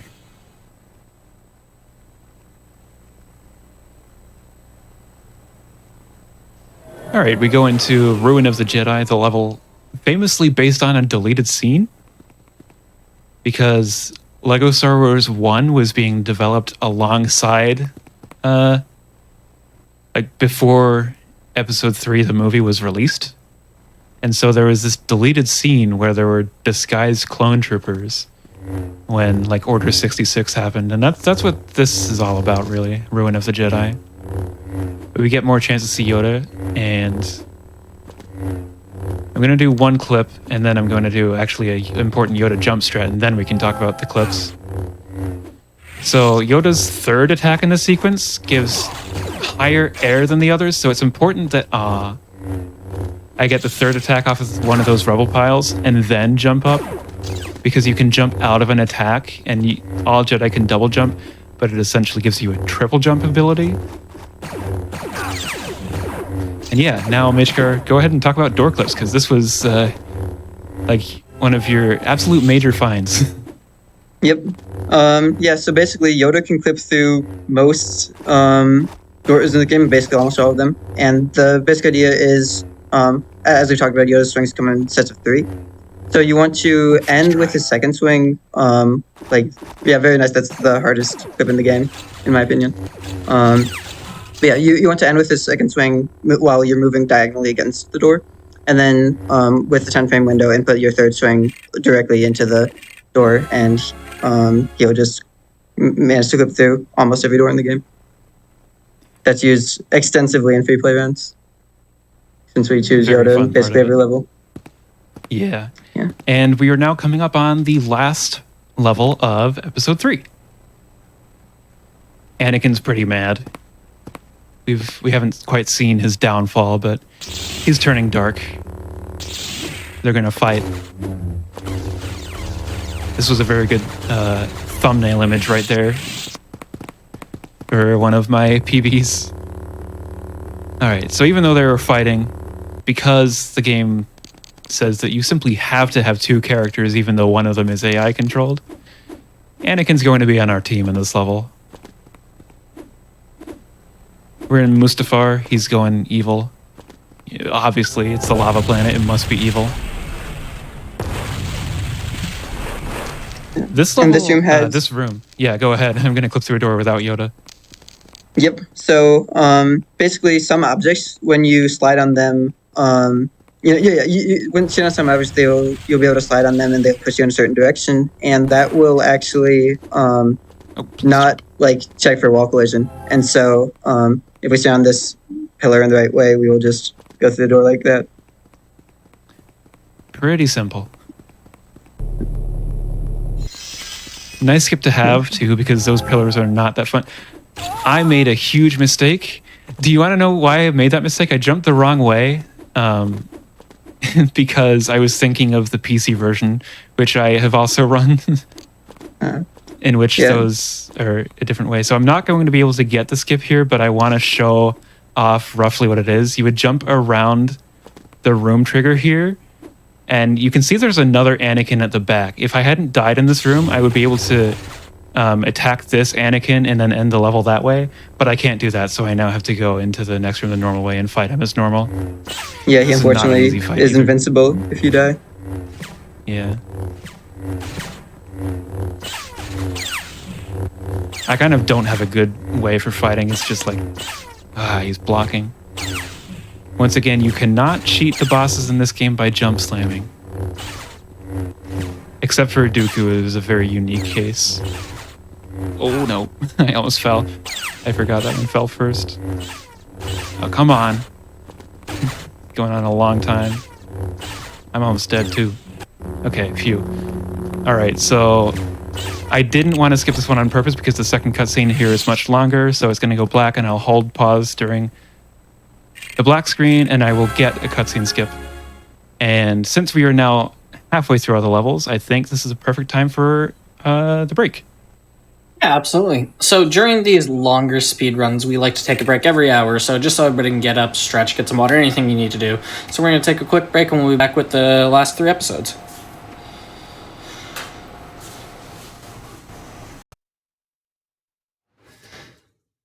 Hello, everybody. Welcome back to the Games Done Quick Hotfix. Today and tomorrow, we are celebrating May the 4th. We're showcasing a bunch of different Star Wars games. We're actually in the middle of a run, so I'll hand it right back over to y'all whenever you're ready, if you just want to give a quick 3, 2, 1. All right, and a quick 3, 2, 1. Let's go again.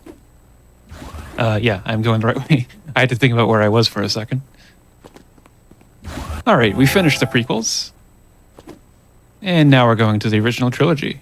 When I first played this game, I had only watched episodes 4, 5, and 6.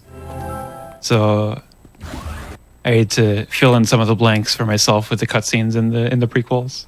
But yeah, this is a very iconic recreation of the opening cutscene, or the opening scene, not opening cutscene, of episode 4, A New Hope. Big ship overpowers the tiny ship. Robots. So futuristic, even though it's a long time ago. They're going to try and board the ship. Who will we see on the other side of the door? Stormtroopers. I love this animation. Like, the head just goes away and the other guy's head like grows in shock. I don't know. It's pretty violent. I know they all shatter apart, but I love the goofiness of how limited these animations are. All right, and the level's about to begin with Princess Leia and Captain Antilles.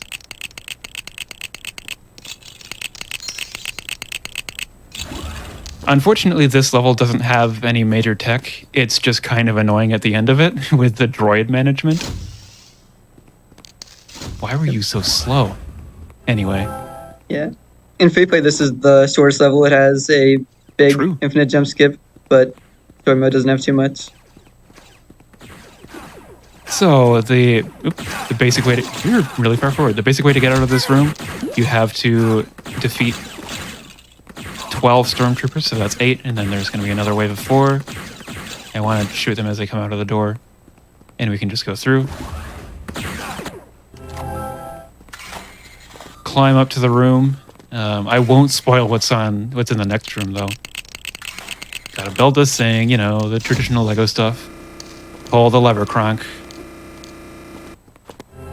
And, uh-oh, who's that? He looks mean. He's breathing right into the mic, though. I wish he'd stop doing that. And, all right, Antilles gave up on that lever. And my aim, even though it's actually not my fault, is about as good as a stormtrooper's right there.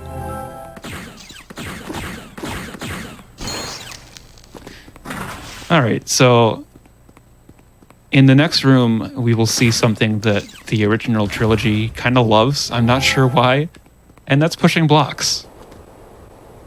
There's like nothing to it. I'm pushing a block into a hole. But there's a surprise waiting behind the door. More stormtroopers and C-3PO. And after the C-3PO panel is a cutscene that I skipped. Cool. Get R2. This one is an R2 panel. And this is the room with the really annoying droid management. So, yeah, having player 2 as the AIB C-3PO is good for now, but it makes for a really weird ending. So the middle... Hello? Hi, I want to get out. That happens all the time. The middle door there where the C-3PO panel is where the end of the level is. But to get there, you have to use the other panels to get into the other doors and pull those levers so that you can get the panel. Antilles, you're useless. Oh, good respawn though. And another cutscene skip. Good start. Good start. It's a really long cutscene, and actually a lot of the cutscenes that are skippable in the original trilogy are pretty important to get. Some of the intro cutscenes, which are all unskippable, are really long. Like, a couple of them are over a minute. So we'll get to enjoy glorious animations for over a minute at a time sometimes.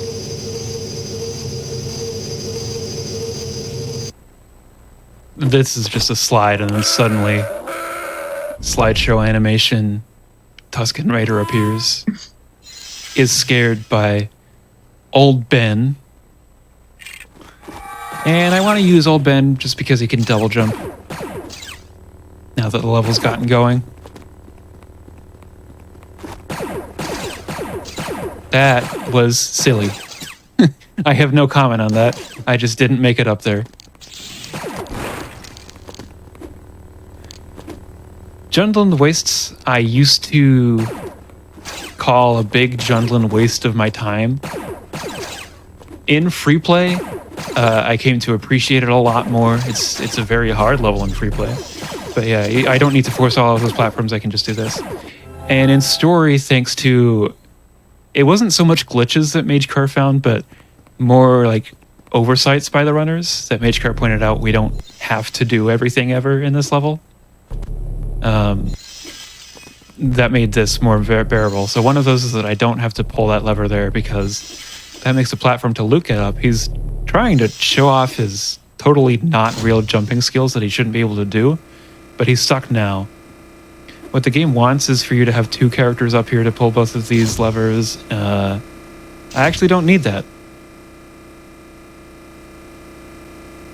I can just activate the entrance to the next room as it is.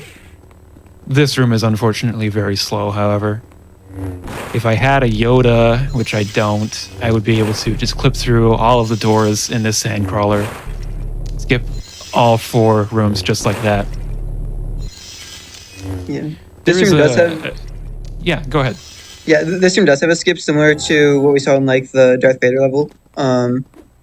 We can just stand on that last wheel and it will slowly push us out of bounds. I think it is slightly faster, but not by much, and it's very difficult. There's also another skip in that second room, of course. Yeah, getting the R2 early. Yep. You're supposed to do another block push to free R2, but you can just like clip into that wall. It's really easy. And yeah. You can get R2 in the party that way. Luke, what are you doing? Oh, the Jawa's in the way. That's why.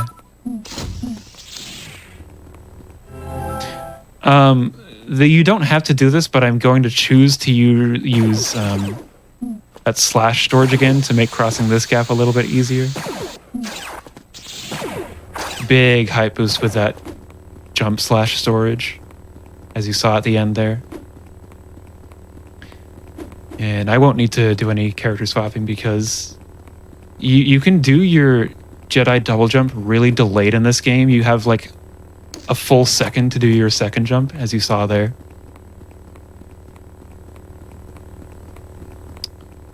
And there's a bridge to force up. I only need one part. Okay, I'm gonna get pushed off the bridge. I only need one part of the bridge. And then we have a minor skip found by a really old Lego Batman DS glitch hunter called Jinjiru, who said you can abuse buggy level geometry to pull that lever through the glass. Okay. Oh, I thought I was close enough, but I wasn't, and then I didn't get the skip. Help me, Obi-Wan Kenobi. You are my only hope. He's really thinking about that.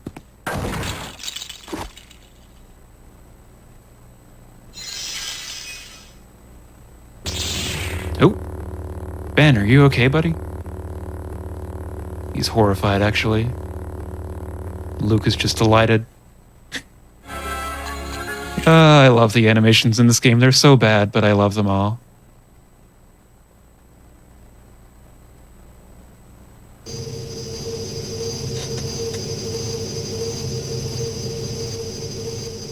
Into Mos Eisley. This is, of course, the same location on Tatooine where the cantina is. There's no cantina portion in this level. There's a cutscene in the cantina in the middle of the level. The goal is, of course, to skip it.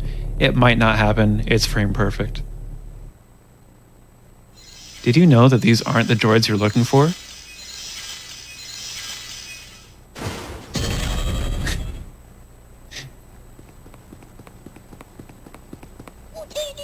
They were so rude to that Jawa. Meanwhile, there's just a random spy. Like, what? I never really got the significance of the spy. All right, actually, I want to be Ben. I forgot to switch at the start of the level. Because that will get me up to where the panel to open the door to get out of the room is. So I can jump on the containers and stuff, and on this thing, so I can get up there, like that, and then use the panel.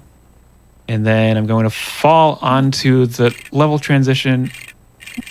And I got the cutscene skip, which I saw when the character changed, because the rest of this level is just with Han and Chewie.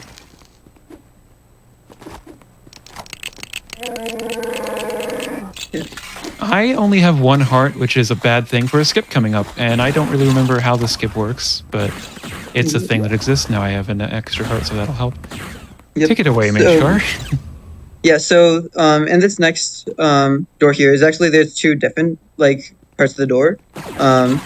And so there's actually a very small gap between them, and you can't it's too small to walk through, but if you get your partner to if you shoot your partner, then that will actually displace them slightly into that gap, and you'll just be able to take the loading zone like that. Yep. Shoot them just barely into the door, but that's enough for them to be registered as in the door. So when you swap back to them, yeah. There is a block push skip here. 3 levels in a row in the original trilogy, 3 block push segments, but I can skip this one by jumping up on the trash can and the collision is getting to me. I do have to do this small block push anyway. You have to push a block so that you can push another block in true Lego logic fashion.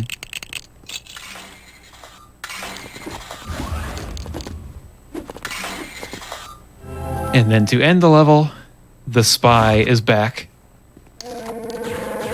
You have to, I guess, destroy the remote things or whatever by the door. The panels, let's just call them a panel, so that stormtroopers can't come out of them.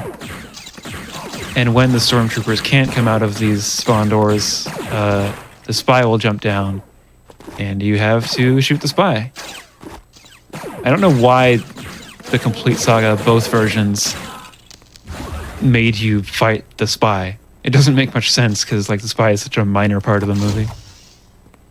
And there's the Falcon, and I'm not close enough to skip the cutscene. I am that time. All right, 2 cutscene skips in that level, 2 out of 2. And we go to what's actually the longest cutscene now. Yeah, so we've got quite a fun level coming up. So as we mentioned before, on the console version, each episode has 6 levels, and that gets reduced down to 5 in the DS version. And so this level is actually 2 levels combined from the console version, both rescuing Princess Leia and then actually escaping the Death Star. And we've got a very massive skip in this level. So basically what we're going to do is try and keep Obi-Wan Kenobi. He normally goes off to do his own thing while you're stuck with Luke and Chewie and Han. But we can do a ceiling clip to skip that, and then we're going to basically improperly load one of the last rooms of the level and skip most of it. Sounds as crazy as it is. Yep. It is a skip that we call princessless because we never rescue the princess.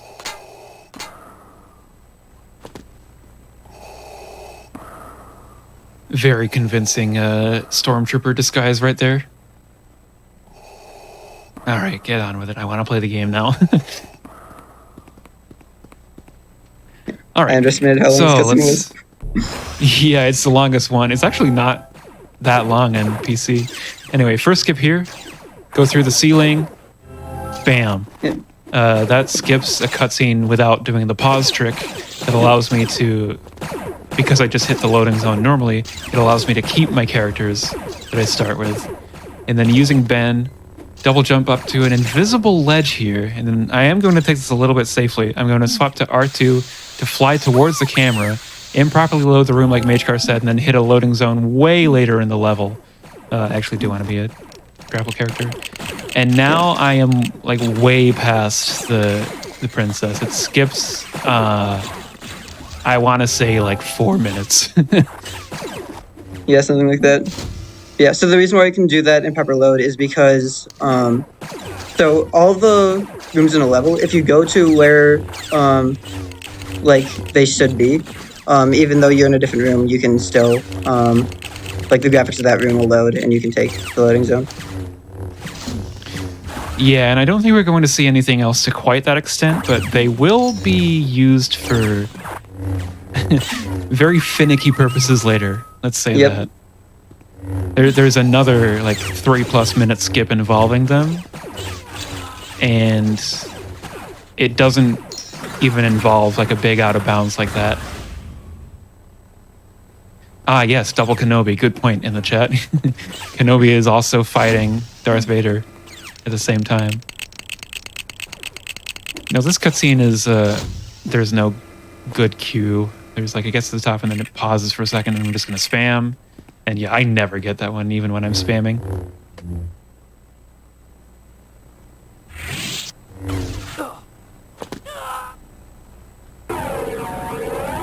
It really didn't give him a long time to be emotional. They're just like, let's get out of here, and so they do.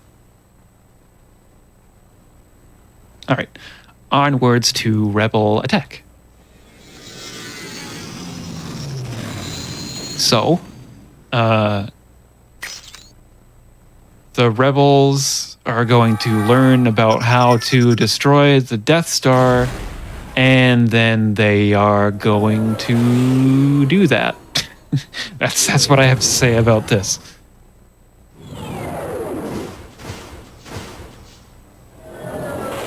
It's a really simple level with infinite torpedoes on. If you missed the first half of the run, I got 90,000 studs in the first 2 episodes to buy infinite torpedoes, and that's going to make these later ship levels a lot faster because they're so torpedo focused.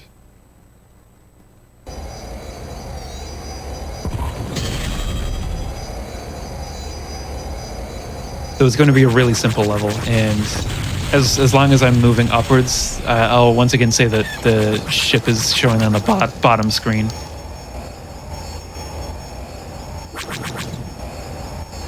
It's a little bit annoying because like there's no one good layout to play this game in on Twitch, like as if DS layouts aren't hard enough, you know?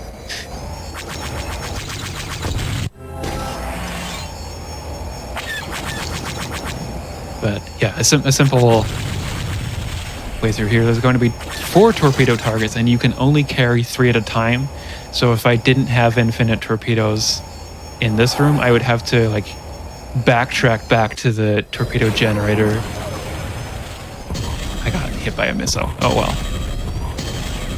There is a mid-level cutscene here that is on a room transition, so even though it's frame perfect, I can just hold it through the transition, and now I will do absolutely nothing. Now, I remember discovering that getting shot by these bullets actually boosts you slightly forward, even though this is technically an auto-scroller. But it does boost you slightly forward. However, in any percent, you don't want to do that as we don't have infinite torpedoes, and instead you would want to be carrying a torpedo through this chase, and so you want to survive. And then there's other tech, like there's some counting you can do. Speedrunners and counting, oof, it's risky business. But that's your only real cue in this section for how to skip the cutscene. Now, in this method, I'm instead counting how many hearts there are on the side of the screen, and once we pass the 4th one, I'm then going to count 8. I counted wrong. I missed one of the hearts. Oh well. The intention was to count 4 hearts and then 8 rows of studs, and then skip the cutscene, but I guess because I was talking, I completely missed one of the hearts. Oh well. Anyway, now all that's left to do is shoot that final torpedo, destroy the Death Star, and then hopefully skip 2 cutscenes back to back. Nope, I didn't get the first one even, so I'm going to have to wait for the black screen so I can at least skip the second. Yeah, I don't know if I mentioned this, That but the reason why that works is because you actually get one frame of control in between the two cutscenes, and so just like you're in transition, you can pause through the the load lag and get the second one. I was too late. I'm out of practice on that. I knew I was in the right spot, but I was too late. The black screen seemed to zoom by. Oh well, you get to watch this cutscene too. The infamous no medal for Chewie cutscene. Which is, of course, present in the actual movie. Does he roar in this game? He does not. I believe he does roar in the other versions. That's the wrong way because we're in the original trilogy now. Have I watched Andor? I actually have not. So I haven't watched very much outside of the main episodes. A couple of times maybe just once, I've shown off the Clone Wars on DS on this channel, and I don't know a thing about the Clone Wars, unfortunately. By the way, this is another very long cutscene. What do these droids say? I think at the end it says, "This is very impressive."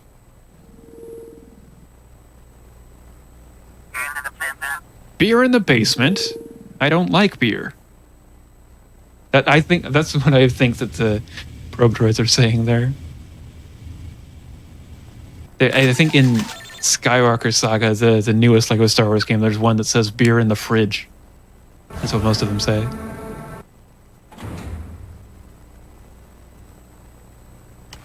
All right. Get ready to post your Fs in the chat for this guy. He's a very important part of this cutscene. However, the shock was too much.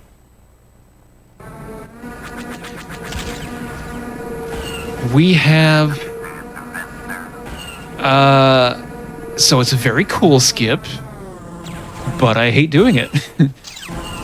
Yep. Oh, this is a good setup if you're going to follow me. Yeah, so what we're going to do first is we're going to lure this guy into the corner. No. Oh, okay. I got a chance. Alright.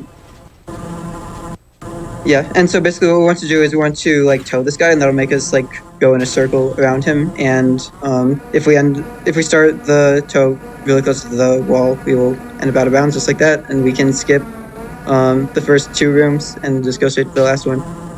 Exactly. Yeah, go ahead if you had anything else to say. Yeah, and so the way that lure works is basically by going backwards. Normally we're supposed to like be able to like they get pushed away slightly from us when we're like moving like forwards, but if we're moving backwards, they actually get pulled towards us, and that's how that lure works. Also, this RNG has been atrocious. I saw like no probe droids, and you can see on the bottom screen there's a counter. To end this room, I need to take out all the big walkers, the AT-ATs, which I've already done, but I still have 13 to get, and in a good run, I will already have all 20 probe droids done by the time I take out all the walkers. And like, where are they? Hello? This is atrocious. I don't think I've ever actually seen it quite this bad. Alright, you juked me. Yeah, alright. You're better than me, I get it. So, join me in my search for the remaining probe droids. I guess you just simply can't get a good out of bounds and then get good RNG here. Because like, I very rarely get a good out of bounds. But that small walker, I think that's the AT-ST, was in a very good spot to begin with. Oh, there you all are.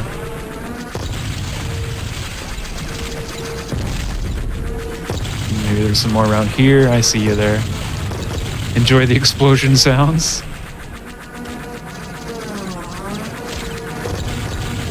And one more. Oh, okay. I didn't see it happen. And so, yeah, I didn't have a good reference for when this cutscene would start. We're gone back into the low cutscene skip game. That's unfortunate. Hopefully we'll pick that up again soon.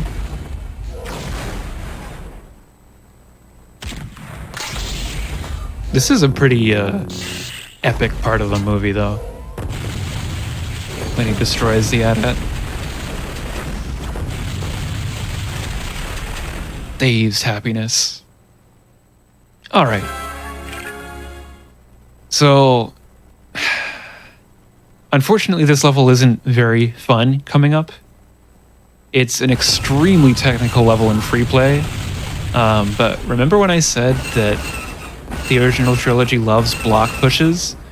There's like a block push in almost every room in this level, and free play skips every single one of them in a different way, and it's really cool. I do not get to do that, unfortunately.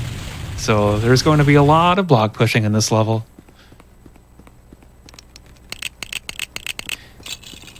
Yeah, there are ways probably, to. Yeah. Yeah, there are quite a few. Sorry. Go ahead. Sorry. Discord Go mode. ahead. I just wanted to say how you would skip them in each room, which I think you were going to say as well. So in that first room, you would clip through the ceiling, which is not done pretty much anywhere else in RTA. And in this one, you can do door clips, not here, so you'd have to do a different ice barrier clip in this one. Is that more or less what you were going to say, Magecar? I was going to actually say that in a task for story mode, you can skip this room, for example, by just doing a bullet boost clip similar to what we did in Mos Eisley Spaceport. All levels task when? Smile.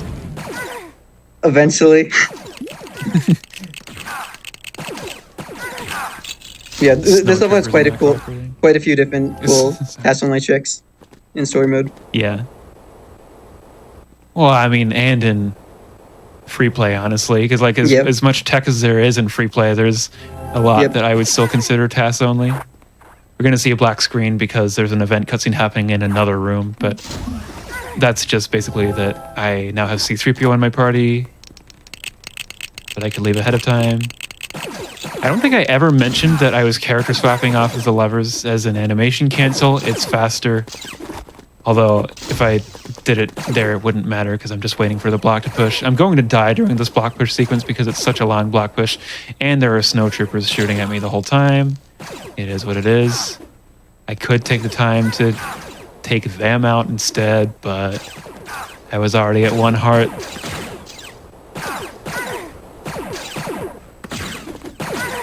These one, okay, because the event cutscene happened, the bullet went right through him. Axe.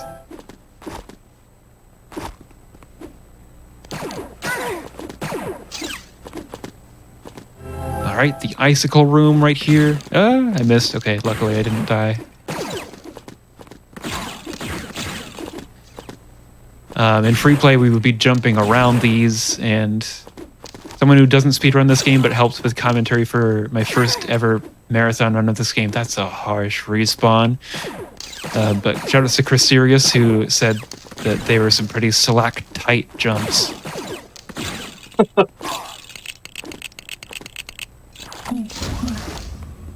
And guess what? More block pushes. To avoid this one in free play, you would just do a regular door clip with Yoda. Yeah. No way to avoid this one in story mode tasks, unfortunately. There is a mini skip after this one. Yep. Yeah, so we're going to push these blocks to get access to see these levers, which you're supposed to pull to open the second force field. What we're actually going to do is, these levers are positioned close to the ceiling, and so if we care so to get a slight height boost, we can land on them, and then now we're above the ceiling, so we can just jump into the... My timing is so off, so this isn't faster at this point. No, it's... But I would like to show it off. There we go. So now I'm in the ceiling, I could jump around. And I have to make sure that... So Leia has to cooperate a little bit. And then we can end the level from here. No, okay. Alright. Washed. Cutscene skip's not working. I'm going to take another drink.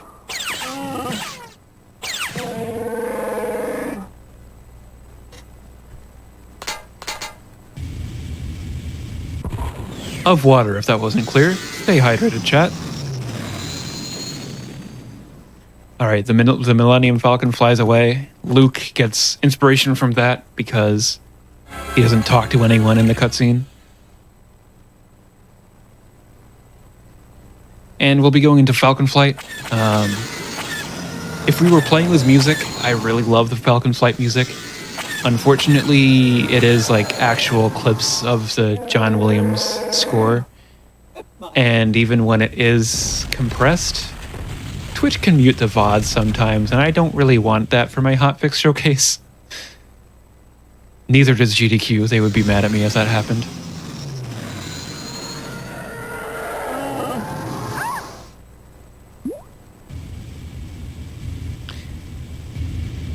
But, yeah, this is another case of infinite torpedoes makes it so much nicer because in this level, the only way to get torpedoes is by shooting the TIE fighters, and I would have been pretty lucky if I didn't have the extra for infinite torpedoes turned on because I got 3 right away, but it doesn't always cooperate.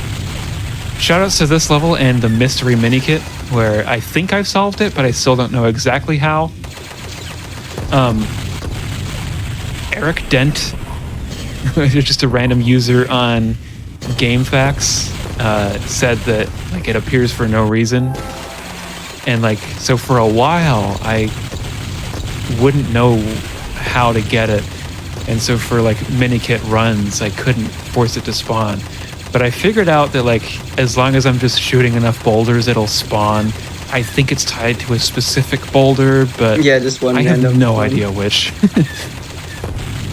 And I died, so I'm not going to have a queue for the cutscene skip, making things harder for myself when I'm already kind of off my cutscene skip game at the moment.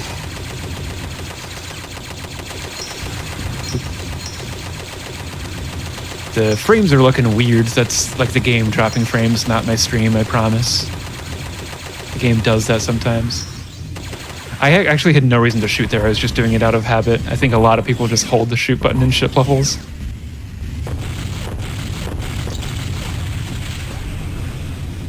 Let's see here. Nope. Still no cutscene skips in this episode. That's alright though, because we're going into one of the better levels. Only half of it is one of the better levels, because for the first half, we do not have access to the best character. However, for the second half, we will. Do you want to, Magecar, do you want to sing the Seagull song? I know you love to sing on stream. I do not have it memorized.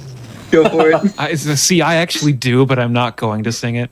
What we're talking about is coming up next is Dagobah with Yoda, and there is, of course, an amazing, amazing song called Seagulls Stop It Now, which is a bad lip reading of Star Wars The Empire Strikes Back. It's very beautiful. With Yoda. Rockin' and rollin'. I mean, if we're strolling down to the beach, is this the beach? Is this like green muck?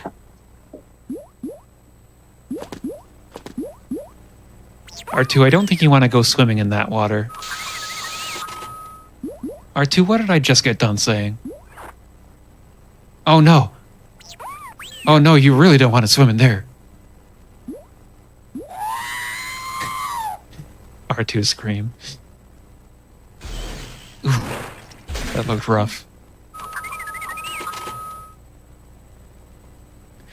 Alright, so at the start of the level, it's going to be a little bit of a slow start because I have to help R2 up, and he can't get up without these bridges. There is a warp that I'm hoping he does, but I don't know how to force him to do that. And he did. Alright. That's nice. Because he's very slow, so he shouldn't actually be that close to me. But it's a mini time save there.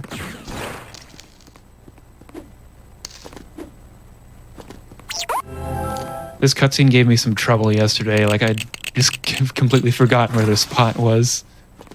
But yeah, we're going to the hut here.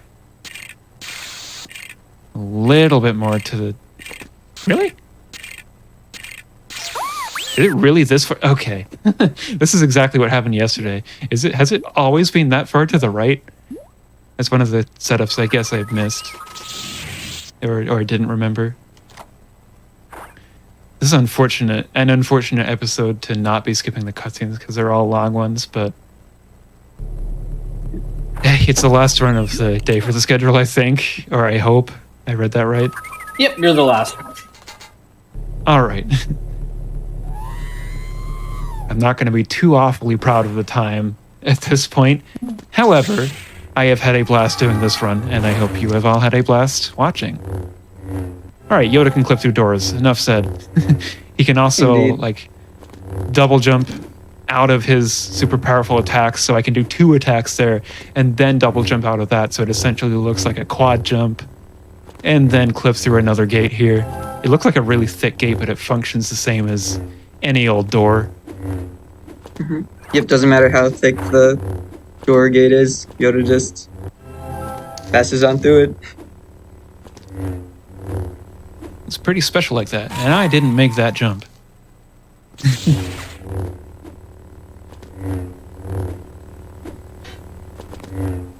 was a close call on that one too. I lost a lot of height in between the slashes. Coming up is the Dream Vader fight. I'm not going to fight Dream Vader because, silly devs, they put a door to end this level. Unfortunately, I have never found a way to make it physically possible to skip this cutscene, because you have to do the door clip inputs and then go to the start button. I've tried, but every time I try, I don't get the clip. So yeah, I more or less always just focus on the clip there. I physically cannot move my hands fast enough to get to the start button. At least on original hardware. I don't know if on any other DS models it might be a little bit easier. But yeah, for me it's not possible.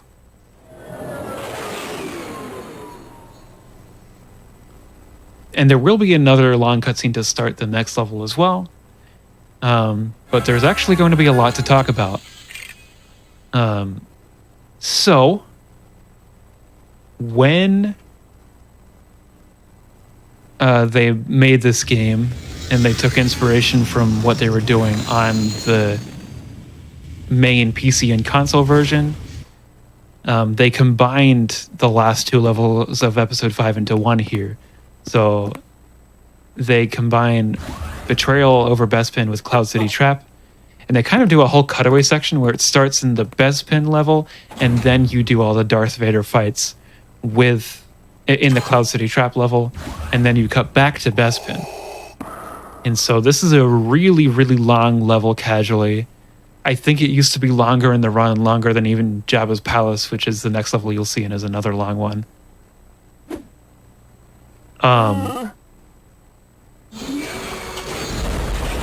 There were ways to speed it up along the way. This level's had kind of like its slow development of strats. And I haven't done like a marathon or showcase of this category outside of my channel since 2021. And in that last run I did, I accidentally discovered how to do a really big skip. And it looked really weird. I was kind of like, what the heck even happened right there? But I showed it to Magecar because I thought Magecar would know. And sure enough, Magecar knew how to use what we saw to skip the entire portion of the Cloud City Trap segment. So you will not be seeing Vader, and I forget who named it, but it's a very good name. Vader of Vader is the name of this skip. Yep. So what's going to happen here is, like before, we're going to try to improperly load another room. And so basically, for some reason, if we go slightly below this floor, the game will think we are in a different room, potentially. And so, by shooting the... Very nice. The blaster on the last frame before you touch the ground, you will load the other room. And then when you character swap, when a different room is loaded, that will change the set of objects that are loaded to, like, be the room that's now loaded improperly. And so, therefore, the door there will no longer It just be doesn't loaded. have collision. Yep. And right here, I'm going to go for a really cool trick. Let me up there. I'm going to get into the ceiling. I'm going to go around here. And this trick is a really sweet trick called I'm dead. I didn't mean to do that. Actually, yes, I did. I just went for a bit there. It didn't quite work. Because this is the same idea. I want to go to another room, walk through the door. I paused way too early for this. And I couldn't recover that. I paused way too early for that. But I walked through the door and ended the level early. A lot of chaos in that level. So if you do get the double cutscene skip at the end, that would make it so that the split is like barely even 3 minutes, including a 60-second intro cutscene, which is crazy. Because it went from the longest level in the game. All right, I got the second part that time at least. Yay. All hope is not lost. Okie dokie. We are going into the last episode. It's been fun. It's a pretty chill run, but it does show off like just about every piece of tech that this game has to offer. Yeah. And you showed off the infinite jump by getting into 1.5. True, not on purpose. There is another method which was discovered by Loki into getting into levels early. And it's kind of bizarre how we didn't find it for a while, but the method that they discovered is frame perfect, where you can use a Jedi to do a single jump slam onto the top of the cantina door number and then jump through the wall.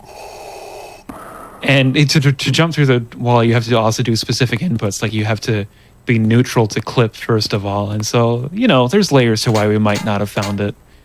But it does also feel like we should have found that a long time ago. And that makes it so that because the 90% rules say you have to see the credits from all 6 episodes, you literally just play the last level of each episode, and it's now less than 20 minutes at world record level.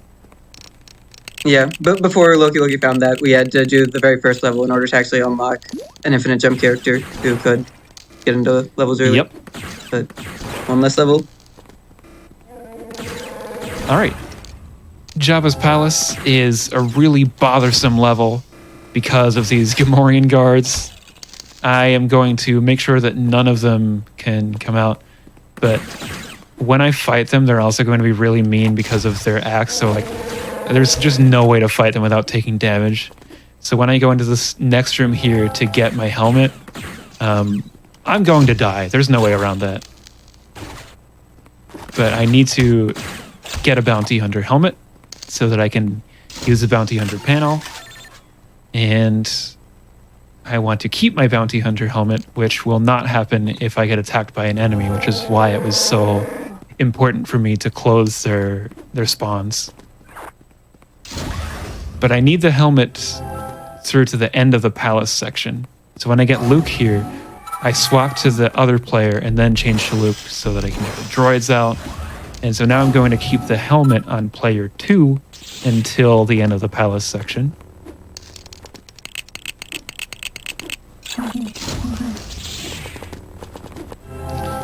And this room has a little skip where you're supposed to stay up on the ledges that you can see at the top of the screen right now.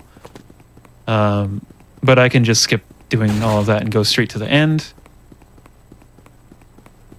And use these helpful containers to get up.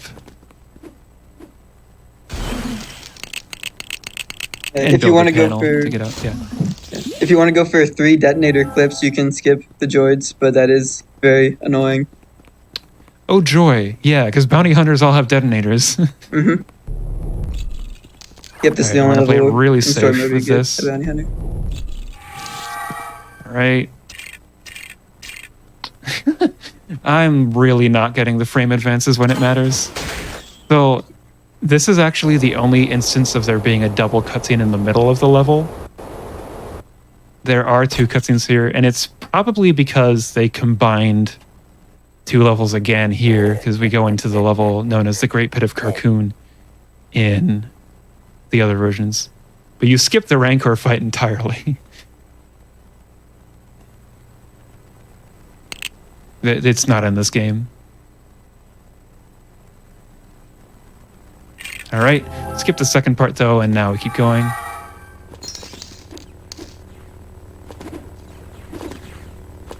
Over to Luke, he can clear these gaps. Now, I don't want to make excuses, but there's another cutscene coming up that just straight up is bad. It's so hard to skip because Baba's movement. Baba? People always call me out for how I say that. I think it's technically Boba. Yeah, I couldn't get it. Anyway, he goes down. And because we didn't skip this cutscene, we get to see a really hilarious burp joke. He does not make the burp sound in this game. You might see that tomorrow if you are able to tune in for Garrison Larison's run of Complete Saga Xbox.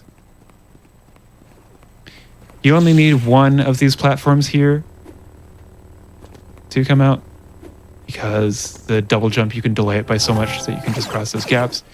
And then there's going to be a minor clip here where I can stand on the lever and just clip through the ceiling and bypass the door. And then it just like gives me 3 more characters. So this is the only part of the run where I have 7 characters at once. Doesn't matter. I'm sticking as Luke to just get to the far side. And then finally, finally a cutscene skip.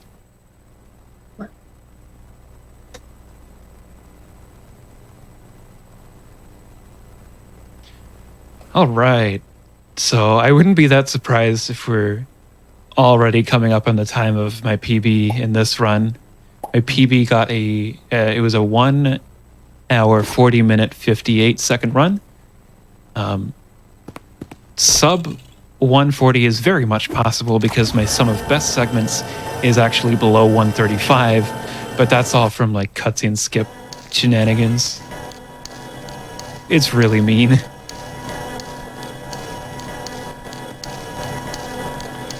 Speeder showdown here.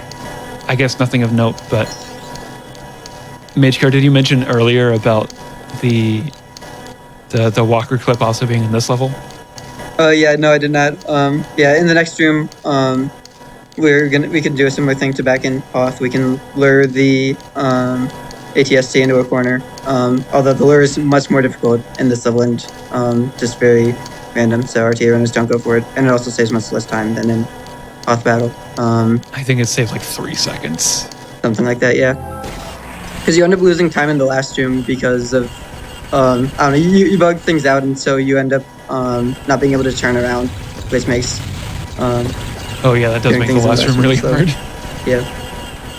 It's because the room that you skip is like a little chase section where you're not supposed to be able to turn around, but in these rooms I can turn around. Yeah. I don't want to though until the end. Now another chase section. This is what I was talking about. Oof, my voice is getting tired and it's breaking a lot. Yeah, you can't turn around in this section. You can like flip around and you can slow it down significantly. I think you can even move the screen backwards, which, you know, you might want to do if you were going for the mini kits in which you have to shoot down a certain number of scout troopers.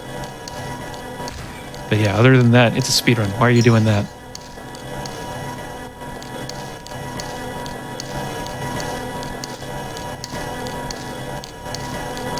Alright. Yeah, I got through the chase section without dying, which is very much easier said than done. Because if you crash into stuff, you're going to lose health. This is where I want to turn around, which is done automatically if I get to the far side. And that puts me behind any threats so I can take out these little blue canisters. Aww. Okay, I got the cutscene skip even without the visual cue. Alright, Battle of Endor. Another very good music that unfortunately we're not hearing. You want to hear a piano version of it? I actually made a piano version a long time ago of the Battle of Endor music.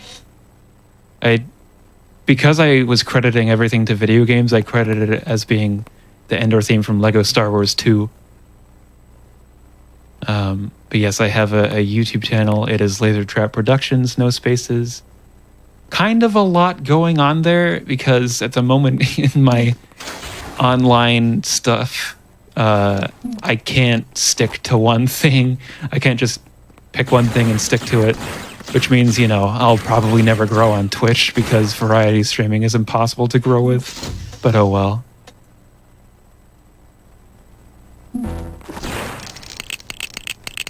Endor is it's a pretty cool level. It's much better in free play though. That's not gonna make it. I'm gonna save it a little bit. All right, coming up in this next room, I am going to do something that looks really silly. Well, Han has to target those first. I'm going to shoot player 2. I don't know if that worked. It felt a little weird. But hopefully I stored the death frames.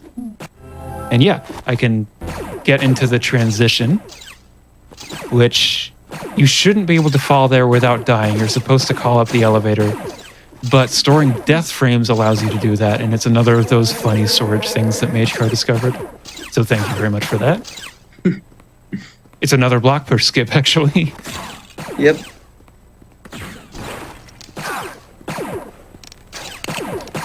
In free play, we would be using Yoda to go over this fence. It's not free play. We have to lower the fence the normal way. And now we have a really annoying part of the level, actually.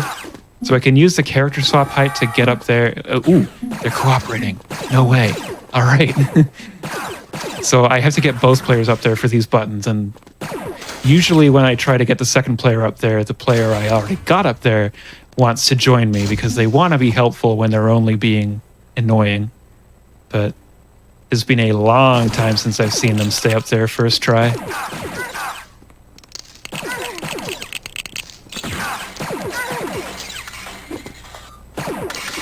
Now I just have to get into the bunker. Cannot skip this block push, unfortunately, in story. But because it's a door, and you hopefully saw what Yoda did earlier, you might be able to imagine that Yoda doesn't need to push blocks.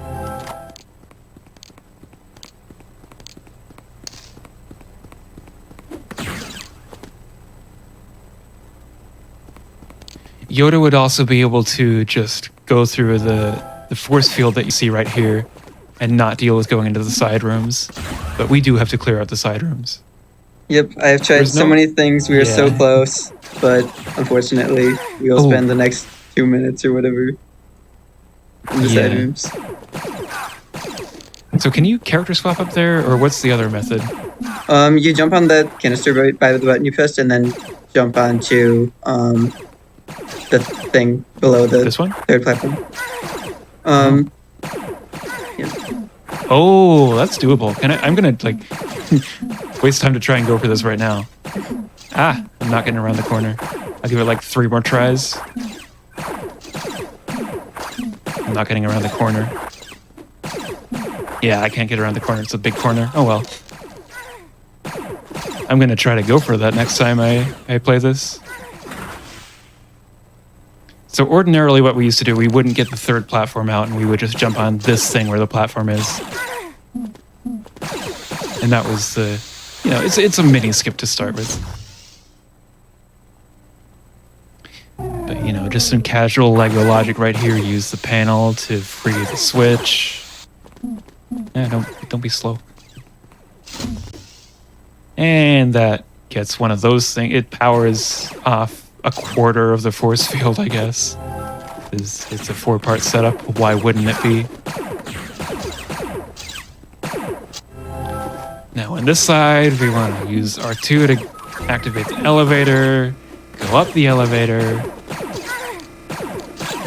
use the 3PO panel so that force field is deactivated.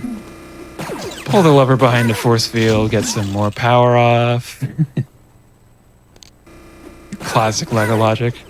Use R2 to fly over here and use the R2 panel so that a crate drops. That's unique. build the travel chute that small characters can use. Wicket is an Ewok. Ewoks are small. Character swap to end that animation early. You know, a nice chill time. And now that force field is deactivated. No, it's not deactivated yet. I misspoke. I have to wait for Wicket because the AI swapped to him. The force field isn't yet deactivated because to do that, these levers had to be activated and they weren't activated yet, but now they are. And I died before I could end the level. Just barely too late in that cutscene. This one isn't too long though.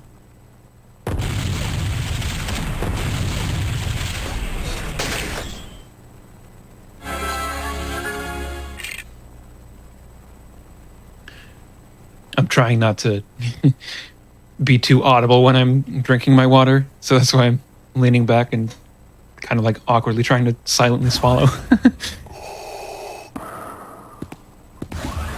All right, 2 levels to go.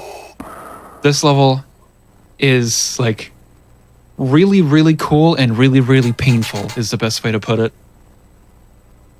It's like never cool to you in a story situation because there aren't as many skips you can do. But you should absolutely check out what free play can do in this room.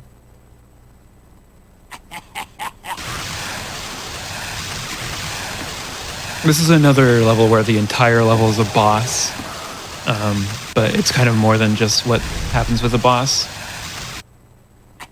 And it's a unique one because the Emperor with his Sith lightning is going to get you stuck, and then you have to slash, and then, all right, I'm going to try to go for some cycle skips here to skip the lightning. There we go, that's 1. Ah, okay. Couldn't swap fast enough, but I got 1 lightning skip there. In free play, if you have 2 Yodas, you can actually skip all of those lightnings there. I'm just going to get rid of these guys so that the AI doesn't mess with them, because I had a really long period of waiting for the AI yesterday that I would like to not repeat today.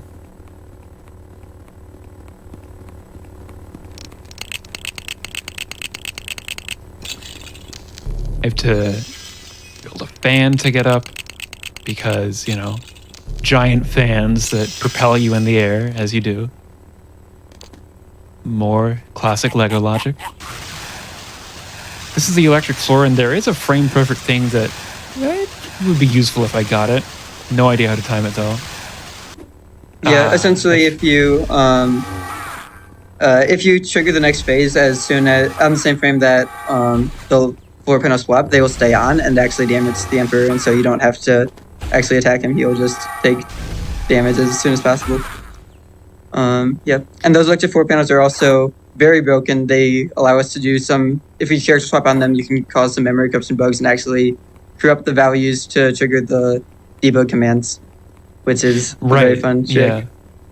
So Machikar has theorized that with memory corruption, you could like probably even do an ACE, arbitrary code execution.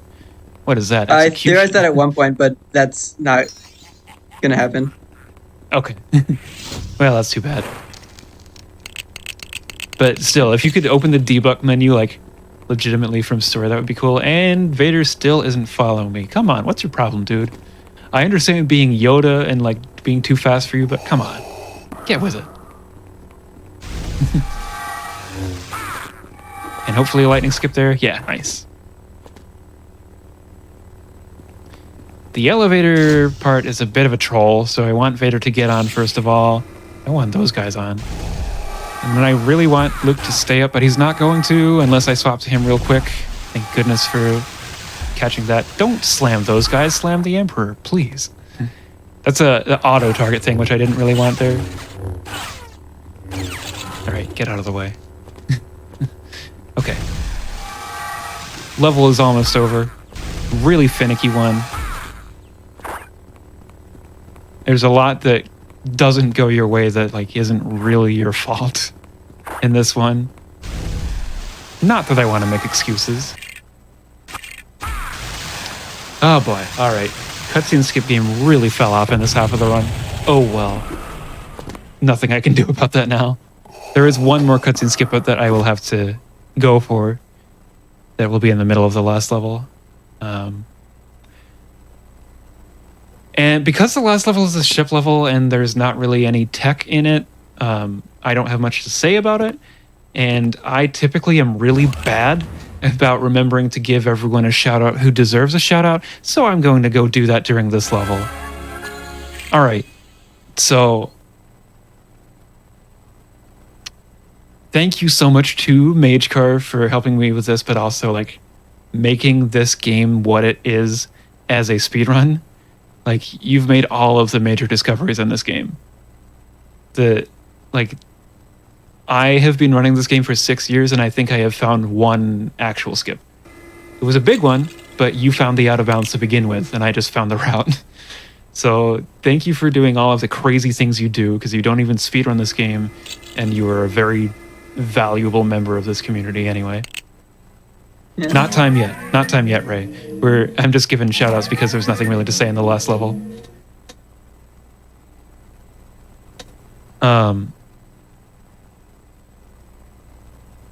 So yeah, Shemcat and Zelda Cube, 2 huge top runners that have been my competition. Nuxmaster as well. And Flaming Laser, who has a sub 20 in any percent, which I haven't done yet. I don't like any percent. It's a dumb category. As much as I love this game, it's my favorite speedrun of all time. Any percent's kind of dumb.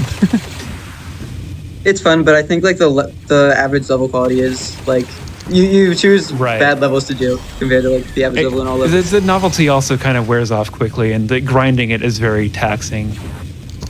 I think we're coming up on the Still a pretty good run though, I would say. Last cutscene skip here. I got it, yay! And so time will be in like a minute or so.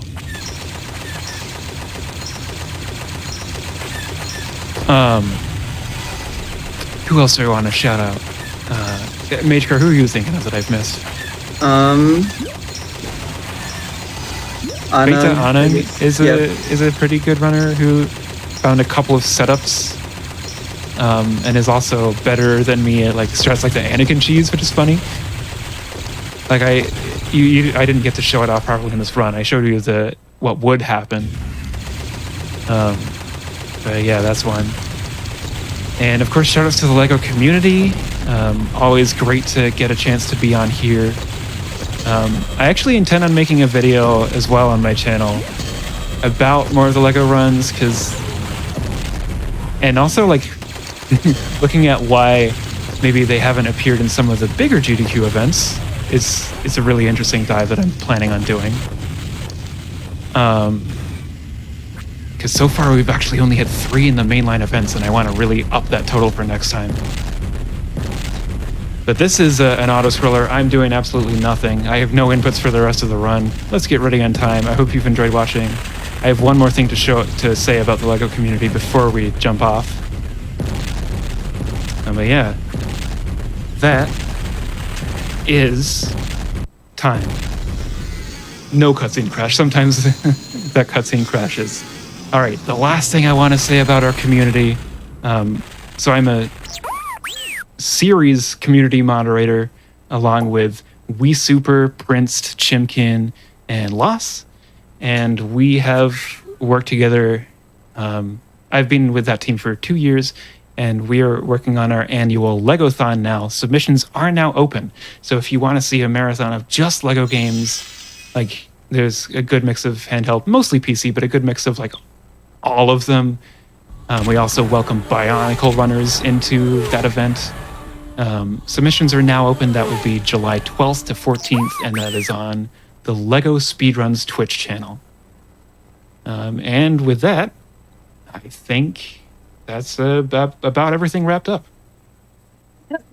Thank you both so much for being on, for showcasing this run. Everybody give both of these two a follow. They definitely deserve it. Thanks for having us.